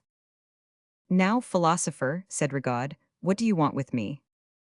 I want to know, returned Arthur, without disguising his abhorrence, how you dare direct a suspicion of murder against my mother's house. Dare, cried Rigaud. Ho ho, hear him, dare, is it dare? By heaven, my small boy, but you are a little imprudent. I want that suspicion to be cleared away, said Arthur. You shall be taken there and be publicly seen. I want to know, moreover, what business you had there when I had a burning desire to fling you downstairs. Don't frown at me, man. I have seen enough of you to know that you are a bully and coward. I need no revival of my spirits from the effects of this wretched place to tell you so plain a fact, and one that you know so well. White to the lips, Rigaud stroked his mustache, muttering, By heaven, my small boy, but you are a little compromising of my lady, your respectable mother, and seemed for a minute undecided how to act. His indecision was soon gone. He sat himself down with a threatening swagger and said, Give me a bottle of wine, you can buy wine here. Send one of your madmen to get me a bottle of wine. I won't talk to you without wine. Come, yes or no. Fetch him what he wants, Cavaletto, said Arthur scornfully, producing the money. Contraband beast, added Rigaud, bring port wine, I'll drink nothing but Porto. The contraband beast, however, assuring all present with his significant finger that he peremptorily declined to leave his post at the door, Signor Panko offered his services.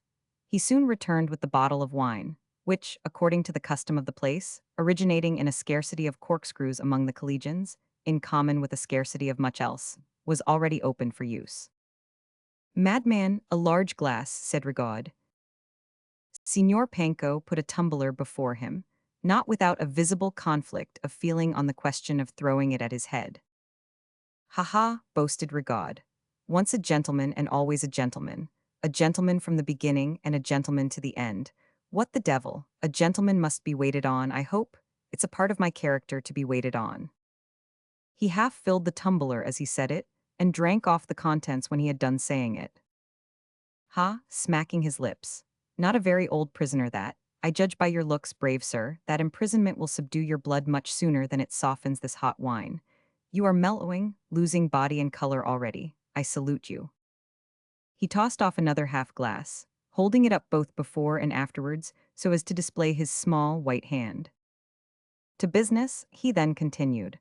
To conversation, you have shown yourself more free of speech than body, sir. I have used the freedom of telling you what you know yourself to be. You know yourself, as we all know you, to be far worse than that. Add always a gentleman and it's no matter. Except in that regard we are all alike. For example, you couldn't for your life be a gentleman, I couldn't for my life be otherwise. How great the difference, let us go on. Words, sir, never influence the course of the cards or the course of the dice. Do you know that, you do? I also play a game, and words are without power over it.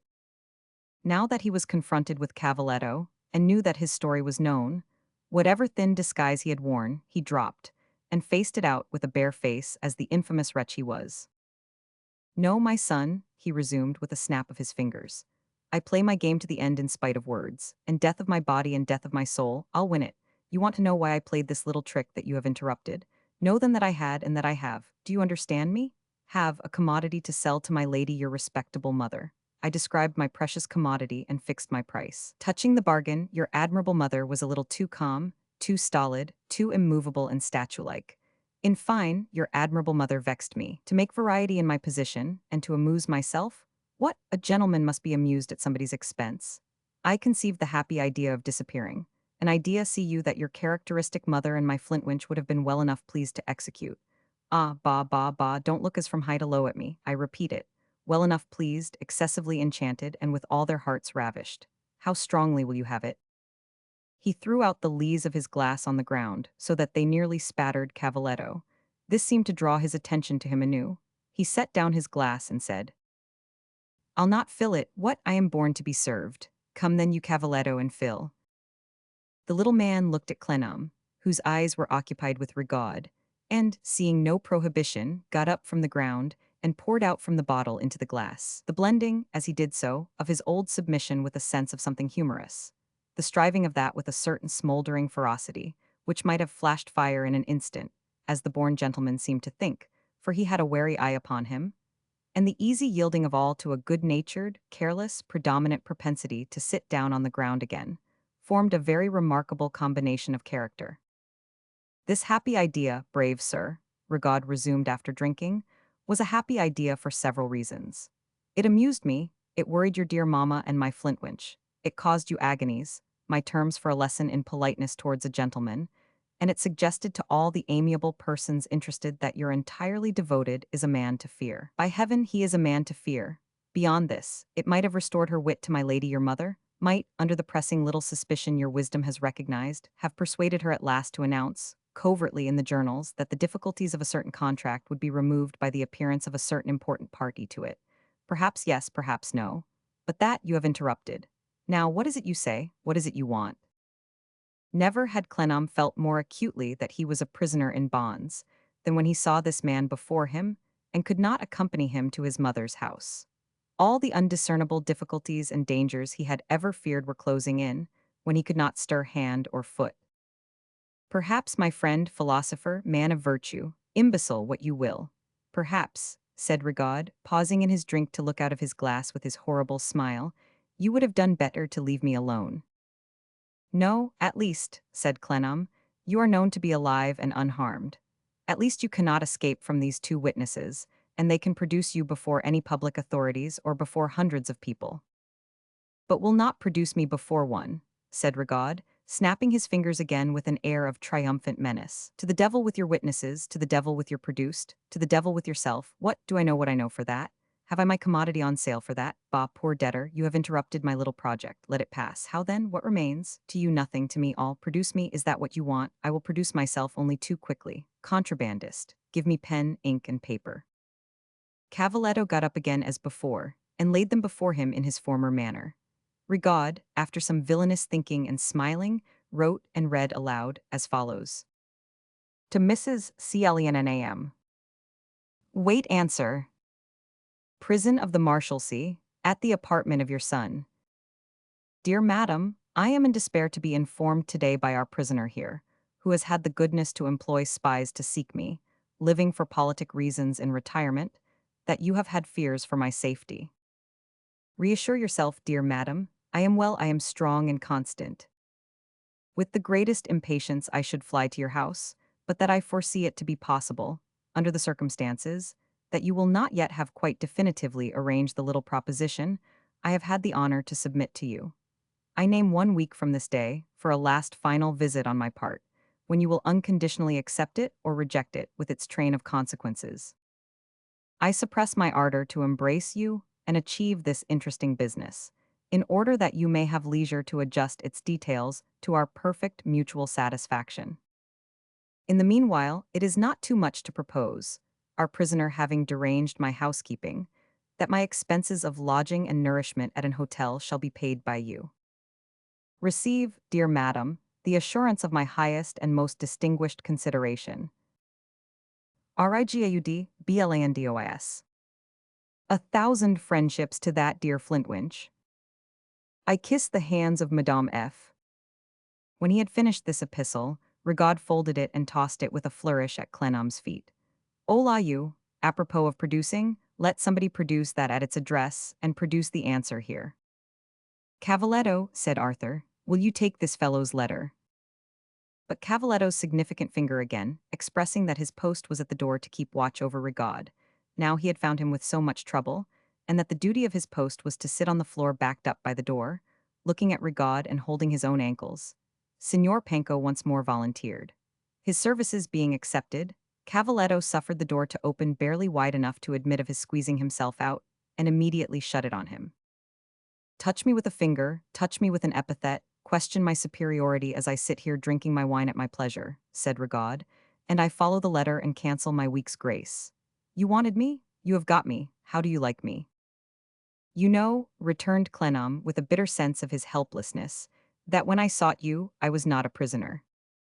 To the devil with you and your prison, retorted Rigaud leisurely, as he took from his pocket a case containing the materials for making cigarettes, and employed his facile hands in folding a few for present use.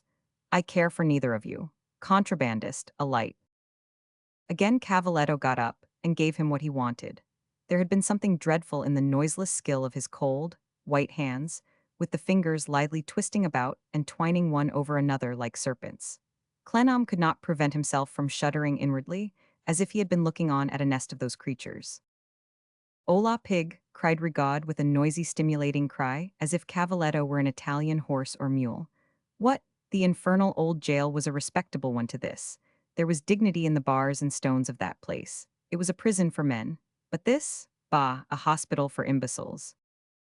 He smoked his cigarette out, with his ugly smile so fixed upon his face that he looked as though he were smoking with his drooping beak of a nose, rather than with his mouth, like a fancy in a weird picture.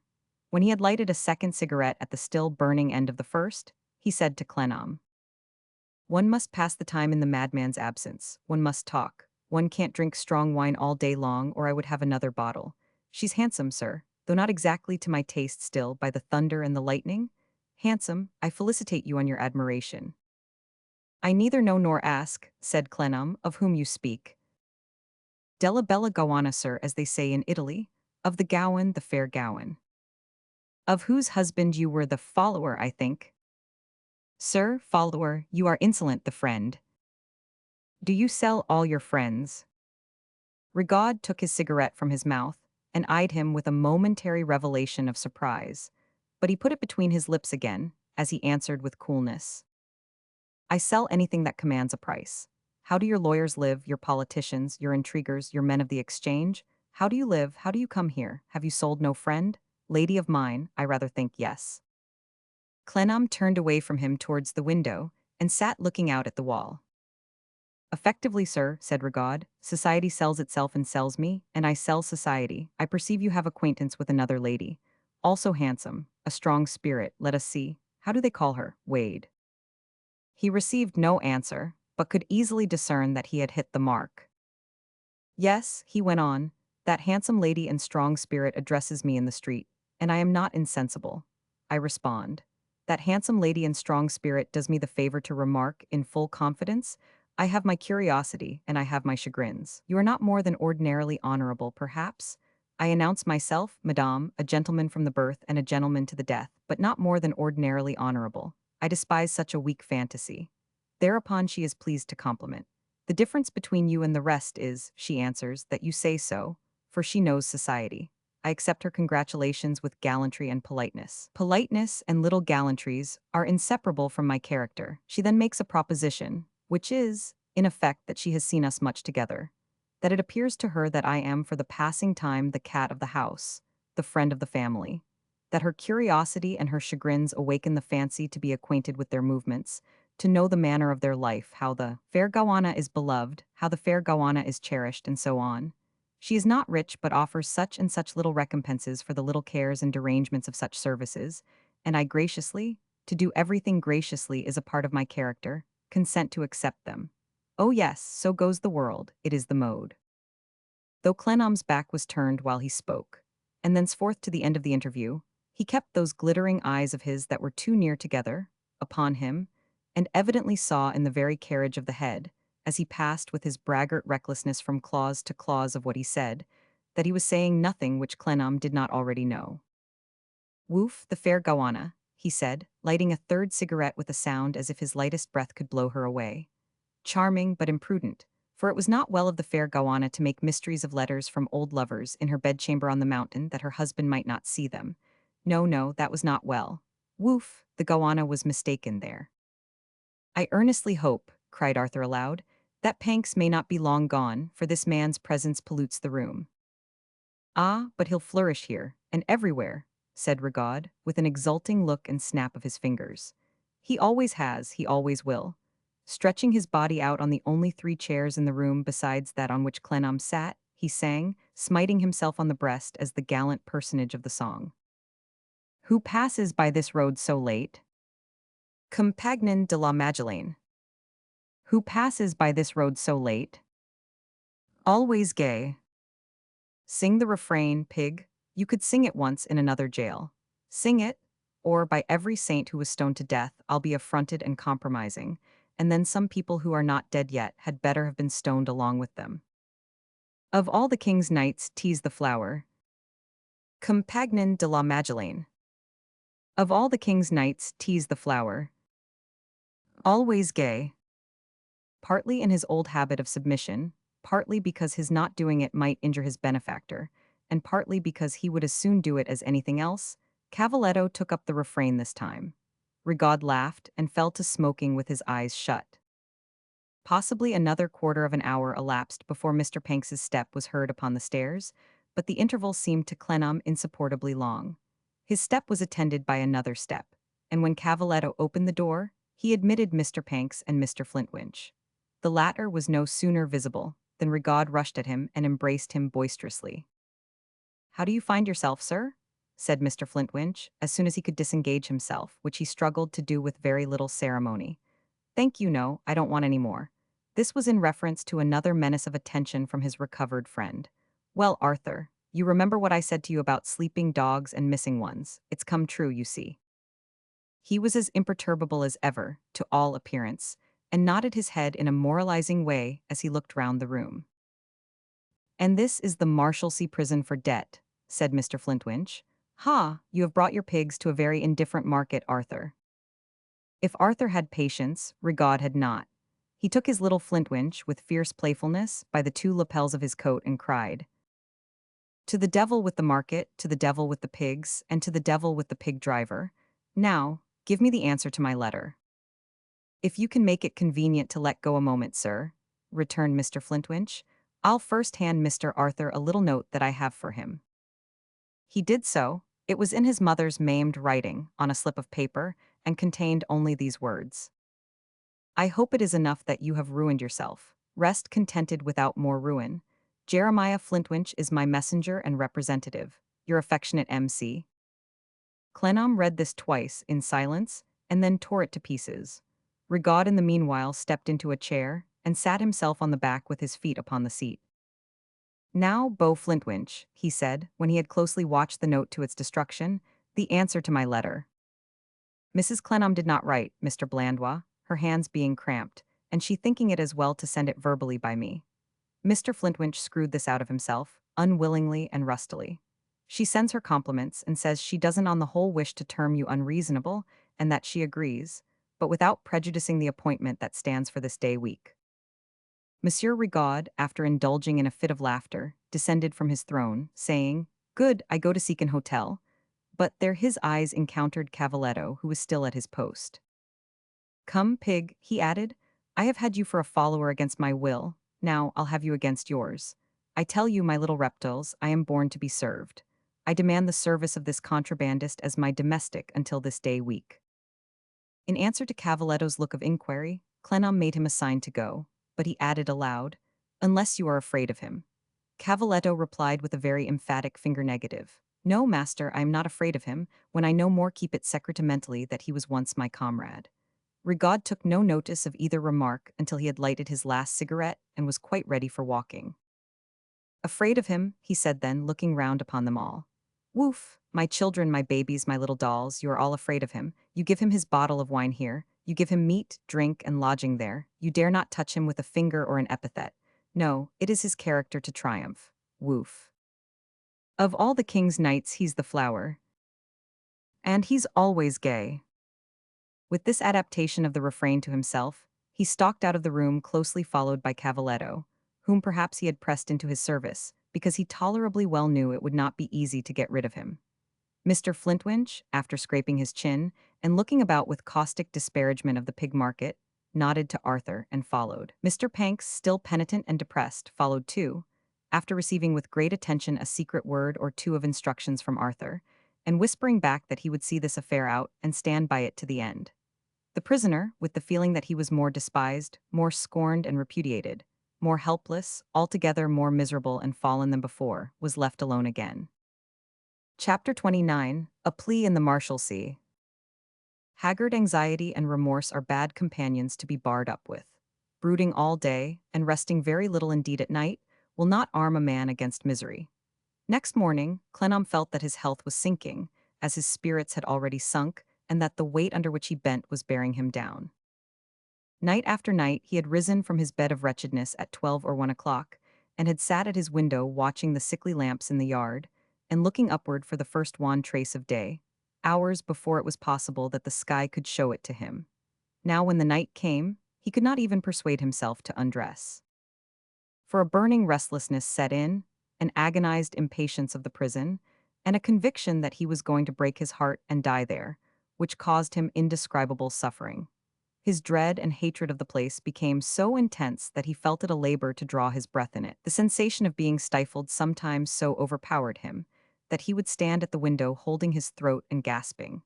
At the same time, a longing for other air, and a yearning to be beyond the blind blank wall, made him feel as if he must go mad with the ardor of the desire. Many other prisoners had had experience of this condition before him, and its violence and continuity had worn themselves out in their cases, as they did in his. 2 nights and a day exhausted it. It came back by fits, but those grew fainter and returned at lengthening intervals. A desolate calm succeeded, and the middle of the week found him settled down in the despondency of low, slow fever. With Cavaletto and Panks away, he had no visitors to fear but Mr. and Mrs. Plornish. His anxiety, in reference to that worthy pair, was that they should not come near him, for, in the morbid state of his nerves, he sought to be left alone, and spared the being seen so subdued and weak. He wrote a note to Mrs. Plornish representing himself as occupied with his affairs, and bound by the necessity of devoting himself to them, to remain for a time, even without the pleasant interruption of a sight of her kind face. As to young John, who looked in daily at a certain hour, when the turnkeys were relieved, to ask if he could do anything for him, he always made a pretense of being engaged in writing, and to answer cheerfully in the negative. The subject of their only long conversation had never been revived between them. Through all these changes of unhappiness, however, it had never lost its hold on Clennam's mind. The 6th day of the appointed week was a moist, hot, misty day. It seemed as though the prison's poverty, and shabbiness and dirt were growing in the sultry atmosphere. With an aching head and a weary heart, Clennam had watched the miserable night out, listening to the fall of rain on the yard pavement, thinking of its softer fall upon the country earth. A blurred circle of yellow haze had risen up in the sky in lieu of sun, and he had watched the patch it put upon his wall, like a bit of the prison's raggedness. He had heard the gates open, and the badly shod feet that waited outside shuffle in, and the sweeping and pumping and moving about begin, which commenced the prison morning. So ill and faint that he was obliged to rest many times in the process of getting himself washed, he had at length crept to his chair by the open window. In it he sat dozing, while the old woman who arranged his room went through her morning's work. Light of head with want of sleep and want of food, his appetite, and even his sense of taste having forsaken him, he had been 2 or 3 times conscious in the night of going astray. He had heard fragments of tunes and songs in the warm wind which he knew had no existence. Now that he began to doze in exhaustion, he heard them again, and voices seemed to address him, and he answered and started. Dozing and dreaming, without the power of reckoning time, so that a minute might have been an hour and an hour a minute, some abiding impression of a garden stole over him. A garden of flowers, with a damp, warm wind gently stirring their scents. It required such a painful effort to lift his head for the purpose of inquiring into this, or inquiring into anything, that the impression appeared to have become quite an old and importunate one when he looked round. Beside the teacup on his table he saw, then, a blooming nosegay, a wonderful handful of the choicest and most lovely flowers. Nothing had ever appeared so beautiful in his sight. He took them up and inhaled their fragrance, and he lifted them to his hot head, and he put them down and opened his parched hands to them, as cold hands are open to receive the cheering of a fire. It was not until he had delighted in them for some time that he wondered who had sent them, and opened his door to ask the woman who must have put them there how they had come into her hands. But she was gone, and seemed to have been long gone, for the tea she had left for him on the table was cold. He tried to drink some, but could not bear the odor of it, so he crept back to his chair by the open window and put the flowers on the little round table of old. When the first faintness consequent on having moved about had left him, he subsided into his former state. One of the night tunes was playing in the wind, when the door of his room seemed to open to a light touch, and after a moment's pause, a quiet figure seemed to stand there, with a black mantle on it. It seemed to draw the mantle off and drop it on the ground, and then it seemed to be his little Dorrit in her old, worn dress. It seemed to tremble, and to clasp its hands, and to smile, and to burst into tears. He roused himself and cried out. And then he saw, in the loving, pitying, sorrowing dear face, as in a mirror, how changed he was. And she came towards him, and with her hands laid on his breast to keep him in his chair, and with her knees upon the floor at his feet, and with her lips raised up to kiss him, and with her tears dropping on him as the rain from heaven had dropped upon the flowers, Little Dorrit, a living presence, called him by his name. "Oh, my best friend, dear Mr. Clennam, don't let me see you weep. Unless you weep with pleasure to see me, I hope you do. Your own poor child come back. So faithful, tender, and unspoiled by fortune. In the sound of her voice, in the light of her eyes, in the touch of her hands, so angelically comforting and true." As he embraced her, she said to him, "They never told me you were ill," and drawing an arm softly round his neck, laid his head upon her bosom, put a hand upon his head, and resting her cheek upon that hand, nursed him as lovingly, and God knows as innocently, as she had nursed her father in that room when she had been but a baby, needing all the care from others that she took of them. When he could speak, he said, "Is it possible that you have come to me, and in this dress? I hoped you would like me better in this dress than any other. I have always kept it by me to remind me, though I wanted no reminding. I am not alone, you see. I have brought an old friend with me." Looking round, he saw Maggie in her big cap, which had been long abandoned, with a basket on her arm as in the bygone days, chuckling rapturously. "It was only yesterday evening that I came to London with my brother. I sent round to Mrs. Plornish almost as soon as we arrived, that I might hear of you and let you know I had come. Then I heard that you were here. Did you happen to think of me in the night? I almost believe you must have thought of me a little. I thought of you so anxiously, and it appeared so long to morning." "I have thought of you," he hesitated what to call her. She perceived it in an instant. "You have not spoken to me by my right name yet. You know what my right name always is with you. I have thought of you, Little Dorrit, every day, every hour, every minute since I have been here." "Have you, have you?" He saw the bright delight of her face and the flush that kindled in it with a feeling of shame. He, a broken, bankrupt, sick, dishonored prisoner. "I was here before the gates were opened, but I was afraid to come straight to you. I should have done you more harm than good at first, for the prison was so familiar and yet so strange, and it brought back so many remembrances of my poor father, and of you too, that at first it overpowered me. But we went to Mr. Chivery before we came to the gate, and he brought us in and got John's room for us, my poor old room, you know, and we waited there a little. I brought the flowers to the door, but you didn't hear me." She looked something more womanly than when she had gone away, and the ripening touch of the Italian sun was visible upon her face. But otherwise she was quite unchanged. The same deep, timid earnestness that he had always seen in her, and never without emotion, he saw still. If it had a new meaning that smote him to the heart, the change was in his perception, not in her. She took off her old bonnet, hung it in the old place, and noiselessly began, with Maggie's help, to make his room as fresh and neat as it could be made, and to sprinkle it with a pleasant-smelling water. When that was done, the basket, which was filled with grapes and other fruit, was unpacked, and all its contents were quietly put away. When that was done, a moment's whisper dispatched Maggie to dispatch somebody else to fill the basket again, which soon came back replenished with new stores, from which a present provision of cooling drink and jelly, and a prospective supply of roast chicken and wine and water, were the first. Extracts, these various arrangements completed, she took out her old needle case to make him a curtain for his window. And thus, with a quiet reigning in the room that seemed to diffuse itself through the else noisy prison, He found himself composed in his chair, with Little Dorrit working at his side. To see the modest head again bent down over its task, and the nimble fingers busy at their old work, though she was not so absorbed in it, but that her compassionate eyes were often raised to his face, and, when they drooped again, had tears in them, to be so consoled and comforted, and to believe that all the devotion of this great nature was turned to him in his adversity to pour out its inexhaustible wealth of goodness upon him, did not steady Clennam's trembling voice or hand, or strengthen him in his weakness. Yet it inspired him with an inward fortitude that rose with his love. And how dearly he loved her now, what words can tell. As they sat side by side in the shadow of the wall, the shadow fell like light upon him. She would not let him speak much, and he lay back in his chair, looking at her. Now and again she would rise and give him the glass that he might drink, or would smooth the resting place of his head. Then she would gently resume her seat by him, and bend over her work again. The shadow moved with the sun, but she never moved from his side except to wait upon him. The sun went down and she was still there. She had done her work now, and her hand, faltering on the arm of his chair since its last tending of him, was hesitating there yet. He laid his hand upon it, and it clasped him with a trembling supplication. "Dear Mr. Clennam, I must say something to you before I go. I have put it off from hour to hour, but I must say it." "I too, dear Little Dorrit, I have put off what I must say." She nervously moved her hand towards his lips as if to stop him. Then it dropped, trembling, into its former place. "I am not going abroad again. My brother is, but I am not.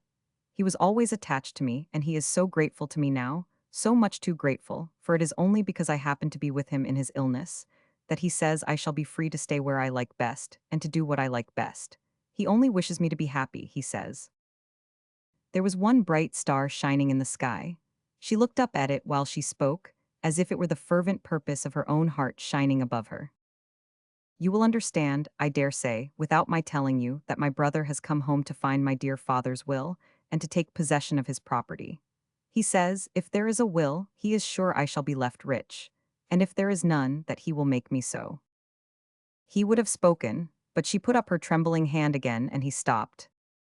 "I have no use for money, I have no wish for it. It would be of no value at all to me but for your sake. I could not be rich, and you here. I must always be much worse than poor, with you distressed. Will you let me lend you all I have? Will you let me give it you? Will you let me show you that I have never forgotten, that I never can forget, your protection of me when this was my home? Dear Mr. Clennam, make me of all the world the happiest by saying yes. Make me as happy as I can be in leaving you here by saying nothing tonight and letting me go away with the hope that you will think of it kindly. And that for my sake, not for yours, for mine, for nobody, but mine. You will give me the greatest joy I can experience on earth, the joy of knowing that I have been serviceable to you, and that I have paid some little of the great debt of my affection and gratitude. I can't say what I wish to say. I can't visit you here where I have lived so long. I can't think of you here where I have seen so much, and be as calm and comforting as I ought. My tears will make their way. I cannot keep them back. But pray, pray, pray, do not turn from your Little Dorrit now in your affliction. Pray, pray, pray, I beg you and implore you with all my grieving heart, my friend, my dear. Take all I have and make it a blessing to me." The star had shone on her face until now, when her face sank upon his hand and her own.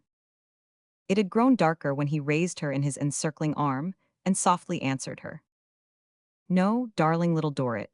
No, my child, I must not hear of such a sacrifice. Liberty and hope would be so dear, bought at such a price, that I could never support their weight, never bear the reproach of possessing them. But with what ardent thankfulness and love I say this, I may call heaven to witness. And yet, you will not let me be faithful to you in your affliction. Say, dearest Little Dorrit, and yet I will try to be faithful to you. If in the bygone days when this was your home, and when this was your dress, I had understood myself, I speak only of myself better, and had read the secrets of my own breast more distinctly. If through my reserve and self-mistrust, I had discerned a light that I see brightly now when it has passed far away, and my weak footsteps can never overtake it. If I had then known and told you that I loved and honored you, not as the poor child I used to call you, but as a woman whose true hand would raise me high above myself and make me a far happier and better man. If I had so used the opportunity, there is no recalling. As I wish I had, oh, I wish I had. And if something had kept us apart then, when I was moderately thriving and when you were poor, I might have met your noble offer of your fortune, dearest girl, with other words than these, and still have blushed to touch it. But as it is, I must never touch it, never." She besought him, more pathetically and earnestly, with her little supplicatory hand, than she could have done in any words. I am disgraced enough, my little Dorrit. I must not descend so low as that and carry you, so dear, so generous, so good, down with me. God bless you, God reward you, it is past. He took her in his arms, as if she had been his daughter. Always so much older, so much rougher, and so much less worthy, even what I was must be dismissed by both of us, and you must see me only as I am. I put this parting kiss upon your cheek, my child, who might have been more near to me, who never could have been more dear. A ruined man far removed from you, forever separated from you, whose course is run while yours is but beginning. I have not the courage to ask to be forgotten by you in my humiliation, but I ask to be remembered only as I am. The bell began to ring, warning visitors to depart. He took her mantle from the wall and tenderly wrapped it round her. One other word, my little Dorrit, a hard one to me, but it is a necessary one. The time when you and this prison had anything in common has long gone by. Do you understand? Oh, you will never say to me, she cried, weeping bitterly and holding up her clasped hands in entreaty, that I am not to come back any more. You will surely not desert me so. I would say it if I could, but I have not the courage quite to shut out this dear face and abandon all hope of its return. But do not come soon, do not come often. This is now a tainted place, and I well know the taint of it clings to me. You belong to much brighter and better scenes. You are not to look back here, my little Dorrit. You are to look away to very different and much happier paths. Again, God bless you in them. God reward you. Maggie, who had fallen into very low spirits, here cried, "Oh, get him into a hospital. Do get him into a hospital, mother. He'll never look like hisself again if he ain't got into a hospital." And then the little woman, as was always a spinning at her wheel, she can go to the cupboard with the princess and say, "What do you keep the chicken there for?" And then they can take it out and give it to him, and then all be happy. The interruption was seasonable, for the bell had nearly rung itself out. Again tenderly wrapping her mantle about her, and taking her on his arm, though, but for her visit, he was almost too weak to walk, Arthur led little Dorrit downstairs. She was the last visitor to pass out at the lodge, and the gate jarred heavily and hopelessly upon her. With the funeral clang that it sounded into Arthur's heart, his sense of weakness returned.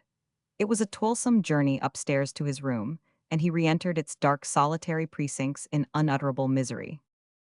When it was almost midnight, and the prison had long been quiet, a cautious creak came up the stairs, and a cautious tap of a key was given at his door. It was young John. He glided in his stockings and held the door closed while he spoke in a whisper. "It's against all rules, but I don't mind. I was determined to come through and come to you." "What is the matter?" "Nothing's the matter, sir. I was waiting in the courtyard for Miss Dorrit when she came out. I thought you'd like someone to see that she was safe." Thank you, thank you. You took her home, John." "I saw her to her hotel, the same that Mr. Dorrit was at. Miss Dorrit walked all the way and talked to me so kind, it quite knocked me over. Why do you think she walked instead of riding?" "I don't know, John." "To talk about you. She said to me, 'John, you is always honorable, and if you'll promise me that you will take care of him, and never let him want for help and comfort when I am not there, my mind will be at rest so far.' I promised her. And I'll stand by you," said John Chivery, "forever." Clennam, much affected, stretched out his hand to this honest spirit. "Before I take it," said John, looking at it without coming from the door, "guess what message Miss Dorrit gave me." Clennam shook his head. "Tell him," repeated John in a distinct though quavering voice, "that his little Dorrit sent him her undying love. Now it's delivered. Have I been honorable, sir?" "Very's very." "Will you tell Miss Dorrit I've been honorable, sir?" "I will indeed." "There's my hand, sir," said John, "and I'll stand by you forever." After a hearty squeeze, he disappeared with the same cautious creak upon the stair, crept shoeless over the pavement of the yard, and, locking the gates behind him, passed out into the front where he had left his shoes.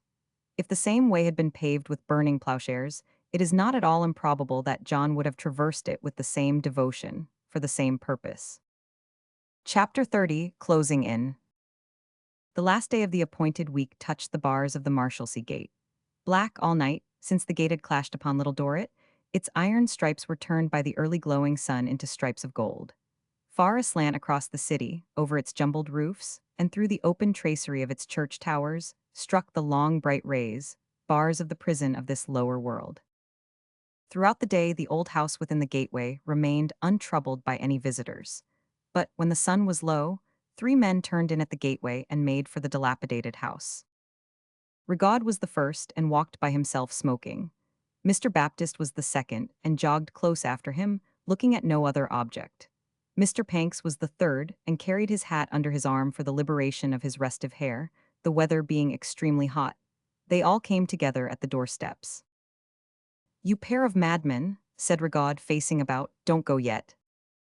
"We don't mean to," said Mr. Panks. Giving him a dark glance in acknowledgement of his answer, Rigaud knocked loudly. He had charged himself with drink for the playing out of his game and was impatient to begin. He had hardly finished one long resounding knock when he turned to the knocker again and began another. That was not yet finished when Jeremiah Flintwinch opened the door, and they all clanked into the stone hall. Rigaud, thrusting Mr. Flintwinch aside, proceeded straight upstairs. His two attendants followed him, Mr. Flintwinch followed them, and they all came trooping into Mrs. Clennam's quiet room. It was in its usual state, except that one of the windows was wide open, and Affery sat on its old-fashioned window seat, mending a stocking. The usual articles were on the little table, the usual deadened fire was in the grate. The bed had its usual pall upon it, and the mistress of all sat on her black bier-like sofa, propped up by her black angular bolster that was like the headsman's block.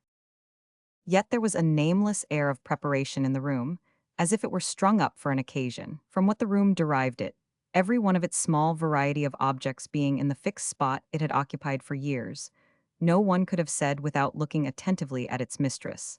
And that, too, with a previous knowledge of her face. Although her unchanging black dress was in every plate precisely as of old, and her unchanging attitude was rigidly preserved, a very slight additional setting of her features and contraction of her gloomy forehead was so powerfully marked that it marked everything about her. "Who are these?" she said, wonderingly, as the two attendants entered. "What do these people want here?" "Who are these, dear madame, is it?" returned Rigaud. "Faith, they are friends of your son the prisoner. And what do they want here, is it? Death, madame, I don't know, you will do well to ask them." "You know you told us at the door not to go yet," said Panks. "And you know you told me at the door you didn't mean to go," retorted Rigaud. "In a word, madame, permit me to present two spies of the prisoners, madmen, but spies. If you wish them to remain here during our little conversation, say the word. It is nothing to me." "Why should I wish them to remain here?" said Mrs. Clennam. "What have I to do with them?" "Then, dearest madame," said Rigaud, throwing himself into an armchair so heavily that the old room trembled, "you will do well to dismiss them. It is your affair. They are not my spies, not my rascals." "Hark, you Panks," said Mrs. Clennam, bending her brows upon him angrily, "you Caspy's clerk, attend to your employer's business and your own. Go, and take that other man with you." "Thank you, ma'am," returned Mr. Panks. "I am glad to say I see no objection to our both retiring.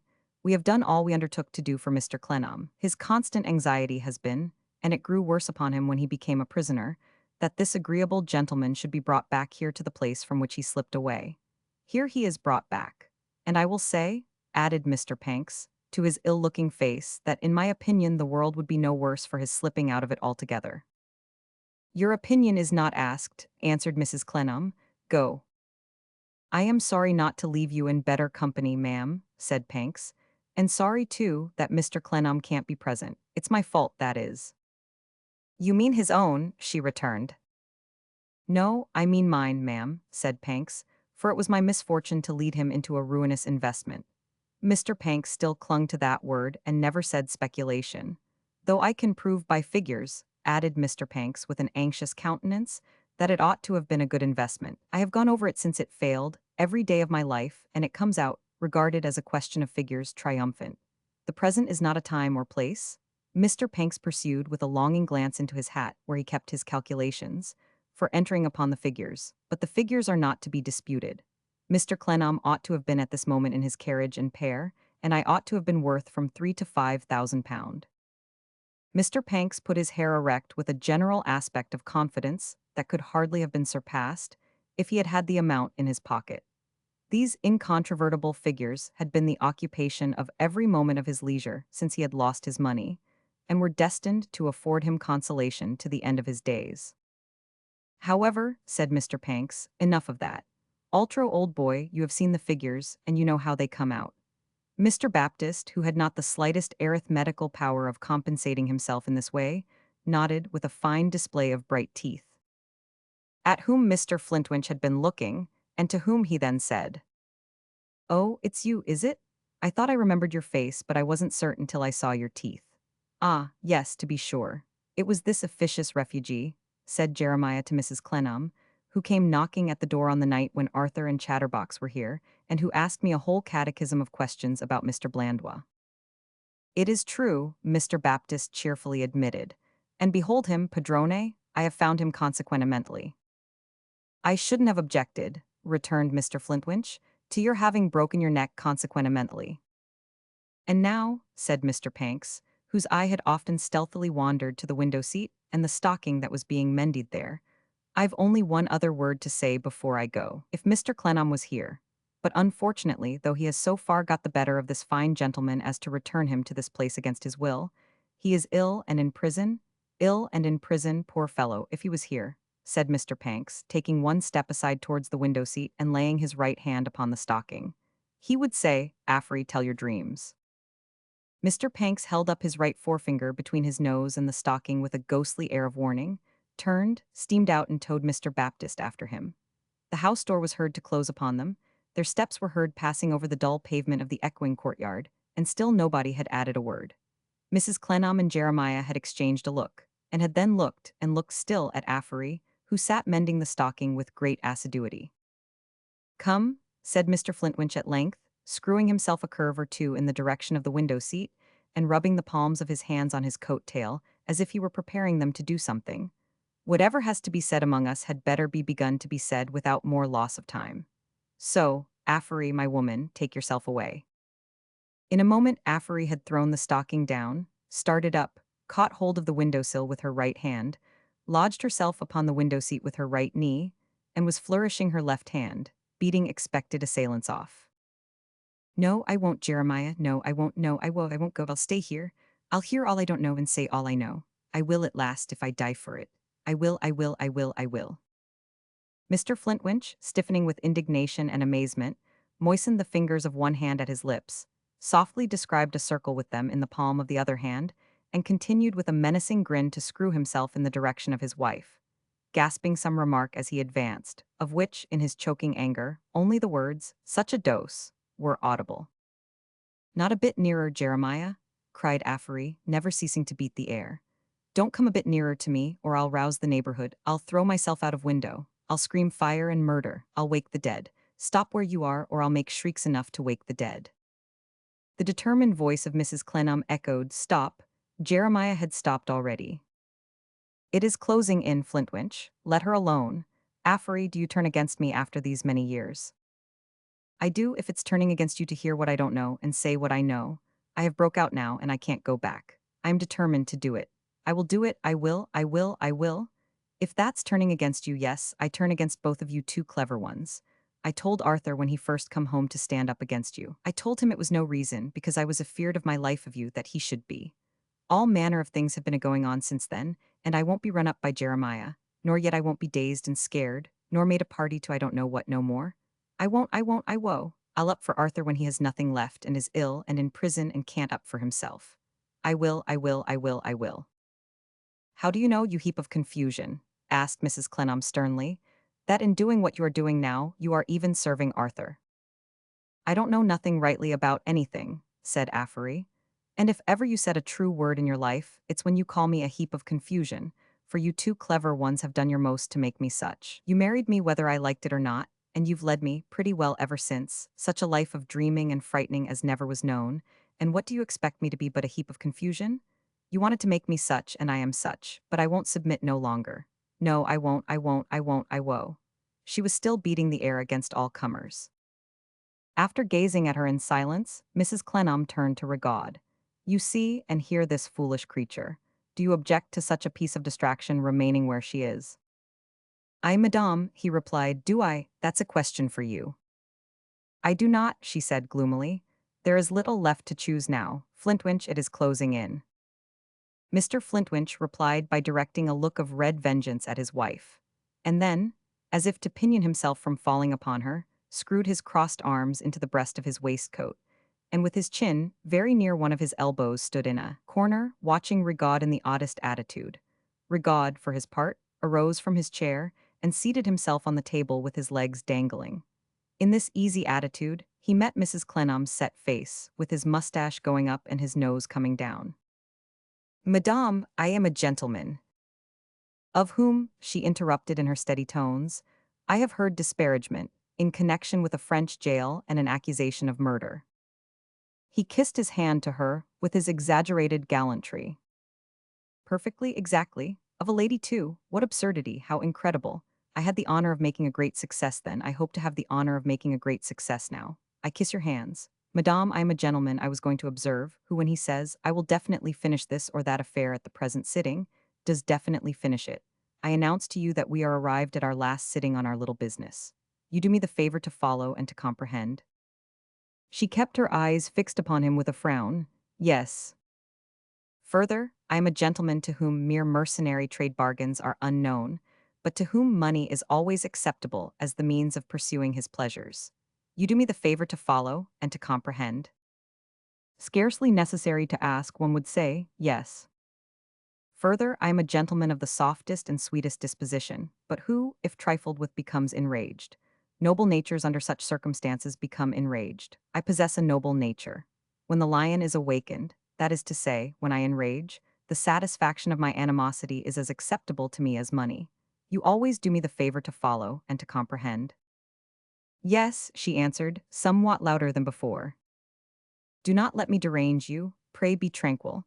I have said we are now arrived at our last sitting. Allow me to recall the 2 sittings we have held." "It is not necessary." "Death, madame," he burst out. "It's my fancy. Besides, it clears the way. The first sitting was limited. I had the honor of making your acquaintance, of presenting my letter. I am a knight of industry, at your service, madame, but my polished manners had won me so much of success, as a master of languages, among your compatriots who are as stiff as their own starch is to one another, but are ready to relax to a foreign gentleman of polished manners, and of observing one or two little things." He glanced around the room and smiled, "about this honorable house, to know which was necessary to assure me, and to convince me that I had the distinguished pleasure of making the acquaintance of the lady I sought. I achieved this. I gave my word of honor to our dear Flintwinch that I would return. I gracefully departed." Her face neither acquiesced nor demurred. The same when he paused, and when he spoke, it as yet showed him always the one attentive frown, and the dark revelation before mentioned of her being nerved for the occasion. I say, gracefully departed, because it was graceful to retire without alarming a lady. To be morally graceful, not less than physically, is a part of the character of Rigaud Blandois. It was also politic, as leaving you with something overhanging you, to expect me again with a little anxiety on a day not named. But your slave is politic. By heaven, madame, politic, let us return. On the day not named, I have again the honor to render myself at your house. I intimate that I have something to sell, which, if not bought, will compromise madame whom I highly esteem. I explain myself generally. I demand, I think it was £1,000. Will you correct me?" Thus forced to speak, she replied with constraint, "You demanded as much as £1,000. I demand at present too. Such are the evils of delay, but to return once more, we are not accordant, we differ on that occasion. I am playful. Playfulness is a part of my amiable character. Playfully I become as one slain and hidden, for it may alone be worth half the sum to madame, to be freed from the suspicions that my droll idea awakens. Accident and spies intermix themselves against my playfulness, and spoil the fruit, perhaps, who knows, only you and Flintwinch, when it is just ripe. Thus, madame, I am here for the last time. Listen, definitely the last."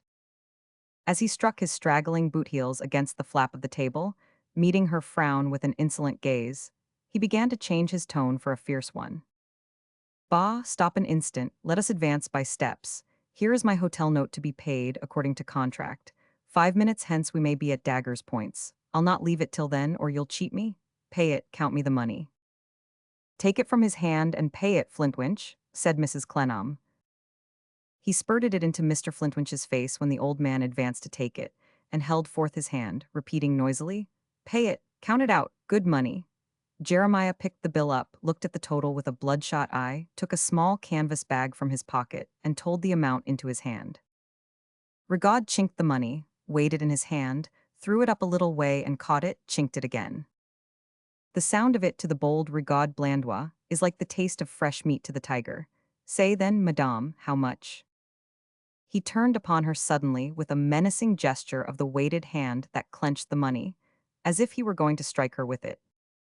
I tell you again, as I told you before, that we are not rich here, as you suppose us to be, and that your demand is excessive.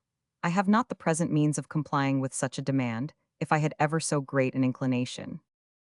If, cried Rigaud, hear this lady with her if, will you say that you have not the inclination? I will say what presents itself to me, and not what presents itself to you. Say it then, as to the inclination. Quick, come to the inclination, and I know what to do. She was no quicker and no slower in her reply. It would seem that you have obtained possession of a paper, or of papers, which I assuredly have the inclination to recover. Rigaud, with a loud laugh, drummed his heels against the table and chinked his money. I think so, I believe you there. The paper might be worth, to me, a sum of money. I cannot say how much or how little. What the devil, he asked savagely, not after a week's grace to consider. No, I will not out of my scanty means, for I tell you again, we are poor here and not rich. I will not offer any price for a power that I do not know the worst and the fullest extent of. This is the third time of your hinting and threatening. You must speak explicitly, or you may go where you will and do what you will. It is better to be torn to pieces at a spring than to be a mouse at the caprice of such a cat. He looked at her so hard with those eyes too near together that the sinister sight of each, crossing that of the other, seemed to make the bridge of his hooked nose crooked. After a long survey, he said, with the further setting off of his internal smile, "You are a bold woman. I am a resolved woman. You always were, what? She always was, is it not so, my little Flintwinch?" Flintwinch say nothing to him. It is for him to say here and now all he can, or to go hence and do all he can. You know this to be our determination. Leave him to his action on it. She did not shrink under his evil leer or avoid it. He turned it upon her again, but she remained steady at the point to which she had fixed herself. He got off the table, placed a chair near the sofa, sat down in it, and leaned an arm upon the sofa close to her own, which he touched with his hand. Her face was ever frowning, attentive, and settled. It is your pleasure, then, madame, that I shall relate a morsel of family history in this little family society, said Rigaud, with a warning play of his lithe fingers on her arm. I am something of a doctor. Let me touch your pulse. She suffered him to take her wrist in his hand. Holding it, he proceeded to say, "A history of a strange marriage and a strange mother, and a revenge and a suppression. I. This pulse is beating curiously. It appears to me that it doubles while I touch it. Are these the usual changes of your malady, madame?" There was a struggle in her maimed arm as she twisted it away, but there was none in her face. On his face there was his own smile. I have lived an adventurous life. I am an adventurous character. I have known many adventurers, interesting spirits, amiable society. To one of them I owe my knowledge and my proofs. I repeat it, estimable lady, proofs of the ravishing little family history I go to commence. You will be charmed with it, but bah, I forget. One should name a history. Shall I name it the history of a house? But bah, again. There are so many houses. Shall I name it the history of this house? Leaning over the sofa, poised on two legs of his chair and his left elbow, that hand often tapping her arm to beat his words home, his legs crossed, his right hand sometimes arranging his hair, sometimes smoothing his mustache, sometimes striking his nose, always threatening her whatever it did. Coarse, insolent, rapacious, cruel, and powerful, he pursued his narrative at his ease. In fine, then, I name it the history of this house. I commence it. There live here, let us suppose, an uncle and nephew. The uncle, a rigid old gentleman of strong force of character, the nephew, habitually timid, repressed, and under constraint. Mistress Affery, fixedly attentive in the window seat, biting the rolled-up end of her apron, and trembling from head to foot, here cried out, "Jeremiah, keep off from me. I've heard in my dreams of Arthur's father and his uncle. He's a-talking of them. It was before my time here. But I've heard in my dreams that Arthur's father was a poor, irresolute, frightened chap, who had had everything but his orphan life scared out of him when he was young, and that he had no voice in the choice of his wife even, but his uncle chose her. There she sits. I heard it in my dreams, and you said it to her own self." As Mr. Flintwinch shook his fist at her, and as Mrs. Clennam gazed upon her, Rigaud kissed his hand to her. "Perfectly right, dear Madame Flintwinch. You have a genius for dreaming. I don't want none of your praises, returned Affery. I don't want to have nothing at all to say to you. But Jeremiah said they was dreams, and I'll tell em as such. Here she put her apron in her mouth again, as if she were stopping somebody else's mouth, perhaps Jeremiah's, which was chattering with threats as if he were grimly cold. Our beloved Madame Flintwinch, said Rigaud, developing all of a sudden a fine susceptibility and spirituality, is right to a marvel. Yes, so runs the history. Monsieur the uncle commands the nephew to marry. Monsieur says to him in effect, my nephew, I introduce to you a lady of strong force of character, like myself, a resolved lady, a stern lady, a lady who has a will that can break the weak to powder. A lady without pity, without love, implacable, revengeful, cold as the stone but raging as the fire. Ah, what fortitude! Ah, what superiority of intellectual strength! Truly, a proud and noble character that I describe in the supposed words of Monsieur the uncle. Ha ha ha, death of my soul, I love the sweet lady. Mrs. Clennam's face had changed. There was a remarkable darkness of color on it, and the brow was more contracted. Madame, madame, said Rigaud, tapping her on the arm as if his cruel hand were sounding a musical instrument, I perceive I interest you. I perceive I awaken your sympathy. Let us go on. The drooping nose and the ascending mustache had, however, to be hidden for a moment with the white hand before he could go on. He enjoyed the effect he made so much. The nephew being, as the lucid Madame Flintwinch has remarked, a poor devil who has had everything but his orphan life frightened and famished out of him, the nephew abases his head and makes response, my uncle, it is to you to command. Do as you will. Monsieur the uncle does as he will. It is what he always does. The auspicious nuptials take place. The newly married come home to this charming mansion. The lady is received, let us suppose, by Flintwinch. Hey, old intriguer. Jeremiah, with his eyes upon his mistress, made no reply.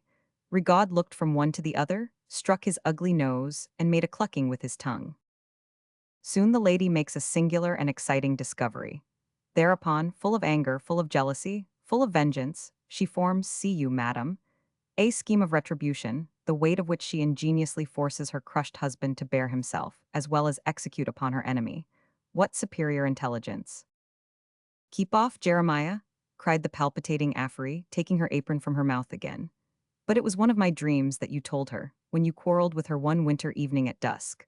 There she sits and you looking at her, that she oughtn't to have let Arthur when he come home, suspect his father only, that she had always had the strength and the power, and that she ought to have stood up more to Arthur for his father. It was in the same dream where you said to her that she was not something, but I don't know what, for she burst out tremendous and stopped you. You know the dream as well as I do. When you come downstairs into the kitchen with the candle in your hand, and hitched my apron off my head. When you told me I had been dreaming. When you wouldn't believe the noises. After this explosion, Affery put her apron into her mouth again, always keeping her hand on the window-sill and her knee on the window seat, ready to cry out or jump out if her lord and master approached. Rigaud had not lost a word of this. Ha ha, he cried, lifting his eyebrows, folding his arms, and leaning back in his chair. Assuredly, Madame Flintwinch is an oracle. How shall we interpret the oracle, you and I and the old intriguer? He said that you were not, and you burst out and stopped him. What was it you were not? What is it you are not? Say then, Madame. Under this ferocious banter, she sat breathing harder, and her mouth was disturbed. Her lips quivered and opened, in spite of her utmost efforts to keep them still. Come then, Madame, speak then. Our old intriguer said that you were not, and you stopped him. He was going to say that you were not what? I know already, but I want a little confidence from you. How then, you are not what? She tried again to repress herself, but broke out vehemently, not Arthur's mother. Good, said Rigaud, you are amenable. With the set expression of her face all torn away by the explosion of her passion, and with a bursting from every rent feature of the smoldering fire so long pent up, she cried out, I will tell it myself. I will not hear it from your lips and with the taint of your wickedness upon it. Since it must be seen, I will have it seen by the light I stood in. Not another word, hear me. Unless you are a more obstinate and more persisting woman than even I know you to be, Mr. Flintwinch interposed, you had better leave Mr. Rigaud, Mr. Blandois, Mr. Beelzebub, to tell it in his own way. What does it signify when he knows all about it? He does not know all about it. He knows all he cares about it, Mr. Flintwinch testily urged. He does not know me. What do you suppose he cares for you, you conceited woman? Said Mr. Flintwinch. I tell you, Flintwinch, I will speak. I tell you when it has come to this, I will tell it with my own lips and will express myself throughout it. What, have I suffered nothing in this room? No deprivation, no imprisonment that I should condescend at last to contemplate myself in such a glass as that. Can you see him? Can you hear him? If your wife were 100 times the ingrate that she is, and if I were 1,000 times more hopeless than I am of inducing her to be silent if this man is silenced, I would tell it myself, before I would bear the torment of the hearing it from him. Rigaud pushed his chair a little back, pushed his legs out straight before him, and sat with his arms folded over against her. You do not know what it is, she went on addressing him, to be brought up strictly and straightly. I was so brought up. Mine was no light youth of sinful gaiety and pleasure. Mine were days of wholesome repression, punishment, and fear. The corruption of our hearts, the evil of our ways, the curse that is upon us, the terrors that surround us.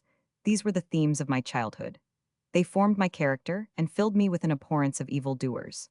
When old Mr. Gilbert Clennam proposed his orphan nephew to my father for my husband, my father impressed upon me that his bringing up had been, like mine, one of severe restraint. He told me that besides the discipline his spirit had undergone, he had lived in a starved house, where rioting and gaiety were unknown, and where every day was a day of toil and trial like the last. He told me that he had been a man in years long before his uncle had acknowledged him as one, and that from his school days to that hour, his uncle's roof has been a sanctuary to him from the contagion of the irreligious and dissolute. When, within a 12-month of our marriage, I found my husband, at that time when my father spoke of him, to have sinned against the Lord and outraged me by holding a guilty creature in my place, was I to doubt that it had been appointed to me to make the discovery, and that it was appointed to me to lay the hand of punishment upon that creature of perdition?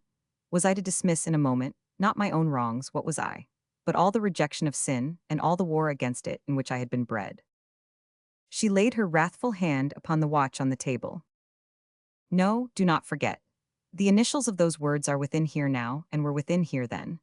I was appointed to find the old letter that referred to them, and that told me what they meant, and whose work they were, and why they were worked, lying with this watch in his secret drawer. But for that appointment there would have been no discovery. Do not forget, it spoke to me like a voice from an angry cloud. Do not forget the deadly sin, do not forget the appointed discovery, do not forget the appointed suffering. I did not forget. Was it my own wrong I remembered? Mine, I was but a servant and a minister. What power could I have over them but that they were bound in the bonds of their sin and delivered to me? More than 40 years had passed over the gray head of this determined woman, since the time she recalled. More than 40 years of strife and struggle with the whisper that, by whatever name she called her vindictive pride and rage, nothing through all eternity could change their nature. Yet gone those more than 40 years, and come this nemesis now looking her in the face, she still abided by her old impiety, still reversed the order of creation, and breathed her own breath into a clay image of her Creator.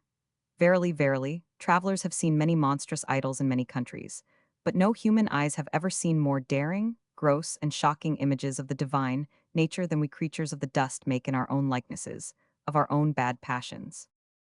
When I forced him to give her up to me by her name and place of abode, she went on in her torrent of indignation and defense. When I accused her, and she fell hiding her face at my feet, was it my injury that I asserted? Were they my reproaches that I poured upon her? Those who were appointed of old to go to wicked kings and accuse them, were they not ministers and servants? And had not I, unworthy and far removed from them, sin to denounce? When she pleaded to me her youth, and his wretched and hard life, that was her phrase for the virtuous training he had belied, and the desecrated ceremony of marriage there had secretly been between them, and the terrors of want and shame that had overwhelmed them both, when I was first appointed to be the instrument of their punishment, and the love, for she said the word to me, down at my feet, in which she had abandoned him and left him to me, was it my enemy that became my footstool? Were they the words of my wrath that made her shrink and quiver? Not unto me the strength be ascribed, not unto me the ringing of the expiation.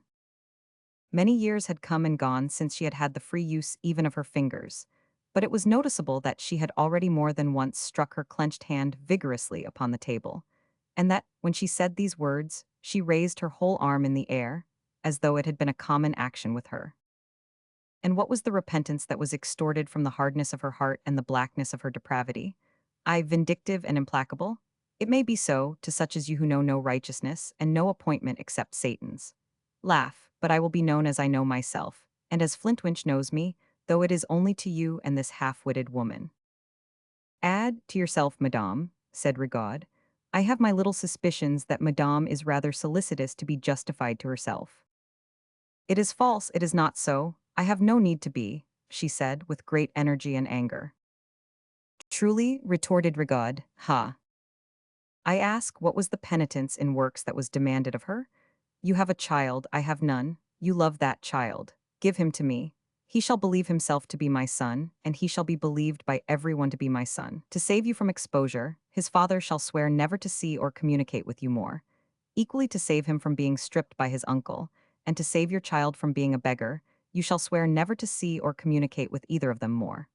That done, and your present means, derived from my husband, renounced, I charge myself with your support. You may, with your place of retreat unknown, then leave, if you please, uncontradicted by me, the lie that when you passed out of all knowledge but mine, you merited a good name. That was all.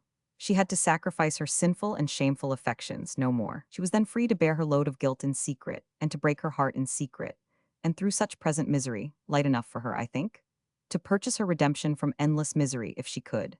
If in this I punished her here, did I not open to her a way hereafter? If she knew herself to be surrounded by insatiable vengeance and unquenchable fires, were they mine? If I threatened her, then and afterwards, with the terrors that encompassed her, did I hold them in my right hand? She turned the watch upon the table and opened it, and with an unsoftening face, looked at the worked letters within. They did not forget. It is appointed against such offenses that the offender shall not be able to forget.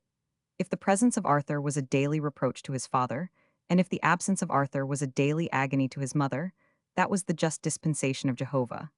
As well might it be charged upon me, that the stings of an awakened conscience drove her mad, and that it was the will of the disposer of all things that she should live so many years. I devoted myself to reclaim the otherwise predestined and lost boy, to give him the reputation of an honest origin, to bring him up in fear and trembling, and in a life of practical contrition for the sins that were heavy on his head before his entrance into this condemned world. Was that a cruelty? Was I, too, not visited with consequences of the original offense in which I had no complicity? Arthur's father and I lived no further apart, with half the globe between us, than when we were together in this house. He died and sent this watch back to me with its do not forget.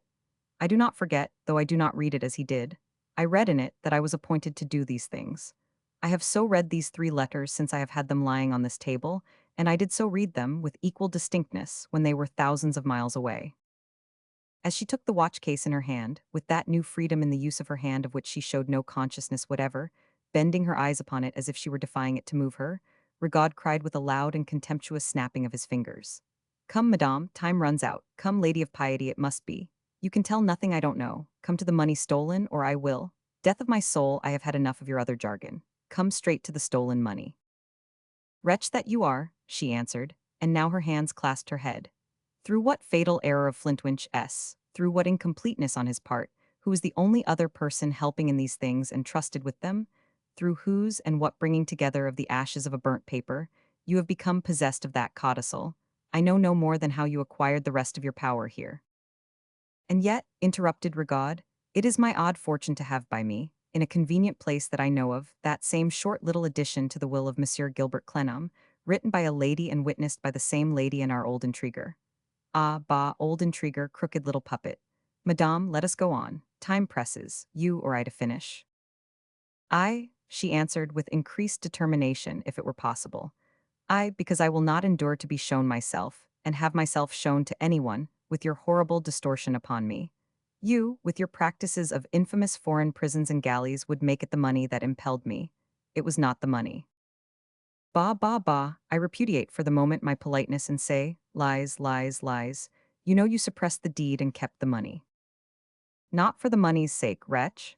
She made a struggle as if she were starting up, even as if, in her vehemence, she had almost risen on her disabled feet. If Gilbert Clennam, reduced to imbecility, at the point of death, and laboring under the delusion of some imaginary relenting towards a girl of whom he had heard that his nephew had once had a fancy for her which he had crushed out of him, and that she afterwards drooped away into melancholy and withdrawal from all who knew her. If, in that state of weakness, he dictated to me, whose life she had darkened with her sin, and who had been appointed to know her wickedness from her own hand and her own lips, a bequest meant as a recompense to her for supposed unmerited suffering, was there no difference between my spurning that injustice and coveting mere money, a thing which you and your comrades in the prisons may steal from anyone? Time presses, madame, take care. If this house was blazing from the roof to the ground, she returned, I would stay in it to justify myself against my righteous motives being classed with those of stabbers and thieves. Rigaud snapped his fingers tauntingly in her face. 1,000 guineas to the little beauty you slowly hunted to death. 1,000 guineas to the youngest daughter her patron might have at 50, or, if he had none, brother's youngest daughter on her coming of age, as the remembrance his disinterestedness may like best, of his protection of a friendless young orphan girl. 2,000 guineas. What? You will never come to the money. That patron, she was vehemently proceeding when he checked her. Names, call him Mr. Frederick Dorrit, no more evasions. That Frederick Dorrit was the beginning of it all. If he had not been a player of music, and had not kept, in those days of his youth and prosperity, an idle house where singers and players and such like children of evil turned their backs on the light and their faces to the darkness, she might have remained in her lowly station, and might not have been raised out of it to be cast down.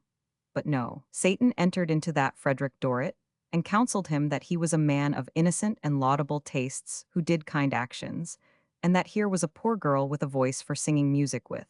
Then he is to have her taught. Then Arthur's father, who has all along been secretly pining in the ways of virtuous ruggedness for those accursed snares which are called the arts, becomes acquainted with her. And so, a graceless orphan, training to be a singing girl, carries it, by that Frederick Dorrit's agency, against me, and I am humbled and deceived. Not I, that is to say, she added quickly, as color flushed into her face. A greater than I, what am I? Jeremiah Flintwinch, who had been gradually screwing himself towards her, and who was now very near her elbow without her knowing it, made a specially wry face of objection when she said these words, and moreover twitched his gaiters, as if such pretensions were equivalent to little barbs in his legs. Lastly, she continued, for I am at the end of these things, and I will say no more of them, and you shall say no more of them, and all that remains will be to determine whether the knowledge of them can be kept among us who are here present. Lastly, when I suppressed that paper, with the knowledge of Arthur's father. But not with his consent, you know, said Mr. Flintwinch. Who said with his consent? She started to find Jeremiah so near her, and drew back her head, looking at him with some rising distrust. You were often enough between us when he would have had me produce it, and I would not, to have contradicted me if I had said, with his consent. I say, when I suppressed that paper, I made no effort to destroy it, but kept it by me, here in this house, many years. The rest of the Gilbert property being left to Arthur's father, I could at any time, without unsettling more than the two sums, have made a pretense of finding it. But besides that I must have supported such pretense by a direct falsehood, a great responsibility, I have seen no new reason, in all the time I have been tried here, to bring it to light. It was a rewarding of sin, the wrong result of a delusion. I did what I was appointed to do, and I have undergone, within these four walls, what I was appointed to undergo. When the paper was at last destroyed, as I thought, in my presence, she had long been dead, and her patron, Frederick Dorrit, had long been deservedly ruined and imbecile. He had no daughter. I had found the niece before then, and what I did for her was better for her far than the money of which she would have had no good. She added after a moment, as though she addressed the watch, she herself was innocent, and I might not have forgotten to relinquish it to her at my death, and sat looking at it. Shall I recall something to you, worthy madame? Said Rigaud. The little paper was in this house on the night when our friend the prisoner, jail comrade of my soul, came home from foreign countries. Shall I recall yet something more to you? The little singing bird that never was fledged was long kept in a cage by a guardian of your appointing, well enough known to our old intriguer here. Shall we coax our old intriguer to tell us when he saw him last? I'll tell you, cried Afri, unstopping her mouth. I dreamed it, first of all my dreams. Jeremiah, if you come anigh me now, I'll scream to be heard at St. Paul S. The person as this man has spoken of was Jeremiah's own twin brother, and he was here in the dead of the night, on the night when Arthur come home, and Jeremiah with his own hands give him this paper, along with I don't know what more, and he took it away in an iron box. Help, murder, save me from Jeremiah. Mr. Flintwinch had made a run at her, but Rigaud had caught him in his arms midway. After a moment's wrestle with him, Flintwinch gave up and put his hands in his pockets. What? Cried Rigaud, rallying him as he poked and jerked him back with his elbows. Assault a lady with such a genius for dreaming. Ha ha ha, why she'll be a fortune to you as an exhibition. All that she dreams comes true. Ha ha ha, you're so like him, little Flintwinch. So like him as I knew him when I first spoke English for him to the host in the cabaret of the 3 billiard tables in the little street of the high roofs by the wharf at Antwerp. Ah, but he was a brave boy to drink. Ah, but he was a brave boy to smoke. Ah, but he lived in a sweet bachelor apartment, furnished on the 5th floor, above the wood and charcoal merchant, S, and the dressmaker, S, and the chairmaker, S, and the maker of tubs, where I knew him too, and where with his cognac and tobacco, he had 12 sleeps a day and one fit, until he had a fit too much, and ascended to the skies. Ha ha ha, what does it matter how I took possession of the papers in his iron box? Perhaps he confided it to my hands for you, perhaps it was locked and my curiosity was piqued, perhaps I suppressed it. Ha ha ha, what does it matter so that I have it safe? We are not particular here, hey Flintwinch? We are not particular here, is it not so, madame?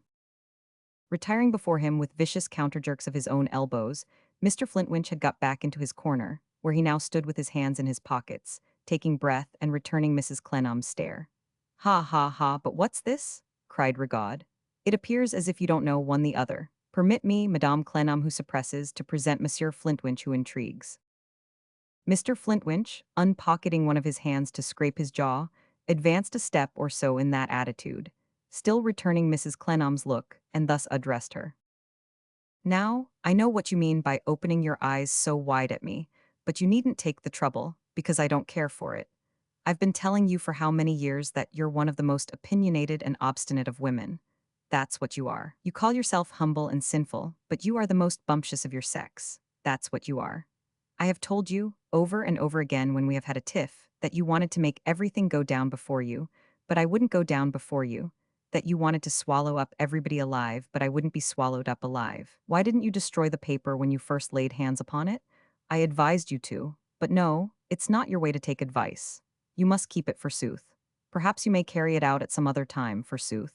As if I didn't know better than that. I think I see your pride carrying it out with a chance of being suspected of having kept it by you. But that's the way you cheat yourself. Just as you cheat yourself into making out that you didn't do all this business because you were a rigorous woman, all slight and spite and power and unforgiveness, but because you were a servant and a minister and were appointed to do it. Who are you that you should be appointed to do it? That may be your religion, but it's my gammon. And to tell you all the truth while I am about it, said Mr. Flintwinch, crossing his arms and becoming the express image of irascible doggedness, I have been rasped these 40 years, by your taking such high ground even with me, who knows better, the effect of it being coolly to put me on low ground. I admire you very much. You are a woman of strong head and great talent, but the strongest head and the greatest talent can't rasp a man for 40 years without making him sore. So I don't care for your present eyes. Now, I'm coming to the paper and mark what I say. You put it away somewhere and you kept your own counsel where. You're an active woman at that time, and if you want to get that paper, you can get it. But mark, there comes a time when you are struck into what you are now, and then if you want to get that paper, you can't get it. So it lies, long years, in its hiding place.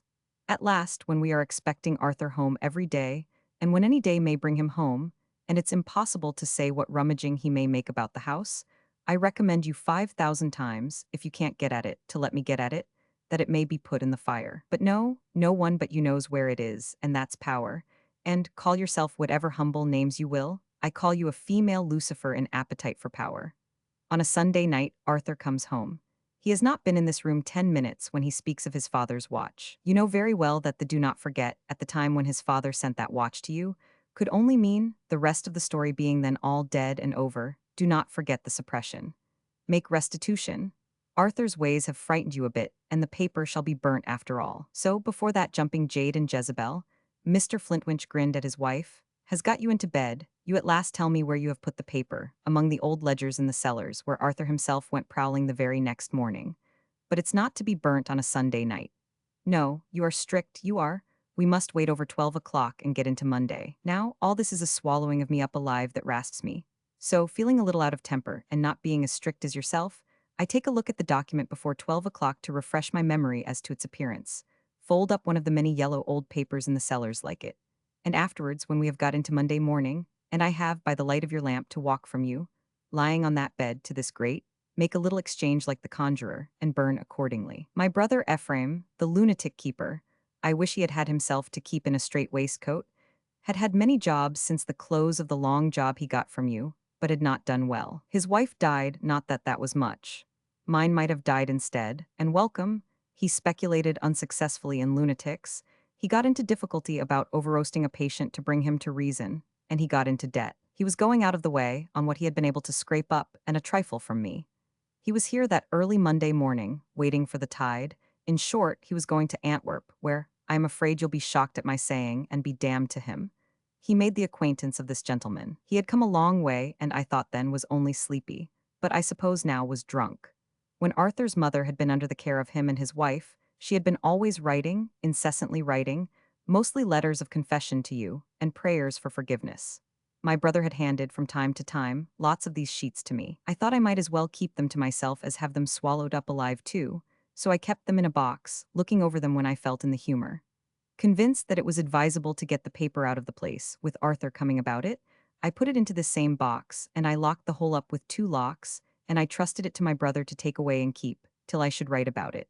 I did write about it, and never got an answer. I didn't know what to make of it, till this gentleman favored us with his first visit. Of course, I began to suspect how it was then, and I don't want his word for it now to understand how he gets his knowledge from my papers, and your paper, and my brother's cognac and tobacco talk. I wish he'd had to gag himself. Now, I have only one thing more to say, you hammer-headed woman, and that is, that I haven't altogether made up my mind whether I might, or might not, have ever given you any trouble about the codicil. I think not, and that I should have been quite satisfied with knowing I had got the better of you, and that I held the power over you. In the present state of circumstances, I have no more explanation to give you till this time tomorrow night. So you may as well, said Mr. Flintwinch, terminating his oration with a screw, keep your eyes open at somebody else, for it's no use keeping 'em open at me. She slowly withdrew them when he had ceased, and dropped her forehead on her hand. Her other hand pressed hard upon the table, and again the curious stir was observable in her, as if she were going to rise. This box can never bring, elsewhere, the price it will bring here. This knowledge can never be of the same profit to you, sold to any other person, as sold to me. But I have not the present means of raising the sum you have demanded. I have not prospered. What will you take now, and what at another time, and how am I to be assured of your silence? My angel, said Rigaud, I have said what I will take, and time presses. Before coming here, I placed copies of the most important of these papers in another hand. Put off the time till the Marshalsea gate shall be shut for the night, and it will be too late to treat. The prisoner will have read them. She put her 2 hands to her head again, uttered a loud exclamation, and started to her feet. She staggered for a moment as if she would have fallen, then stood firm. Say what you mean, man. Before her ghostly figure, so long unused to its erect attitude, and so stiffened in it, Rigaud fell back and dropped his voice. It was, to all the three, almost as if a dead woman had risen. Miss Dorrit, answered Rigaud, the little niece of Monsieur Frederick, whom I have known across the water, is attached to the prisoner. Miss Dorrit, little niece of Monsieur Frederick, watches at this moment over the prisoner, who is ill. For her I with my own hands left a packet at the prison, on my way here with a letter of instructions. For his sake, she will do anything for his sake, to keep it without breaking the seal, in case of its being reclaimed before the hour of shutting up tonight. If it should not be reclaimed before the ringing of the prison bell, to give it to him. And it encloses a second copy for herself, which he must give to her. What? I don't trust myself among you, now we have got so far, without giving my secret a second life. And as to its not bringing me elsewhere, the price it will bring here, say then, madame, have you limited and settled the price the little niece will give, for his sake, to hush it up? Once more I say, time presses. The packet not reclaimed before the ringing of the bell tonight you cannot buy. I sell then to the little girl. Once more the stir and struggle in her, and she ran to a closet, tore the door open, took down a hood or shawl and wrapped it over her head. Affery, who had watched her in terror, darted to her in the middle of the room, caught hold of her dress and went on her knees to her. Don't, what are you doing? Where are you going? You're a fearful woman, but I don't bear you no ill will. I can do poor Arthur no good now that I see, and you needn't be afraid of me. I'll keep your secret. Don't go out, you'll fall dead in the street. Only promise me that, if it's the poor thing that's kept here secretly, you'll let me take charge of her and be her nurse. Only promise me that, and never be afraid of me.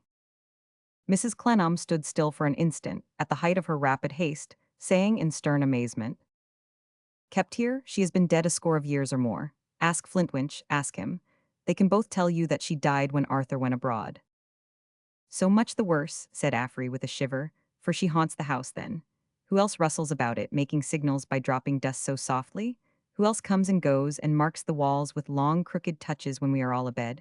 Who else holds the door sometimes? But don't go out, don't go out. Mistress, you'll die in the street.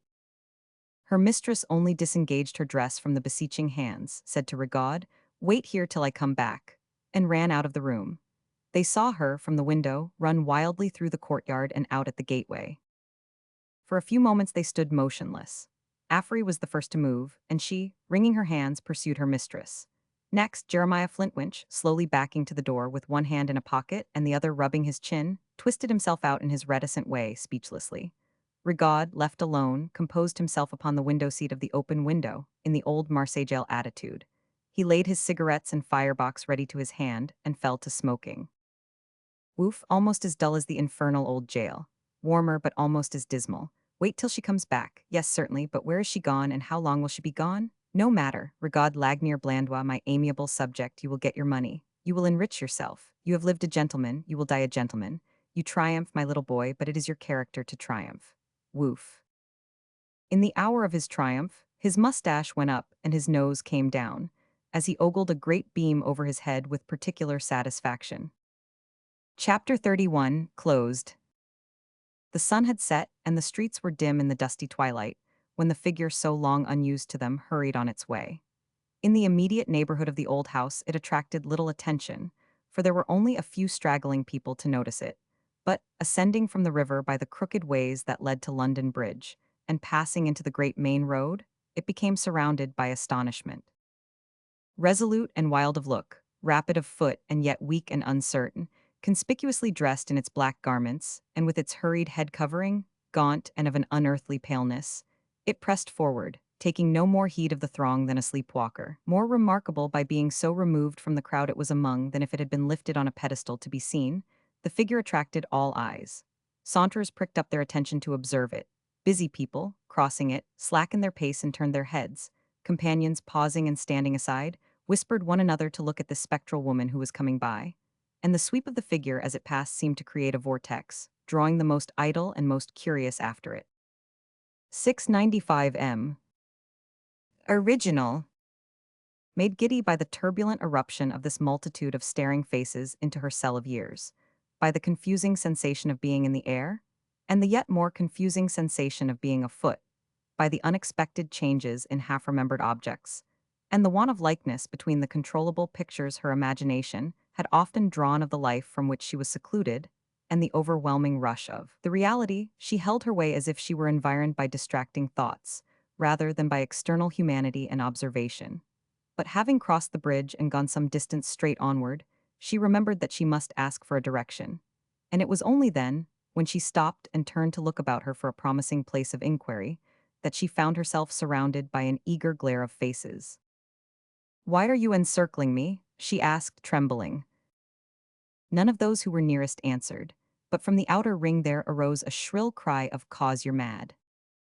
"I am sure as sane as anyone here. I want to find the Marshalsea prison." The shrill outer circle again retorted, "Then that 'ud show you was mad if nothing else did, 'cause it's right opposite." A short, mild, quiet-looking young man made his way through to her, as a whooping ensued on this reply, and said, "Was it the Marshalsea you wanted? I'm going on duty there, come across with me." She laid her hand upon his arm, and he took her over the way, the crowd, rather injured by the near prospect of losing her, pressing before and behind and on either side, and recommending an adjournment to Bedlam. After a momentary whirl in the outer courtyard, the prison door opened and shut upon them. In the lodge, which seemed by contrast with the outer noise a place of refuge and peace, a yellow lamp was already striving with the prison shadows. "Why, John," said the turnkey who admitted them, "what is it?" "Nothing, father, only this lady not knowing her way and being badgered by the boys. Who did you want, ma'am?" "Miss Dorrit, is she here?" The young man became more interested. "Yes, she is here. What might your name be?" "Mrs. Clennam." "Mr. Clennam's mother?" asked the young man. She pressed her lips together and hesitated. Yes, she had better be told it is his mother. "You see," said the young man, "the Marshal's family living in the country at present. The Marshal has given Miss Dorrit one of the rooms in his house to use when she likes. Don't you think you had better come up there and let me bring Miss Dorrit?" She signified her assent, and he unlocked a door and conducted her up a side staircase into a dwelling house above. He showed her into a darkening room and left her. The room looked down into the darkening prison yard, with its inmates strolling here and there, leaning out of windows communing as much apart as they could with friends who were going away, and generally wearing out their imprisonment as they best might that summer evening. The air was heavy and hot, the closeness of the place oppressive, and from without there arose a rush of free sounds, like the jarring memory of such things in a headache and heartache. She stood at the window, bewildered, looking down into this prison as it were out of her own different prison, when a soft word or two of surprise made her start, and Little Dorrit stood before her. "Is it possible, Mrs. Clennam, that you are so happily recovered as—" Little Dorrit stopped, for there was neither happiness nor health in the face that turned to her. "This is not recovery, it is not strength, I don't know what it is." With an agitated wave of her hand, she put all that aside. "You have a packet left with you which you were to give to Arthur, if it was not reclaimed before this place closed tonight." "Yes, I reclaim it." Little Dorrit took it from her bosom, and gave it into her hand, which remained stretched out after receiving it. "Have you any idea of its contents?" Frightened by her being there with that new power of movement in her, which, as she said herself, was not strength, and which was unreal to look upon, as though a picture or statue had been animated, Little Dorrit answered no. "Read them." Little Dorrit took the packet from the still outstretched hand, and broke the seal.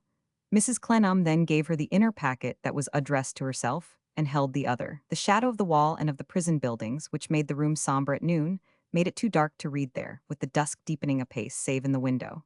In the window, where a little of the bright summer evening sky could shine upon her, Little Dorrit stood and read. After a broken exclamation or so of wonder and of terror, she read in silence. When she had finished, she looked round, and her old mistress bowed herself before her. "You know now what I have done." "I think so, I am afraid so, though my mind is so hurried and so sorry, and has so much to pity that it has not been able to follow all I have read," said Little Dorrit tremulously. "I will restore to you what I have withheld from you. Forgive me, can you forgive me?" "I can, and heaven knows I do. Do not kiss my dress and kneel to me. You are too old to kneel to me. I forgive you freely without that." "I have more yet to ask." "Not in that posture," said Little Dorrit. "It is unnatural to see your gray hair lower than mine. Pray rise, let me help you." With that she raised her up and stood rather shrinking from her, but looking at her earnestly. "The great petition that I make to you, there is another which grows out of it. The great supplication that I address to your merciful and gentle heart is that you will not disclose this to Arthur until I am dead. If you think, when you have had time for consideration, that it can do him any good to know it while I am yet alive, then tell him. But you will not think that, and in such case will you promise me to spare me until I am dead? "I am so sorry, and what I have read has so confused my thoughts," returned Little Dorrit, "that I can scarcely give you a steady answer. If I should be quite sure that to be acquainted with it will do Mr. Clennam no good. I know you are attached to him, and will make him the first consideration. It is right that he should be the first consideration. I ask that. But having regarded him, and still finding that you may spare me for the little time I shall remain on earth, will you do it?" "I will." "God bless you." She stood in the shadow so that she was only a veiled form to Little Dorrit in the light. But the sound of her voice, in saying those three grateful words, was at once fervent and broken. Broken by emotion as unfamiliar to her frozen eyes as action to her frozen limbs.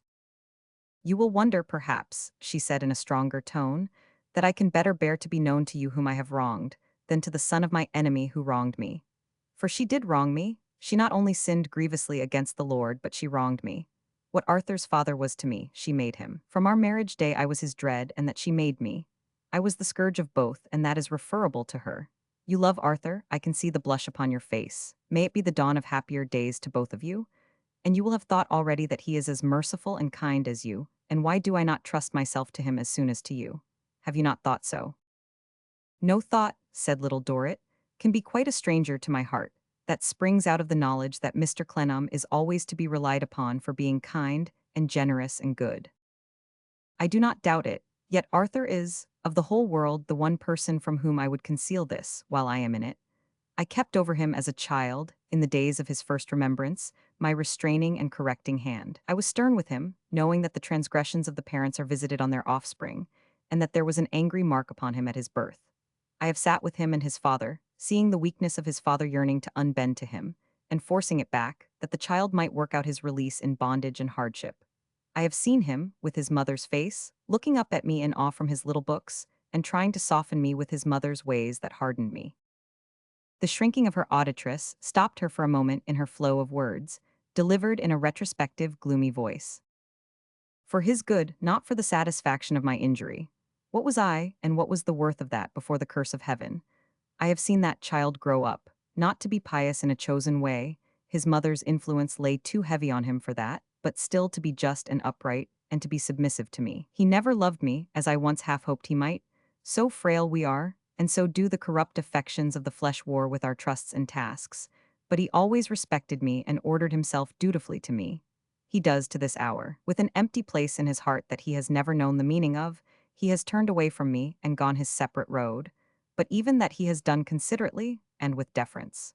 These have been his relations towards me. Yours have been of a much slighter kind, spread over a much shorter time. When you have sat at your needle in my room, you have been in fear of me, but you have supposed me to have been doing you a kindness. You are better informed now, and know me to have done you an injury. Your misconstruction and misunderstanding of the cause in which, and the motives with which I have worked out this work, is lighter to endure than his would be. I would not, for any worldly recompense I can imagine, have him in a moment, however blindly, throw me down from the station I have held before him all his life, and change me altogether into something he would cast out of his respect, and think, detected and exposed. Let him do it if it must be done, when I am not here to see it. Let me never feel, while I am still alive, that I die before his face and utterly perish away from him, like one consumed by lightning and swallowed by an earthquake. Her pride was very strong in her, the pain of it and of her old passions was very sharp with her when she thus expressed herself. Not less so when she added, "Even now, I see you shrink from me, as if I had been cruel." Little Dorrit could not gainsay it. She tried not to show it, but she recoiled with dread from the state of mind that had burnt so fiercely and lasted so long. It presented itself to her, with no sophistry upon it, in its own plain nature. "I have done," said Mrs. Clennam, "what it was given to me to do. I have set myself against evil, not against good. I have been an instrument of severity against sin. Have not mere sinners like myself been commissioned to lay it low in all time?" "In all time," repeated Little Dorrit. "Even if my own wrong had prevailed with me, and my own vengeance had moved me, could I have found no justification?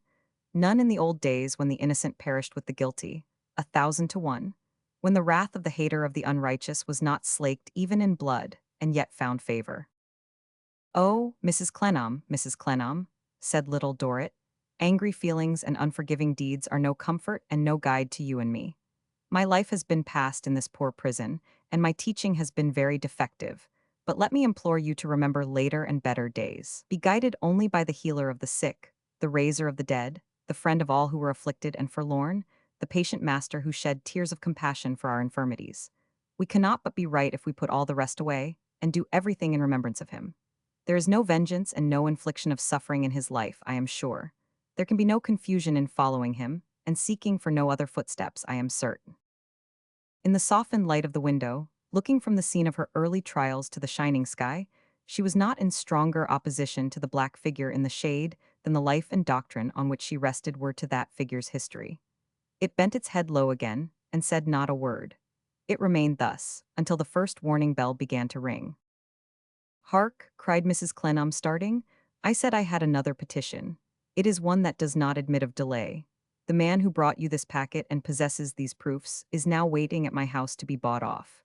I can keep this from Arthur, only by buying him off. He asks a large sum, more than I can get together to pay him without having time. He refuses to make any abatement because his threat is that if he fails with me, he will come to you. Will you return with me and show him that you already know it? Will you return with me and try to prevail with him? Will you come and help me with him?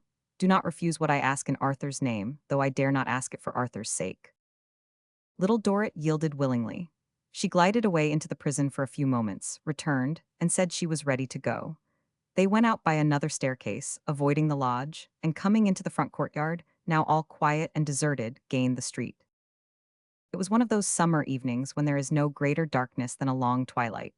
The vista of street and bridge was plain to see, and the sky was serene and beautiful. People stood and sat at their doors, playing with children and enjoying the evening. Numbers were walking for air. The worry of the day had almost worried itself out, and few but themselves were hurried. As they crossed the bridge, The clear steeples of the many churches looked as if they had advanced out of the murk that usually enshrouded them, and come much nearer. The smoke that rose into the sky had lost its dingy hue and taken a brightness upon it. The beauties of the sunset had not faded from the long light films of cloud that lay at peace in the horizon. From a radiant center, over the whole length and breadth of the tranquil firmament, great shoots of light streamed among the early stars, like signs of the blessed later covenant of peace and hope that changed the crown of thorns into a glory. Less remarkable, now that she was not alone and it was darker, Mrs. Clennam hurried on at Little Dorrit's side, unmolested.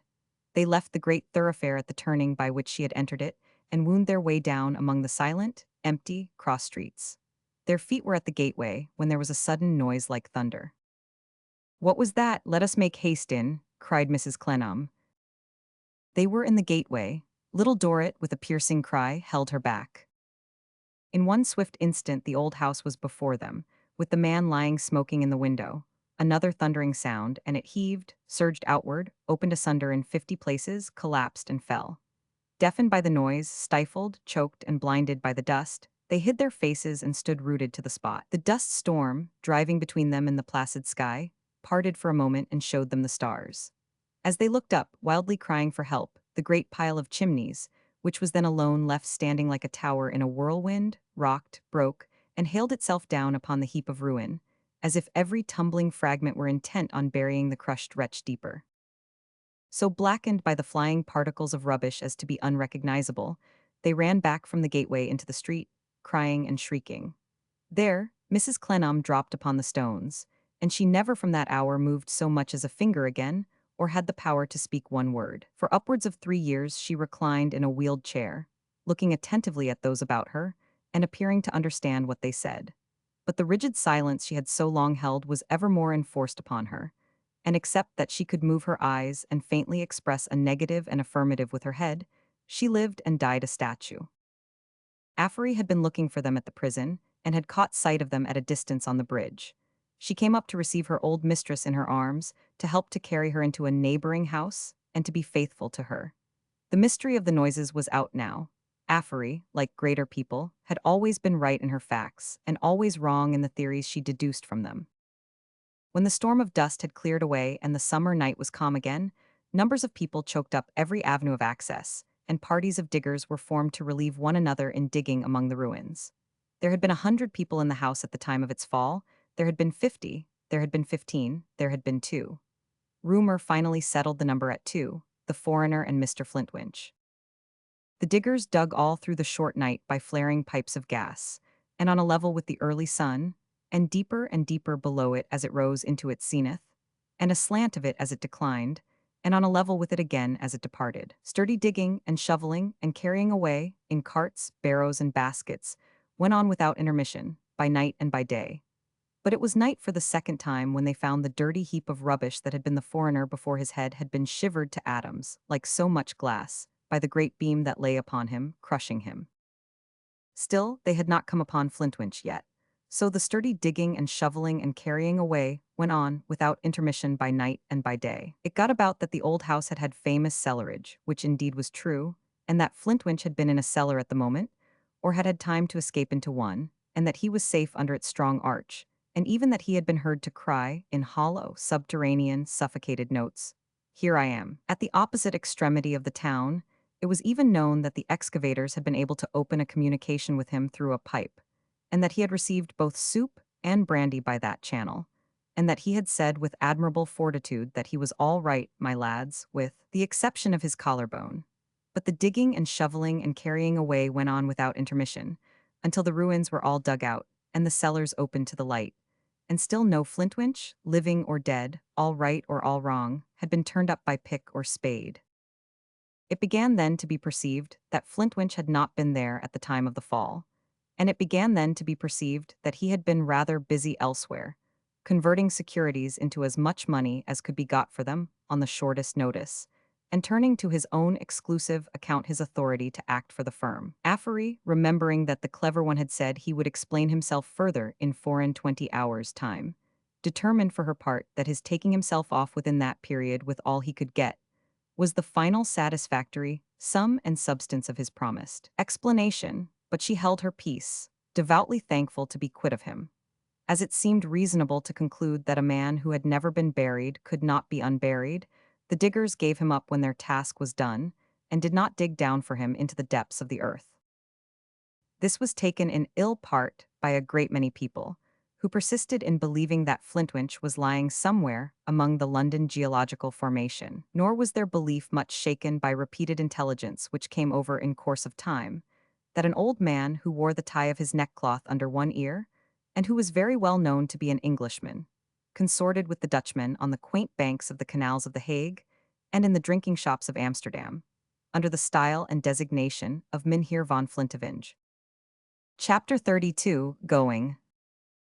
Arthur continuing to lie very ill in the Marshalsea, and Mr. Rugg descrying no break in the legal sky affording a hope of his enlargement, Mr. Panks suffered desperately from self-reproaches. If it had not been for those infallible figures which proved that Arthur, instead of pining in imprisonment, ought to be promenading in a carriage and pair, and that Mr. Panks, instead of being restricted to his clerkly wages, ought to have from £3,000 of his own at his immediate disposal, that unhappy arithmetician would probably have taken to his bed, and there have made one of the many obscure persons who turned their faces to the wall and died, as a last sacrifice to the late Mr. Merdle's greatness. Solely supported by his unimpugnable calculations, Mr. Panks led an unhappy and restless life, constantly carrying his figures about with him in his hat, and not only going over them himself on every possible occasion, but entreating every human being he could lay hold of to go over them with him, and observe what a clear case it was.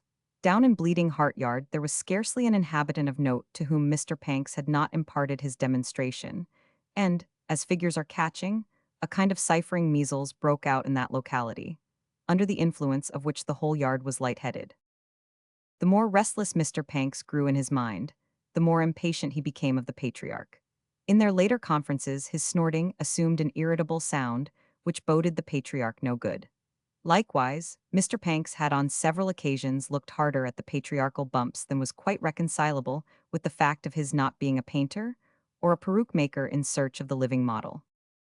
However, he steamed in and out of his little back dock according as he was wanted or not wanted in the patriarchal presence, and business had gone on in its customary course. Bleeding Heart Yard had been harrowed by Mr. Panks, and cropped by Mr. Casby, at the regular seasons.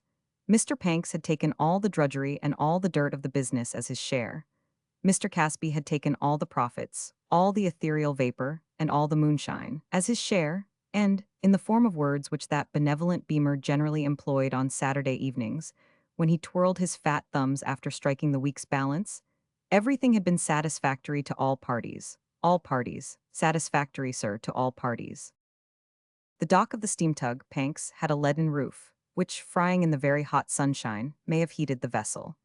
Be that as it may, one glowing Saturday evening, on being hailed by the lumbering bottle-green ship, the tug instantly came working out of the dock in a highly heated condition. Mr. Panks, was the patriarchal remark, you have been remiss, sir. What do you mean by that? Was the short rejoinder. The patriarchal state, always a state of calmness and composure, was so particularly serene that evening as to be provoking. Everybody else within the bills of mortality was hot, but the patriarch was perfectly cool. Everybody was thirsty, and the patriarch was drinking. There was a fragrance of limes or lemons about him, and he made a drink of golden sherry, which shone in a large tumbler as if he were drinking the evening sunshine.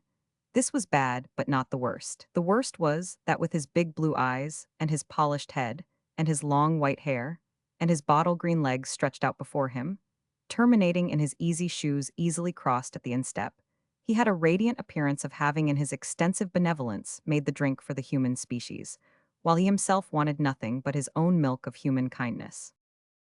Wherefore, Mr. Panks said, "What do you mean by that?" and put his hair up with both hands in a highly portentous manner.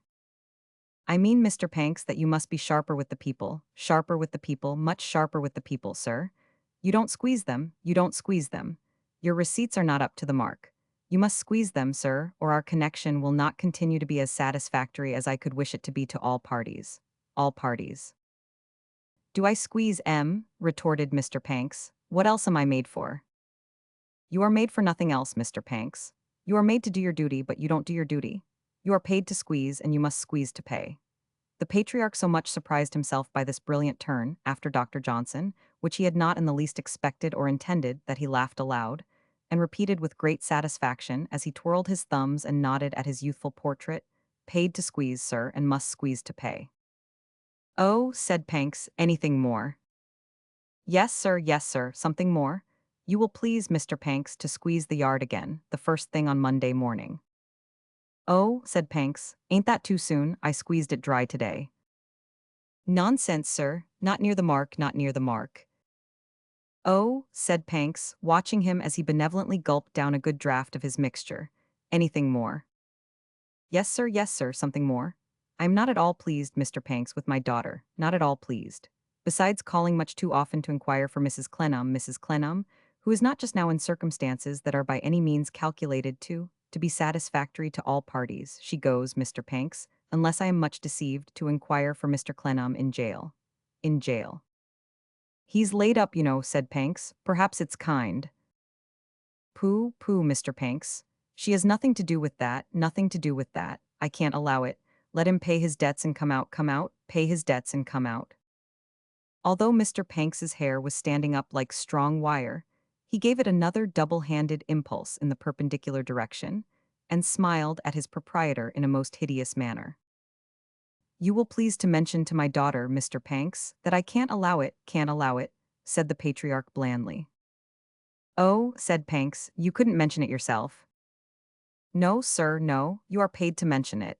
The blundering old booby could not resist the temptation of trying it again. "And you must mention it to pay, mention it to pay." "Oh," said Panks, "anything more?" "Yes, sir, it appears to me, Mr. Panks, that you yourself are too often and too much in that direction, that direction. I recommend you, Mr. Panks, to dismiss from your attention both your own losses and other people's losses, and to mind your business, mind your business." Mr. Panks acknowledged this recommendation with such an extraordinarily abrupt, short, and loud utterance of the monosyllable, "Oh," that even the unwieldy patriarch moved his blue eyes in something of a hurry to look at him. Mr. Panks, with a sniff of corresponding intensity, then added, "Anything more?" "Not at present, sir, not at present. I am going," said the patriarch, finishing his mixture and rising with an amiable air, "to take a little stroll, a little stroll. Perhaps I shall find you here when I come back. If not, sir, duty, squeeze on Monday, squeeze on Monday." Mr. Panks, after another stiffening of his hair, looked on at the patriarchal assumption of the broad-brimmed hat, with a momentary appearance of indecision, contending with a sense of injury. He was also hotter than at first, and breathed harder, but he suffered Mr. Casby to go out without offering any further remark, and then took a peep at him over the little green window blinds. "I thought so," he observed. "I knew where you were bound to. Good." He then steamed back to his dock, put it carefully in order, took down his hat, looked round the dock, said goodbye, and puffed away on his own account. He steered straight for Mrs. Plornish's end of Bleeding Heart Yard, and arrived there at the top of the steps, hotter than ever. At the top of the steps, resisting Mrs. Plornish's invitations to come and sit along with father in Happy Cottage, which to his relief were not so numerous as they would have been on any other night than Saturday, when the connection who so gallantly supported the business with everything but money gave their orders freely. At the top of the steps, Mr. Panks remained until he beheld the patriarch, who always entered the yard at the other end, slowly advancing, beaming, and surrounded by suitors. Then Mr. Panks descended and bore down upon him, with his utmost pressure of steam on. The patriarch, approaching with his usual benignity, was surprised to see Mr. Panks, but supposed him to have been stimulated to an immediate squeeze instead of postponing that operation until Monday. The population of the yard were astonished at the meeting, for the two powers had never been seen there together, within the memory of the oldest bleeding heart. But they were overcome by unutterable amazement when Mr. Panks, going close up to the most venerable of men, and halting in front of the bottle-green waistcoat, made a trigger of his right thumb and forefinger, applied the same to the brim of the broad-brimmed hat, and, with singular smartness and precision, shot it off the polished head, as if it had been a large marble. Having taken this little liberty with the patriarchal person, Mr. Panks further astounded and attracted the bleeding hearts by saying in an audible voice, "Now, you sugary swindler, I mean to have it out with you." Mr. Panks and the patriarch were instantly the center of a press, all eyes and ears. Windows were thrown open, and doorsteps were thronged. What do you pretend to be? Said Mr. Panks. What's your moral game? What do you go in for? Benevolence, an it? You benevolent. Here Mr. Panks, apparently without the intention of hitting him, but merely to relieve his mind and expend his superfluous power in wholesome exercise, aimed a blow at the bumpy head, which the bumpy head ducked to avoid. This singular performance was repeated, to the ever-increasing admiration of the spectators, at the end of every succeeding article of Mr. Panks's oration. I have discharged myself from your service, said Panks, that I may tell you what you are. You're one of a lot of impostors that are the worst lot of all the lots to be met with. Speaking as a sufferer by both, I don't know that I wouldn't as soon have the Myrtle lot as your lot. You're a driver in disguise, a screwer by deputy, a wringer and squeezer and shaver by substitute. You're a philanthropic sneak. You're a shabby deceiver. The repetition of the performance at this point was received with a burst of laughter. Ask these good people who's the hard man here. They'll tell you Panks, I believe. This was confirmed with cries of certainly and here. But I tell you, good people, Casby, this mound of meekness, this lump of love, this bottle-green smiler, this is your driver, said Panks. If you want to see the man who would flay you alive, here he is. Don't look for him in me at 30 shillings a week, but look for him in Casby at I don't know how much a year. Good, cried several voices. Here, Mr. Panks. Here, Mr. Panks? Cried that gentleman, after repeating the popular performance. Yes, I should think so. It's almost time to hear Mr. Panks. Mr. Panks has come down into the yard tonight on purpose that you should hear him. Panks is only the works, but here's the winder. The audience would have gone over to Mr. Panks, as one man, woman, and child, but for the long, gray, silken locks and the broad-brimmed hat. Here's the stop, said Panks. That sets the tune to be ground. And there is but one tune, and its name is grind, grind, grind. Here's the proprietor, and here's his grubber. Why, good people, when he comes smoothly spinning through the yard tonight, like a slow-going, benevolent humming top, and when you come about him with your complaints of the grubber, you don't know what a cheat the proprietor is. What do you think of his showing himself tonight, that I may have all the blame on Monday? What do you think of his having had me over the coals this very evening, because I don't squeeze you enough? What do you think of my being, at the present moment, under special orders to squeeze you dry on Monday? The reply was given in a murmur of shame and shabby. Shabby? Snorted Panks. Yes, I should think so. The lot that your Casby belongs to is the shabbiest of all the lots. Setting their grubbers on, at a wretched pittance, to do what they're ashamed and afraid to do and pretend not to do, but what they will have done, or give a man no rest. Imposing on you to give their grubbers nothing but blame, and to give them nothing but credit. Why, the worst-looking cheat in all this town, who gets the value of 18pence under false pretenses, ain't half such a cheat as this signpost of the Casby's head here. Cries of that's true, and no more he ain't.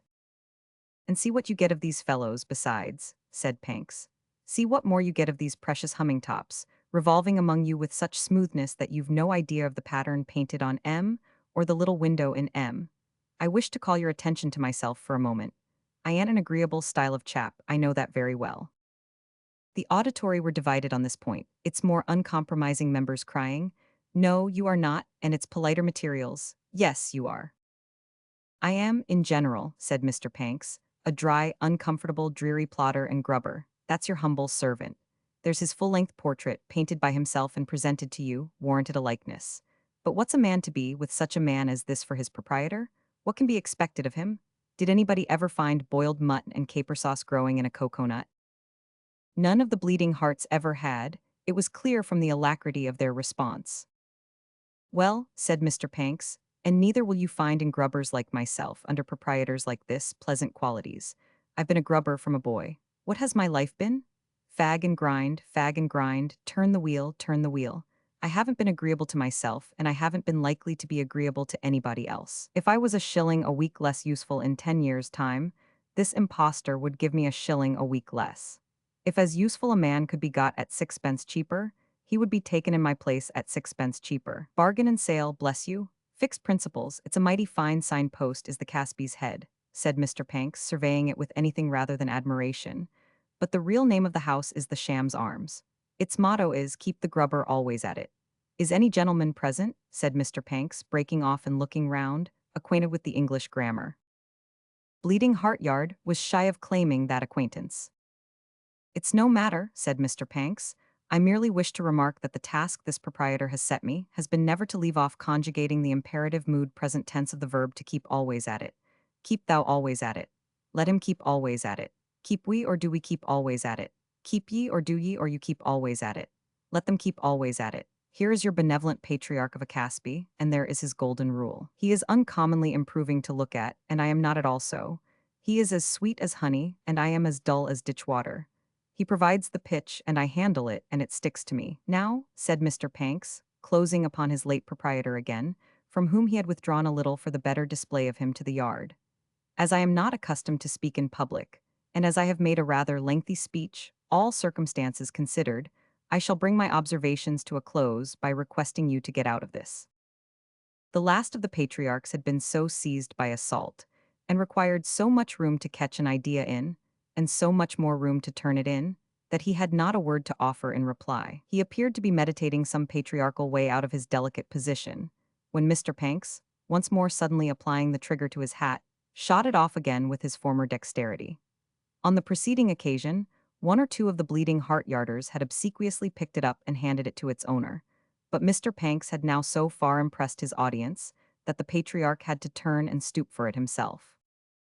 Quick as lightning, Mr. Panks, who, for some moments had had his right hand in his coat pocket, whipped out a pair of shears, swooped upon the patriarch behind, and snipped off short the sacred locks that flowed upon his shoulders.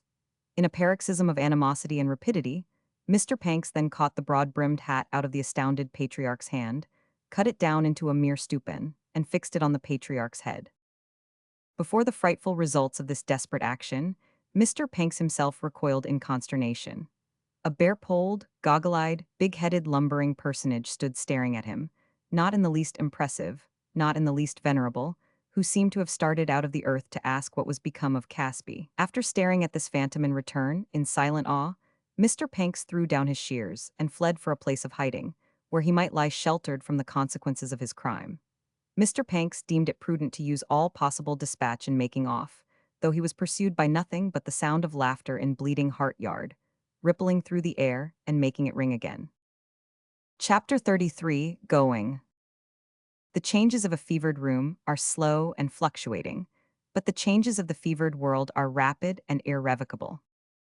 It was Little Dorrit's lot to wait upon both kinds of change. The Marshalsea walls, during a portion of every day, again embraced her in their shadows as their child, while she thought for Clennam, worked for him, watched him, and only left him, still to devote her utmost love and care to him. Her part in the life outside the gate urged its pressing claims upon her too, and her patience untiringly responded to them. Here was Fanny, proud, fitful, whimsical, further advanced in that disqualified state for going into society which had so much fretted her on the evening of the tortoise-shell knife. Resolved always to want comfort, resolved not to be comforted, resolved to be deeply wronged, and resolved that nobody should have the audacity to think her so. Here was her brother, a weak, proud, tipsy young old man, shaking from head to foot, talking as indistinctly as if some of the money he plumed himself upon had got into his mouth and couldn't be got out, unable to walk alone in any act of his life, and patronizing the sister whom he selfishly loved. He always had that negative merit, ill-starred and ill-launched tip, because he suffered her to lead him. Here was Mrs. Merdle in gauzy mourning, the original cap whereof had possibly been rent to pieces in a fit of grief, but had certainly yielded to a highly becoming article from the Parisian market, warring with Fanny foot to foot, and breasting her with her desolate bosom every hour in the day. Here was poor Mr. Sparkler, not knowing how to keep the peace between them, but humbly inclining to the opinion that they could do no better than agree that they were both remarkably fine women, and that there was no nonsense about either of them, for which gentle recommendation they united in falling upon him frightfully. Then, too, here was Mrs. General, got home from foreign parts, sending a prune and a prism by post every other day, demanding a new testimonial by way of recommendation to some vacant appointment or other. Of which remarkable gentlewoman it may be finally observed, that there surely never was a gentlewoman of whose transcendent fitness for any vacant appointment on the face of this earth. So many people were, as the warmth of her testimonials evinced, so perfectly satisfied, or who was so very unfortunate in having a large circle of ardent and distinguished admirers, who never themselves happened to want her in any capacity. On the first crash of the eminent Mr. Merdle's decease, many important persons had been unable to determine whether they should cut Mrs. Merdle or comfort her. As it seemed, however, essential to the strength of their own case that they should admit her to have been cruelly deceived, they graciously made the admission and continued to know her. It followed that Mrs. Myrtle, as a woman of fashion and good breeding, who had been sacrificed to the wiles of a vulgar barbarian. For Mr. Myrtle was found out from the crown of his head to the sole of his foot. The moment he was found out in his pocket must be actively championed by her order for her order's sake. She returned this fealty by causing it to be understood that she was even more incensed against the felonious shade of the deceased than anybody else was. Thus, on the whole, she came out of her furnace like a wise woman, and did exceedingly well. Mr. Sparkler's lordship was fortunately one of those shelves on which a gentleman is considered to be put away for life, unless there should be reasons for hoisting him up with the barnacle crane to a more lucrative height. That patriotic servant accordingly stuck to his colors, the standard of 4 quarterings, and was a perfect Nelson in respect of nailing them to the mast. On the profits of his intrepidity, Mrs. Sparkler and Mrs. Myrtle, inhabiting different floors of the genteel little temple of inconvenience, to which the smell of the day before yesterday's soup and coach horses was as constant as death to man, arrayed themselves to fight it out in the lists of society, sworn rivals. And Little Dorrit, seeing all these things as they developed themselves, could not but wonder, anxiously, into what back corner of the genteel establishment Fanny's children would be poked by and by, and who would take care of those unborn little victims. Arthur being far too ill to be spoken with on subjects of emotion or anxiety, and his recovery greatly depending on the repose into which his weakness could be hushed, Little Dorrit's sole reliance during this heavy period was on Mr. Meagles. He was still abroad, but she had written to him through his daughter, immediately after first seeing Arthur in the Marshalsea and since, confiding her uneasiness to him on the points on which she was most anxious, but especially on one. To that one, the continued absence of Mr. Meagles abroad, instead of his comforting presence in the Marshalsea, was referable. Without disclosing the precise nature of the documents that had fallen into Rigaud's hands, Little Dorrit had confided the general outline of that story to Mr. Meagles, to whom she had also recounted his fate. The old cautious habits of the scales and scoop at once showed Mr. Meagles the importance of recovering the original papers. Wherefore he wrote back to Little Dorrit, strongly confirming her in the solicitude she expressed on that head, and adding that he would not come over to England without making some attempt to trace them out. By this time, Mr. Henry Gowan had made up his mind that it would be agreeable to him not to know the Meagleses. He was so considerate as to lay no injunctions on his wife in that particular, but he mentioned to Mr. Meagles that personally they did not appear to him to get on together, and that he thought it would be a good thing if, politely, and without any scene or anything of that sort, they agreed that they were the best fellows in the world, but were best apart. Poor Mr. Meagles, who was already sensible that he did not advance his daughter's happiness by being constantly slighted in her presence, said, "Good Henry, you are my pet's husband. You have displaced me in the course of nature, if you wish it good." This arrangement involved the contingent advantage, which perhaps Henry Gowan had not foreseen, that both Mr. and Mrs. Meagles were more liberal than before to their daughter, when their communication was only with her and her young child, and that his high spirit found itself better provided with money, without being under the degrading necessity of knowing whence it came.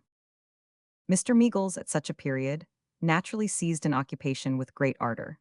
He knew from his daughter the various towns which Rigaud had been haunting, and the various hotels at which he had been living for some time back.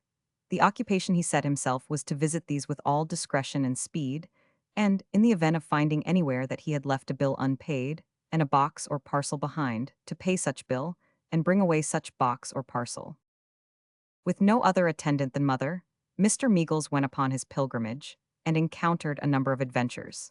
Not the least of his difficulties was, that he never knew what was said to him, and that he pursued his inquiries among people who never knew what he said to them. Still, with an unshaken confidence that the English tongue was somehow the mother tongue of the whole world, only the people were too stupid to know it, Mr. Meagles harangued innkeepers in the most voluble manner, entered into loud explanations of the most complicated sort, and utterly renounced replies in the native language of the respondents, on the ground that they were all bosh. Sometimes interpreters were called in, whom Mr. Meagles addressed in such idiomatic terms of speech as instantly to extinguish and shut up, which made the matter worse. On a balance of the account, however, it may be doubted whether he lost much. For, although he found no property, He found so many debts and various associations of discredit with the proper name, which was the only word he made intelligible, that he was almost everywhere overwhelmed with injurious accusations. On no fewer than 4 occasions, the police were called in to receive denunciations of Mr. Meagles as a knight of industry, a good-for-nothing, and a thief, all of which opprobrious language he bore with the best temper, having no idea what it meant, and was in the most ignominious manner escorted to steamboats and public carriages, to be got rid of, talking all the while, like a cheerful and fluent Briton as he was, with mother under his arm. But in his own tongue and in his own head, Mr. Meagles was a clear, shrewd, persevering man. When he had worked round, as he called it, to Paris in his pilgrimage, and had wholly failed in it so far, he was not disheartened. "The nearer to England I follow him, you see, mother," argued Mr. Meagles, "the nearer I am likely to come to the papers, whether they turn up or no. Because it is only reasonable to conclude that he would deposit them somewhere where they would be safe from people over in England, and where they would yet be accessible to himself, don't you see?" At Paris, Mr. Meagles found a letter from Little Dorrit, lying waiting for him, in which she mentioned that she had been able to talk for a minute or two with Mr. Clennam about this man who was no more, and that when she told Mr. Clennam that his friend, Mr. Meagles, who was on his way to see him, had an interest in ascertaining something about the man if he could, he had asked her to tell Mr. Meagles that he had been known to Miss Wade, then living in such a street at Calais. "Oh ho," said Mr. Meagles.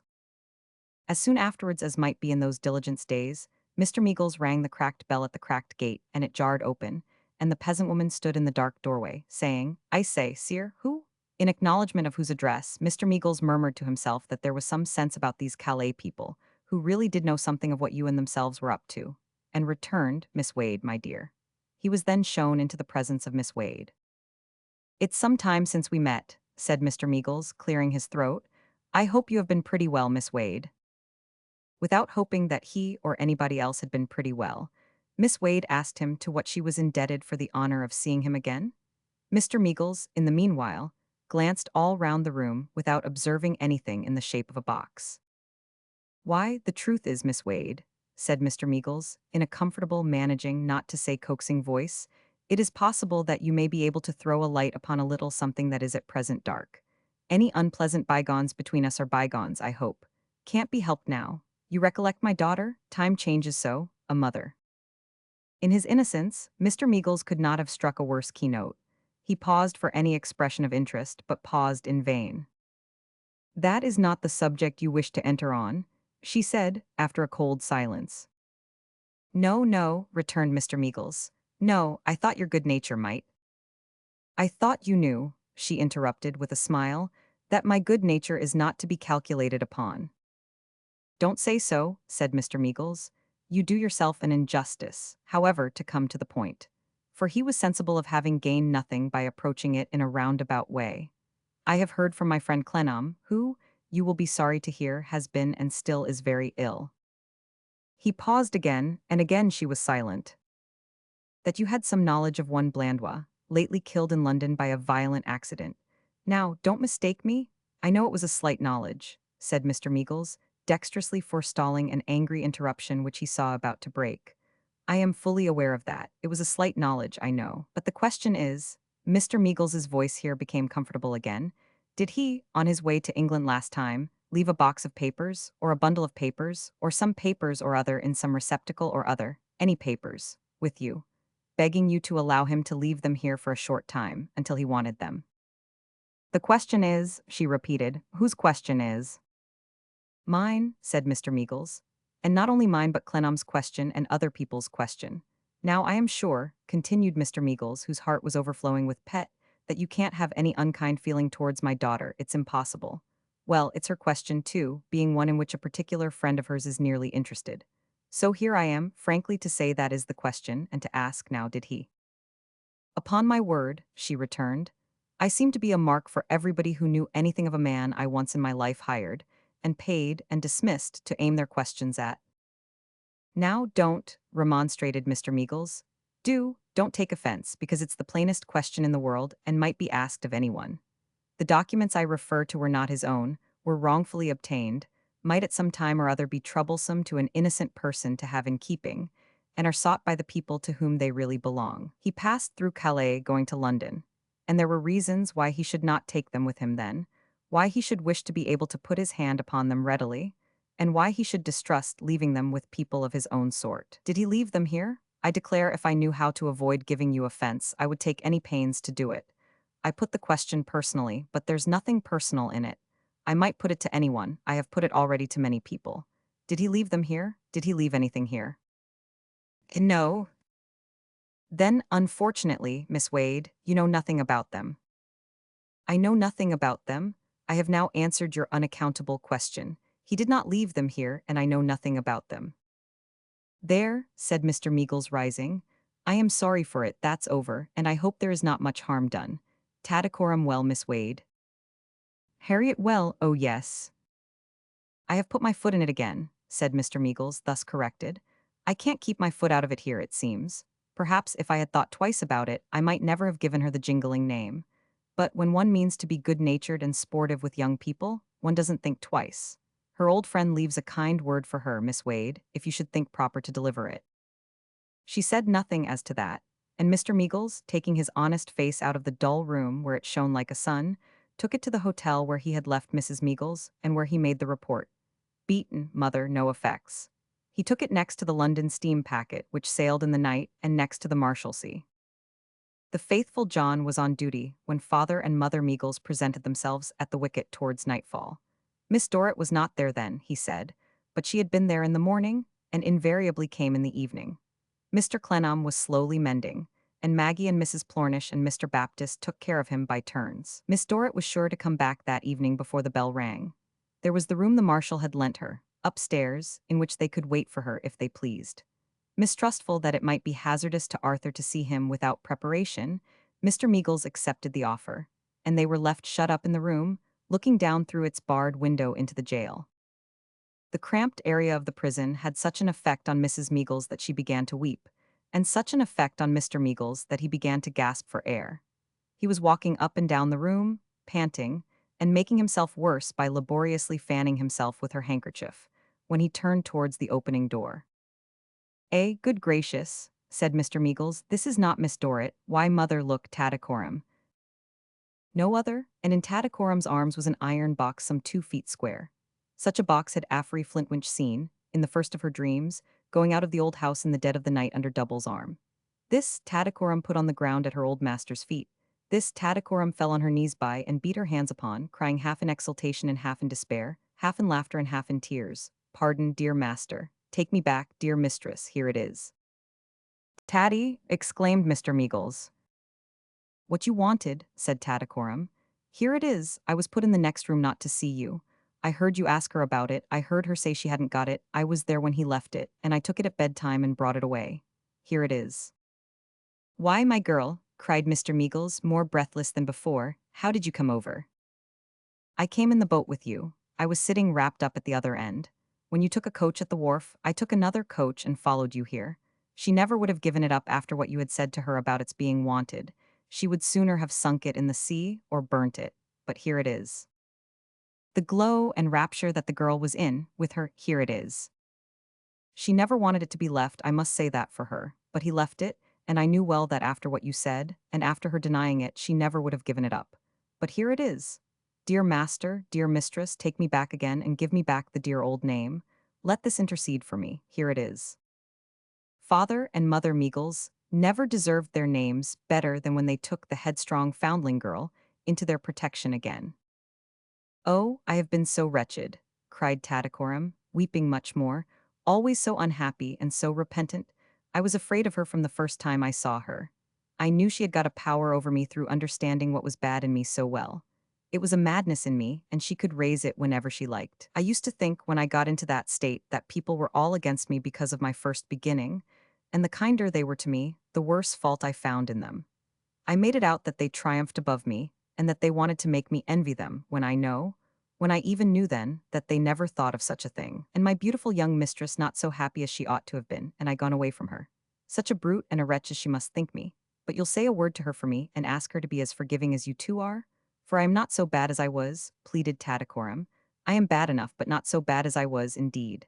I have had Miss Wade before me all this time, as if it was my own self grown ripe. turning everything the wrong way and twisting all good into evil. I have had her before me all this time, finding no pleasure in anything but keeping me as miserable, suspicious, and tormenting as herself.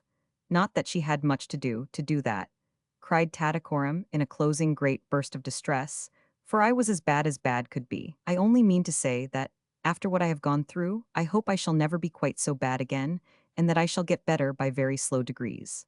I'll try very hard. I won't stop at 5 and 20, sir. I'll count 5 and 20 hundred, 5 and 20,000. Another opening of the door, and Tattycoram subsided, and Little Dorrit came in, and Mr. Meagles with pride and joy produced the box, and her gentle face was lighted up with grateful happiness and joy. The secret was safe now. She could keep her own part of it from him. He should never know of her loss. In time to come, he should know all that was of import to himself, but he should never know what concerned her only. That was all past, all forgiven, all forgotten. Now, my dear Miss Dorrit, said Mr. Meagles, I am a man of business, or at least was, and I am going to take my measures promptly in that character. Had I better see Arthur tonight? I think not tonight. I will go to his room and ascertain how he is, but I think it will be better not to see him tonight. I am much of your opinion, my dear, said Mr. Meagles, and therefore I have not been any nearer to him than this dismal room. Then I shall probably not see him for some little time to come, but I'll explain what I mean when you come back. She left the room. Mr. Meagles, looking through the bars of the window, saw her pass out of the lodge below him into the prison yard. He said gently, Tattycoram, come to me a moment, my good girl. She went up to the window. You see that young lady who was here just now, that little, quiet, fragile figure passing along there, Tatty? Look, the people stand out of the way to let her go by. The men, see the poor, shabby fellows, pull off their hats to her quite politely, and now she glides in at that doorway. See her, Tattycoram. Yes, sir. I have heard tell Tatty that she was once regularly called the child of this place. She was born here and lived here many years. I can't breathe here. A doleful place to be born and bred in, Tattycoram. Yes, indeed, sir. If she had constantly thought of herself, and settled with herself that everybody visited this place upon her, turned it against her, and cast it at her, she would have led an irritable and probably an useless existence. Yet I have heard tell, Tattycoram, that her young life has been one of active resignation, goodness, and noble service. Shall I tell you what I consider those eyes of hers, that were here just now, to have always looked at to get that expression? Yes, if you please, sir. Duty, Tattycoram. Begin it early and do it well, and there is no antecedent to it, in any origin or station, that will tell against us with the Almighty or with ourselves. They remained at the window, mother joining them and pitying the prisoners, until she was seen coming back. She was soon in the room, and recommended that Arthur, whom she had left calm and composed, should not be visited that night. Good, said Mr. Meagles cheerily. I have not a doubt that's best. I shall trust my remembrances then, my sweet nurse, in your hands, and I well know they couldn't be in better. I am off again tomorrow morning. Little Dorrit, surprised, asked him where. My dear, said Mr. Meagles, I can't live without breathing. This place has taken my breath away, and I shall never get it back again until Arthur is out of this place. How is that a reason for going off again tomorrow morning? You shall understand, said Mr. Meagles. Tonight we three will put up at a city hotel. Tomorrow morning, Mother and Tattycoram will go down to Twickenham, where Mrs. Tickett, sitting attended by Dr. Butchin in the parlor window, will think them a couple of ghosts, and I shall go abroad again for Doyce. We must have Dan here. Now I tell you, my love, it's of no use writing and planning and conditionally speculating upon this and that and the other, at uncertain intervals and distances. We must have Doyce here. I devote myself at daybreak tomorrow morning to bringing Doyce here. It's nothing to me to go and find him. I'm an old traveler, and all foreign languages and customs are alike to me. I never understand anything about any of 'em. Therefore I can't be put to any inconvenience. Go at once I must, it stands to reason, because I can't live without breathing freely, and I can't breathe freely until Arthur is out of this Marshalsea. I am stifled at the present moment, and have scarcely breath enough to say this much, and to carry this precious box downstairs for you. They got into the street as the bell began to ring, Mr. Meagles carrying the box. Little Dorrit had no conveyance there, which rather surprised him.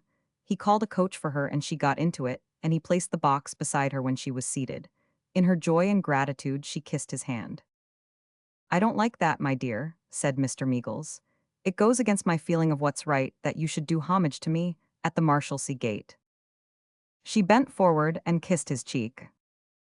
You remind me of the days, said Mr. Meagles, suddenly drooping. But she's very fond of him and hides his faults and thinks that no one sees them. And he certainly is well connected and of a very good family. It was the only comfort he had in the loss of his daughter, and if he made the most of it, who could blame him? Chapter 34, Gone. On a healthy autumn day, the Marshalsea prisoner, weak but otherwise restored, sat listening to a voice that read to him. On a healthy autumn day, when the golden fields had been reaped and plowed again, when the summer fruits had ripened and waned, when the green perspectives of hops had been laid low by the busy pickers, when the apples clustering in the orchards were russet, and the berries of the mountain ash were crimson among the yellowing foliage. Already in the woods, glimpses of the hardy winter that was coming were to be caught through unaccustomed openings among the boughs where the prospect shone defined and clear, free from the bloom of the drowsy summer weather, which had rested on it as the bloom lies on the plum. So, from the seashore the ocean was no longer to be seen lying asleep in the heat, but its thousand sparkling eyes were open, and its whole breadth was in joyful animation, from the cool sand on the beach to the little sails on the horizon, drifting away like autumn-tinted leaves that had drifted from the trees. Changeless and barren, looking ignorantly at all the seasons with its fixed, pinched face of poverty and care, the prison had not a touch of any of these beauties on it. Blossom what would, its bricks and bars bore uniformly the same dead crop. Yet Clennam, listening to the voice as it read to him, heard in it all that great nature was doing, heard in it all the soothing songs she sings to man. At no mother's knee but hers had he ever dwelt in his youth on hopeful promises, on playful fancies, on the harvests of tenderness and humility that lie hidden in the early fostered seeds of the imagination, on the oaks of retreat from blighting winds, that have the germs of their strong roots in nursery acorns. But in the tones of the voice that read to him, there were memories of an old feeling of such things, and echoes of every merciful and loving whisper that had ever stolen to him in his life. When the voice stopped, he put his hand over his eyes, murmuring that the light was strong upon them. Little Dorrit put the book by, and presently arose quietly to shade the window. Maggie sat at her needlework in her old place. The light softened, Little Dorrit brought her chair closer to his side. This will soon be over now, dear Mr. Clennam. Not only are Mr. Doyce's letters to you so full of friendship and encouragement, but Mr. Rugg says his letters to him are so full of help, and that everybody, now a little anger is past, is so considerate and speaks so well of you that it will soon be over now. Dear girl, dear heart, good angel.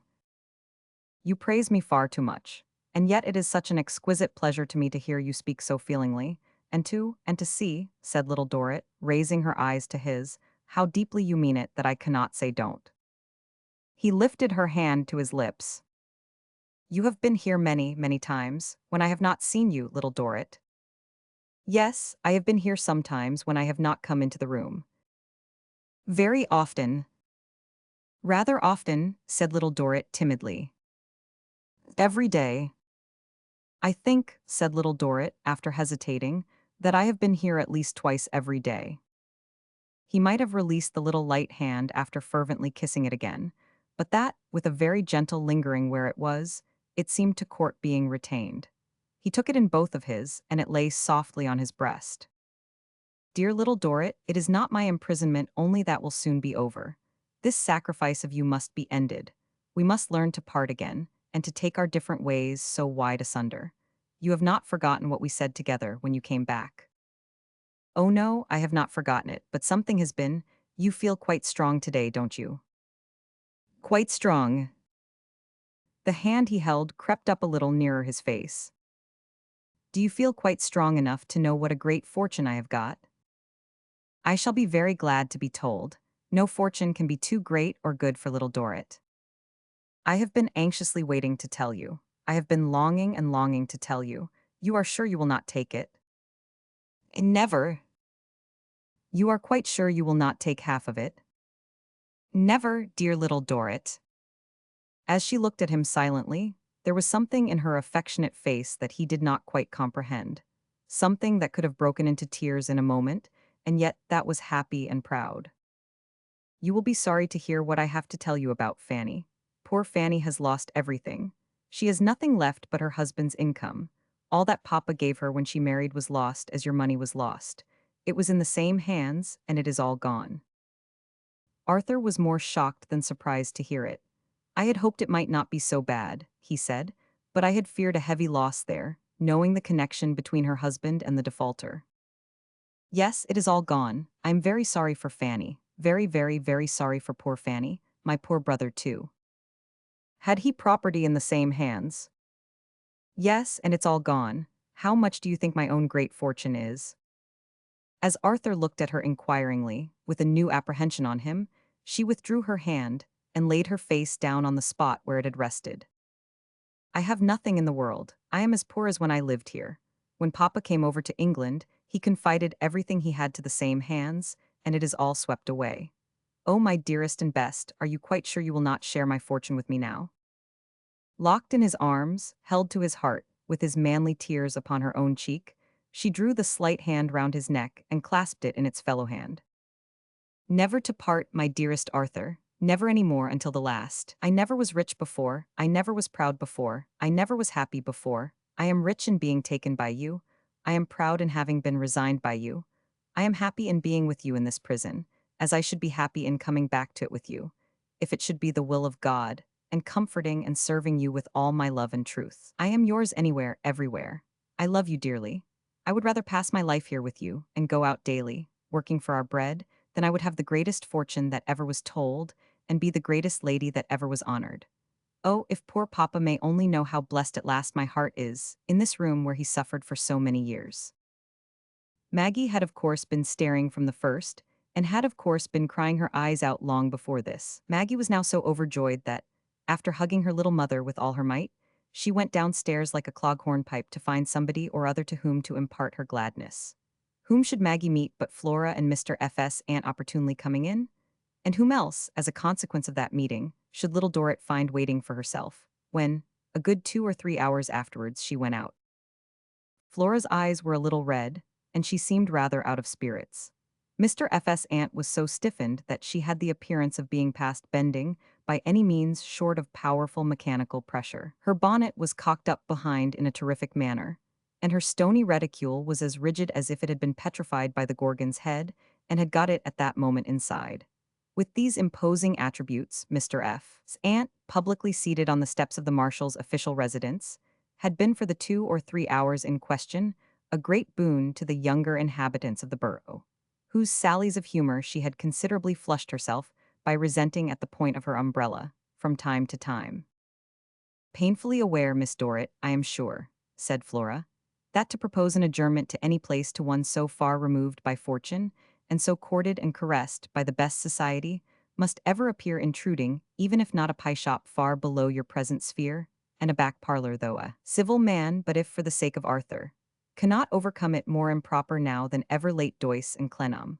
One last remark, I might wish to make one last explanation, I might wish to offer perhaps your good nature, might excuse, under pretense of 3 kidney ones the humble place of conversation. Rightly interpreting this rather obscure speech, Little Dorrit returned that she was quite at Flora's disposition. Flora accordingly led the way across the road to the pie shop in question, Mr. F.'s aunt stalking across in the rear, and putting herself in the way of being run over, with a perseverance worthy of a better cause.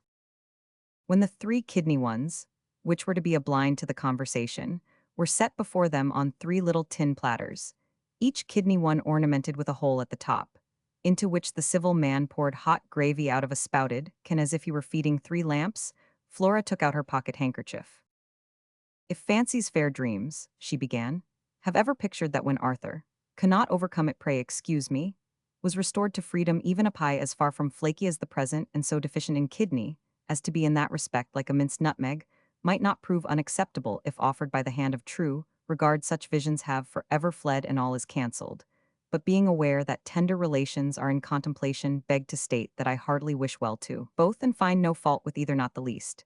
It may be withering to know that ere the hand of time had made me much less slim than formerly, and dreadfully red on the slightest exertion, particularly after eating, I well know when it takes the form of a rash.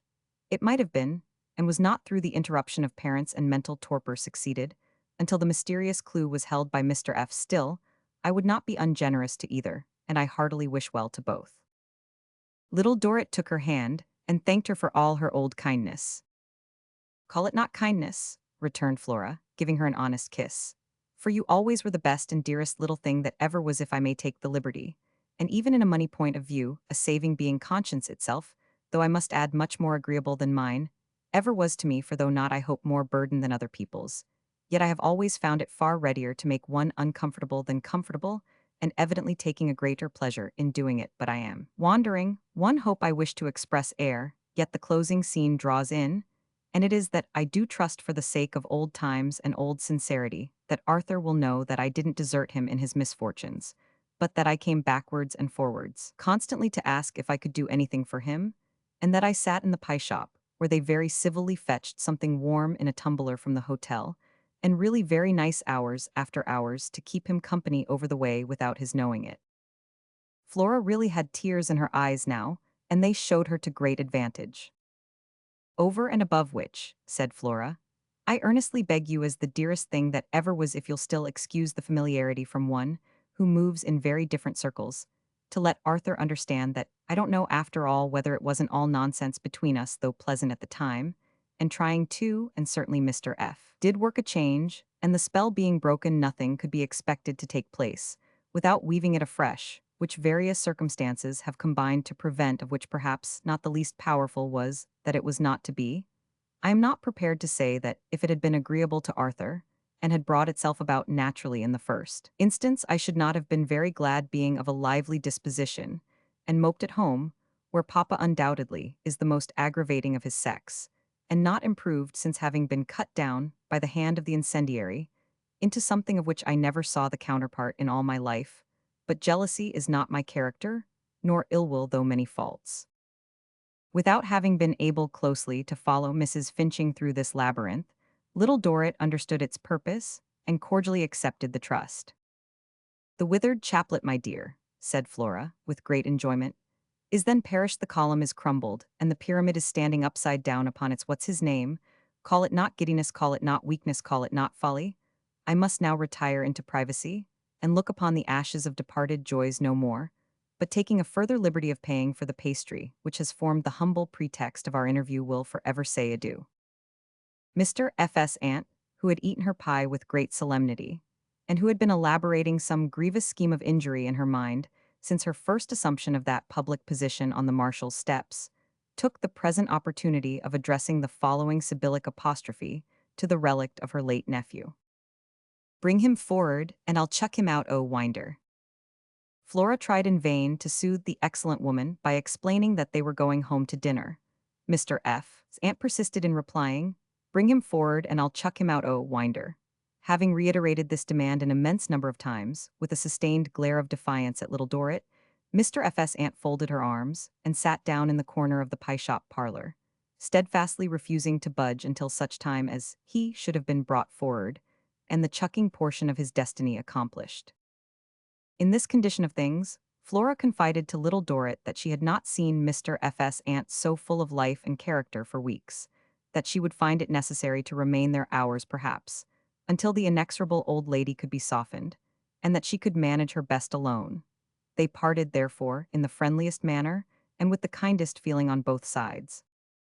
Mr. F.'s aunt holding out like a grim fortress, and Flora becoming in need of refreshment, a messenger was dispatched to the hotel for the tumbler already glanced at, which was afterwards replenished. With the aid of its content, a newspaper, and some skimming of the cream of the pie stock, Flora got through the remainder of the day in perfect good humor, though occasionally embarrassed by the consequences of an idle rumor which circulated among the credulous infants of the neighborhood, to the effect that an old lady had sold herself to the pie shop to be made up, and was then sitting in the pie shop parlor, declining to complete her contract. This attracted so many young persons of both sexes, and, when the shades of evening began to fall, occasioned so much interruption to the business, that the merchant became very pressing in his proposals that Mr. F.'s aunt should be removed. A conveyance was accordingly brought to the door, which, by the joint efforts of the merchant and Flora, this remarkable woman was at last induced to enter, though not without even then putting her head out of the window,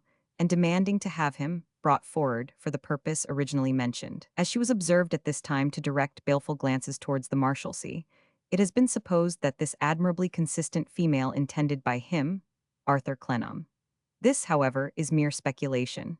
Who the person was who, for the satisfaction of Mr. F.S. Ant's mind, ought to have been brought forward and never was brought forward, will never be positively known. The autumn days went on, and Little Dorrit never came to the Marshalsea now and went away without seeing him.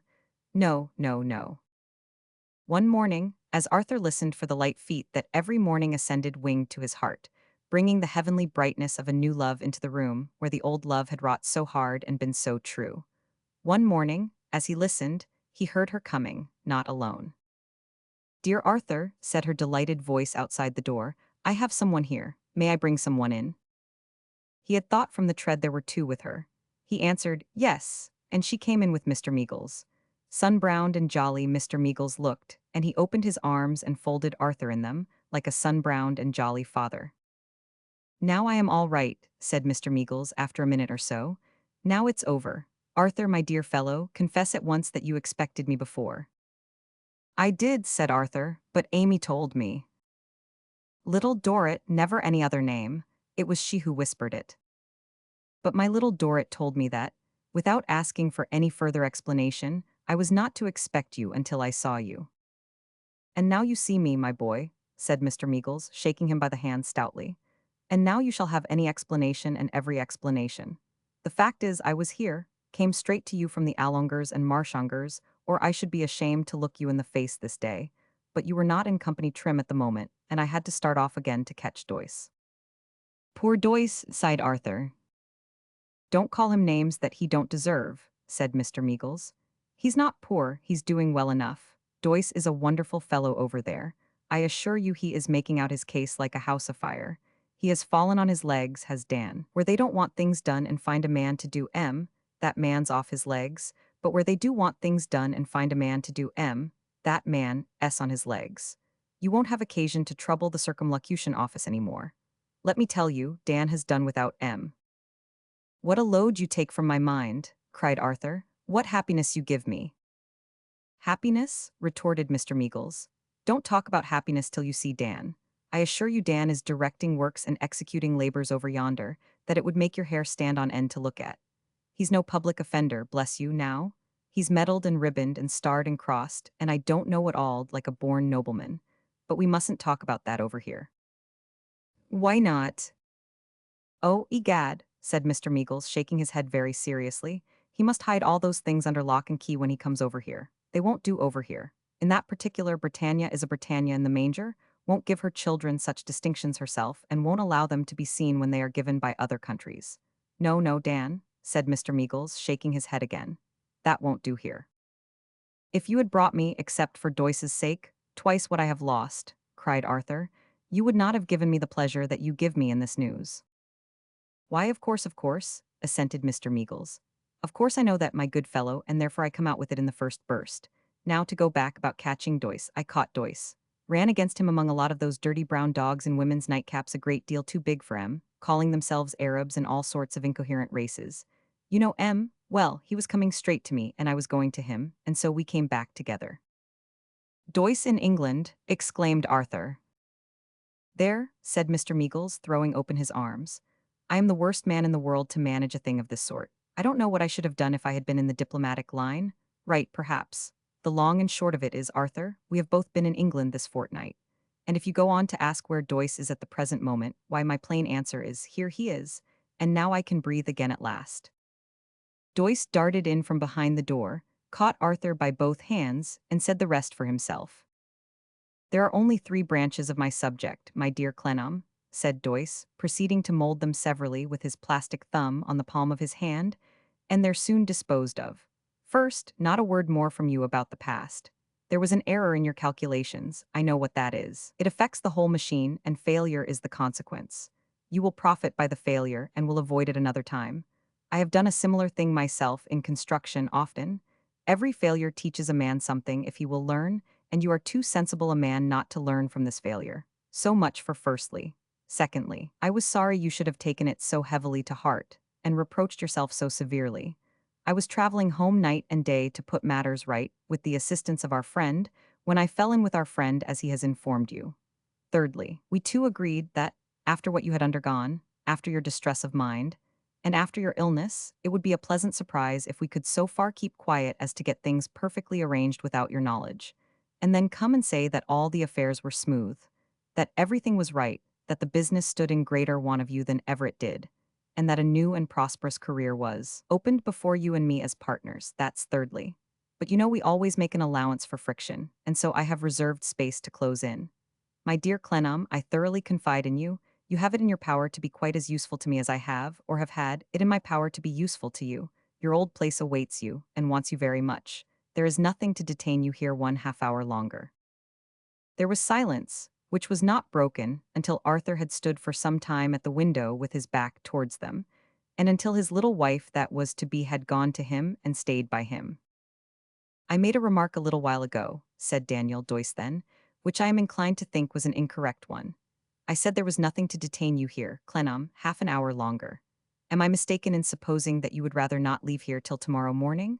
Do I know, without being very wise, where you would like to go, direct from these walls and from this room? You do, returned Arthur. It has been our cherished purpose. Very well, said Doyce. Then, if this young lady will do me the honor of regarding me for 24 hours in the light of a father, and will take a ride with me now towards St. Paul's churchyard, I dare say I know what we want to get there. Little Dorrit and he went out together soon afterwards, and Mr. Meagles lingered behind to say a word to his friend. I think, Arthur, you will not want Mother and me in the morning, and we will keep away. It might set Mother thinking about Pet. She's a soft-hearted woman. She's best at the cottage, and I'll stay there and keep her company. With that they parted for the time. And the day ended, and the night ended, and the morning came, and little Dorrit, simply dressed as usual, and having no one with her but Maggie, came into the prison with the sunshine. The poor room was a happy room that morning. Where in the world was there a room so full of quiet joy? My dear love, said Arthur, why does Maggie light the fire? We shall be gone directly. I asked her to do it. I have taken such an odd fancy. I want you to burn something for me. What? Only this folded paper. If you will put it in the fire with your own hand, just as it is, my fancy will be gratified. Superstitious, darling little Dorrit, is it a charm? It is anything you like best, my own, she answered, laughing with glistening eyes and standing on tiptoe to kiss him, if you will only humor me when the fire burns up. So they stood before the fire, waiting, Clennam with his arm about her waist and the fire shining as fire in that same place had often shone in little Dorrit's eyes. Is it bright enough now? Said Arthur. Quite bright enough now, said little Dorrit. Does the charm want any words to be said? Asked Arthur as he held the paper over the flame. You can say, if you don't mind, I love you, answered little Dorrit. So he said it, and the paper burned away. They passed very quietly along the yard, for no one was there, though many heads were stealthily peeping from the windows. Only one face, familiar of old, was in the lodge. When they had both accosted it and spoken many kind words, little Dorrit turned back one last time with her hands stretched out, saying, Goodbye, good John. I hope you will live very happy, dear. Then they went up the steps of the neighboring St. George's Church, and went up to the altar, where Daniel Doyce was waiting in his paternal character. And there was little Dorrit's old friend, who had given her the burial register for a pillow, full of admiration that she should come back to them to be married after all. And they were married with the sun shining on them through the painted figure of our Savior on the window. And they went into the very room where little Dorrit had slumbered after her party, to sign the marriage register. And there, Mr. Panks, destined to be chief clerk to Doyce and Clennam, and afterwards partner in the house, sinking the incendiary in the peaceful friend, looked in at the door to see it done, with Flora gallantly supported on one arm and Maggie on the other, and a background of John Chivery and father, and other turnkeys who had run round for the moment, deserting the parent marshalsea for its happy child. Nor had Flora the least signs of seclusion upon her, notwithstanding her recent declaration, but, on the contrary, was wonderfully smart, and enjoyed the ceremonies mightily, though in a fluttered way. Little Dorrit's old friend held the inkstand as she signed her name, and the clerk paused in taking off the good clergyman's surplice, and all the witnesses looked on with special interest. For, you see, said little Dorrit's old friend, this young lady is one of our curiosities, and has come now to the 3rd volume of our registers. Her birth is in what I call the 1st volume. She lay asleep, on this very floor, with her pretty head on what I call the 2nd volume, and she's now writing her little name as a bride in what I call the 3rd volume. 726M. Original. They all gave place when the signing was done, and Little Dorrit and her husband walked out of the church alone. They paused for a moment on the steps of the portico, looking at the fresh perspective of the street in the autumn morning sun's bright rays, and then went down. Went down into a modest life of usefulness and happiness. Went down to give a mother's care, in the fullness of time, to Fanny's neglected children, no less than to their own, and to leave that lady going into society for ever and a day. Went down to give a tender nurse and friend to Tip for some few years, who was never vexed by the great exactions he made of her in return for the riches he might have given her if he had ever had them, and who lovingly closed his eyes upon the Marshalsea and all its blighted fruits. They went quietly down into the roaring streets, inseparable and blessed, and as they passed along in sunshine and shade, the noisy and the eager and the arrogant and the froward and the vain, fretted and chafed and made their usual uproar.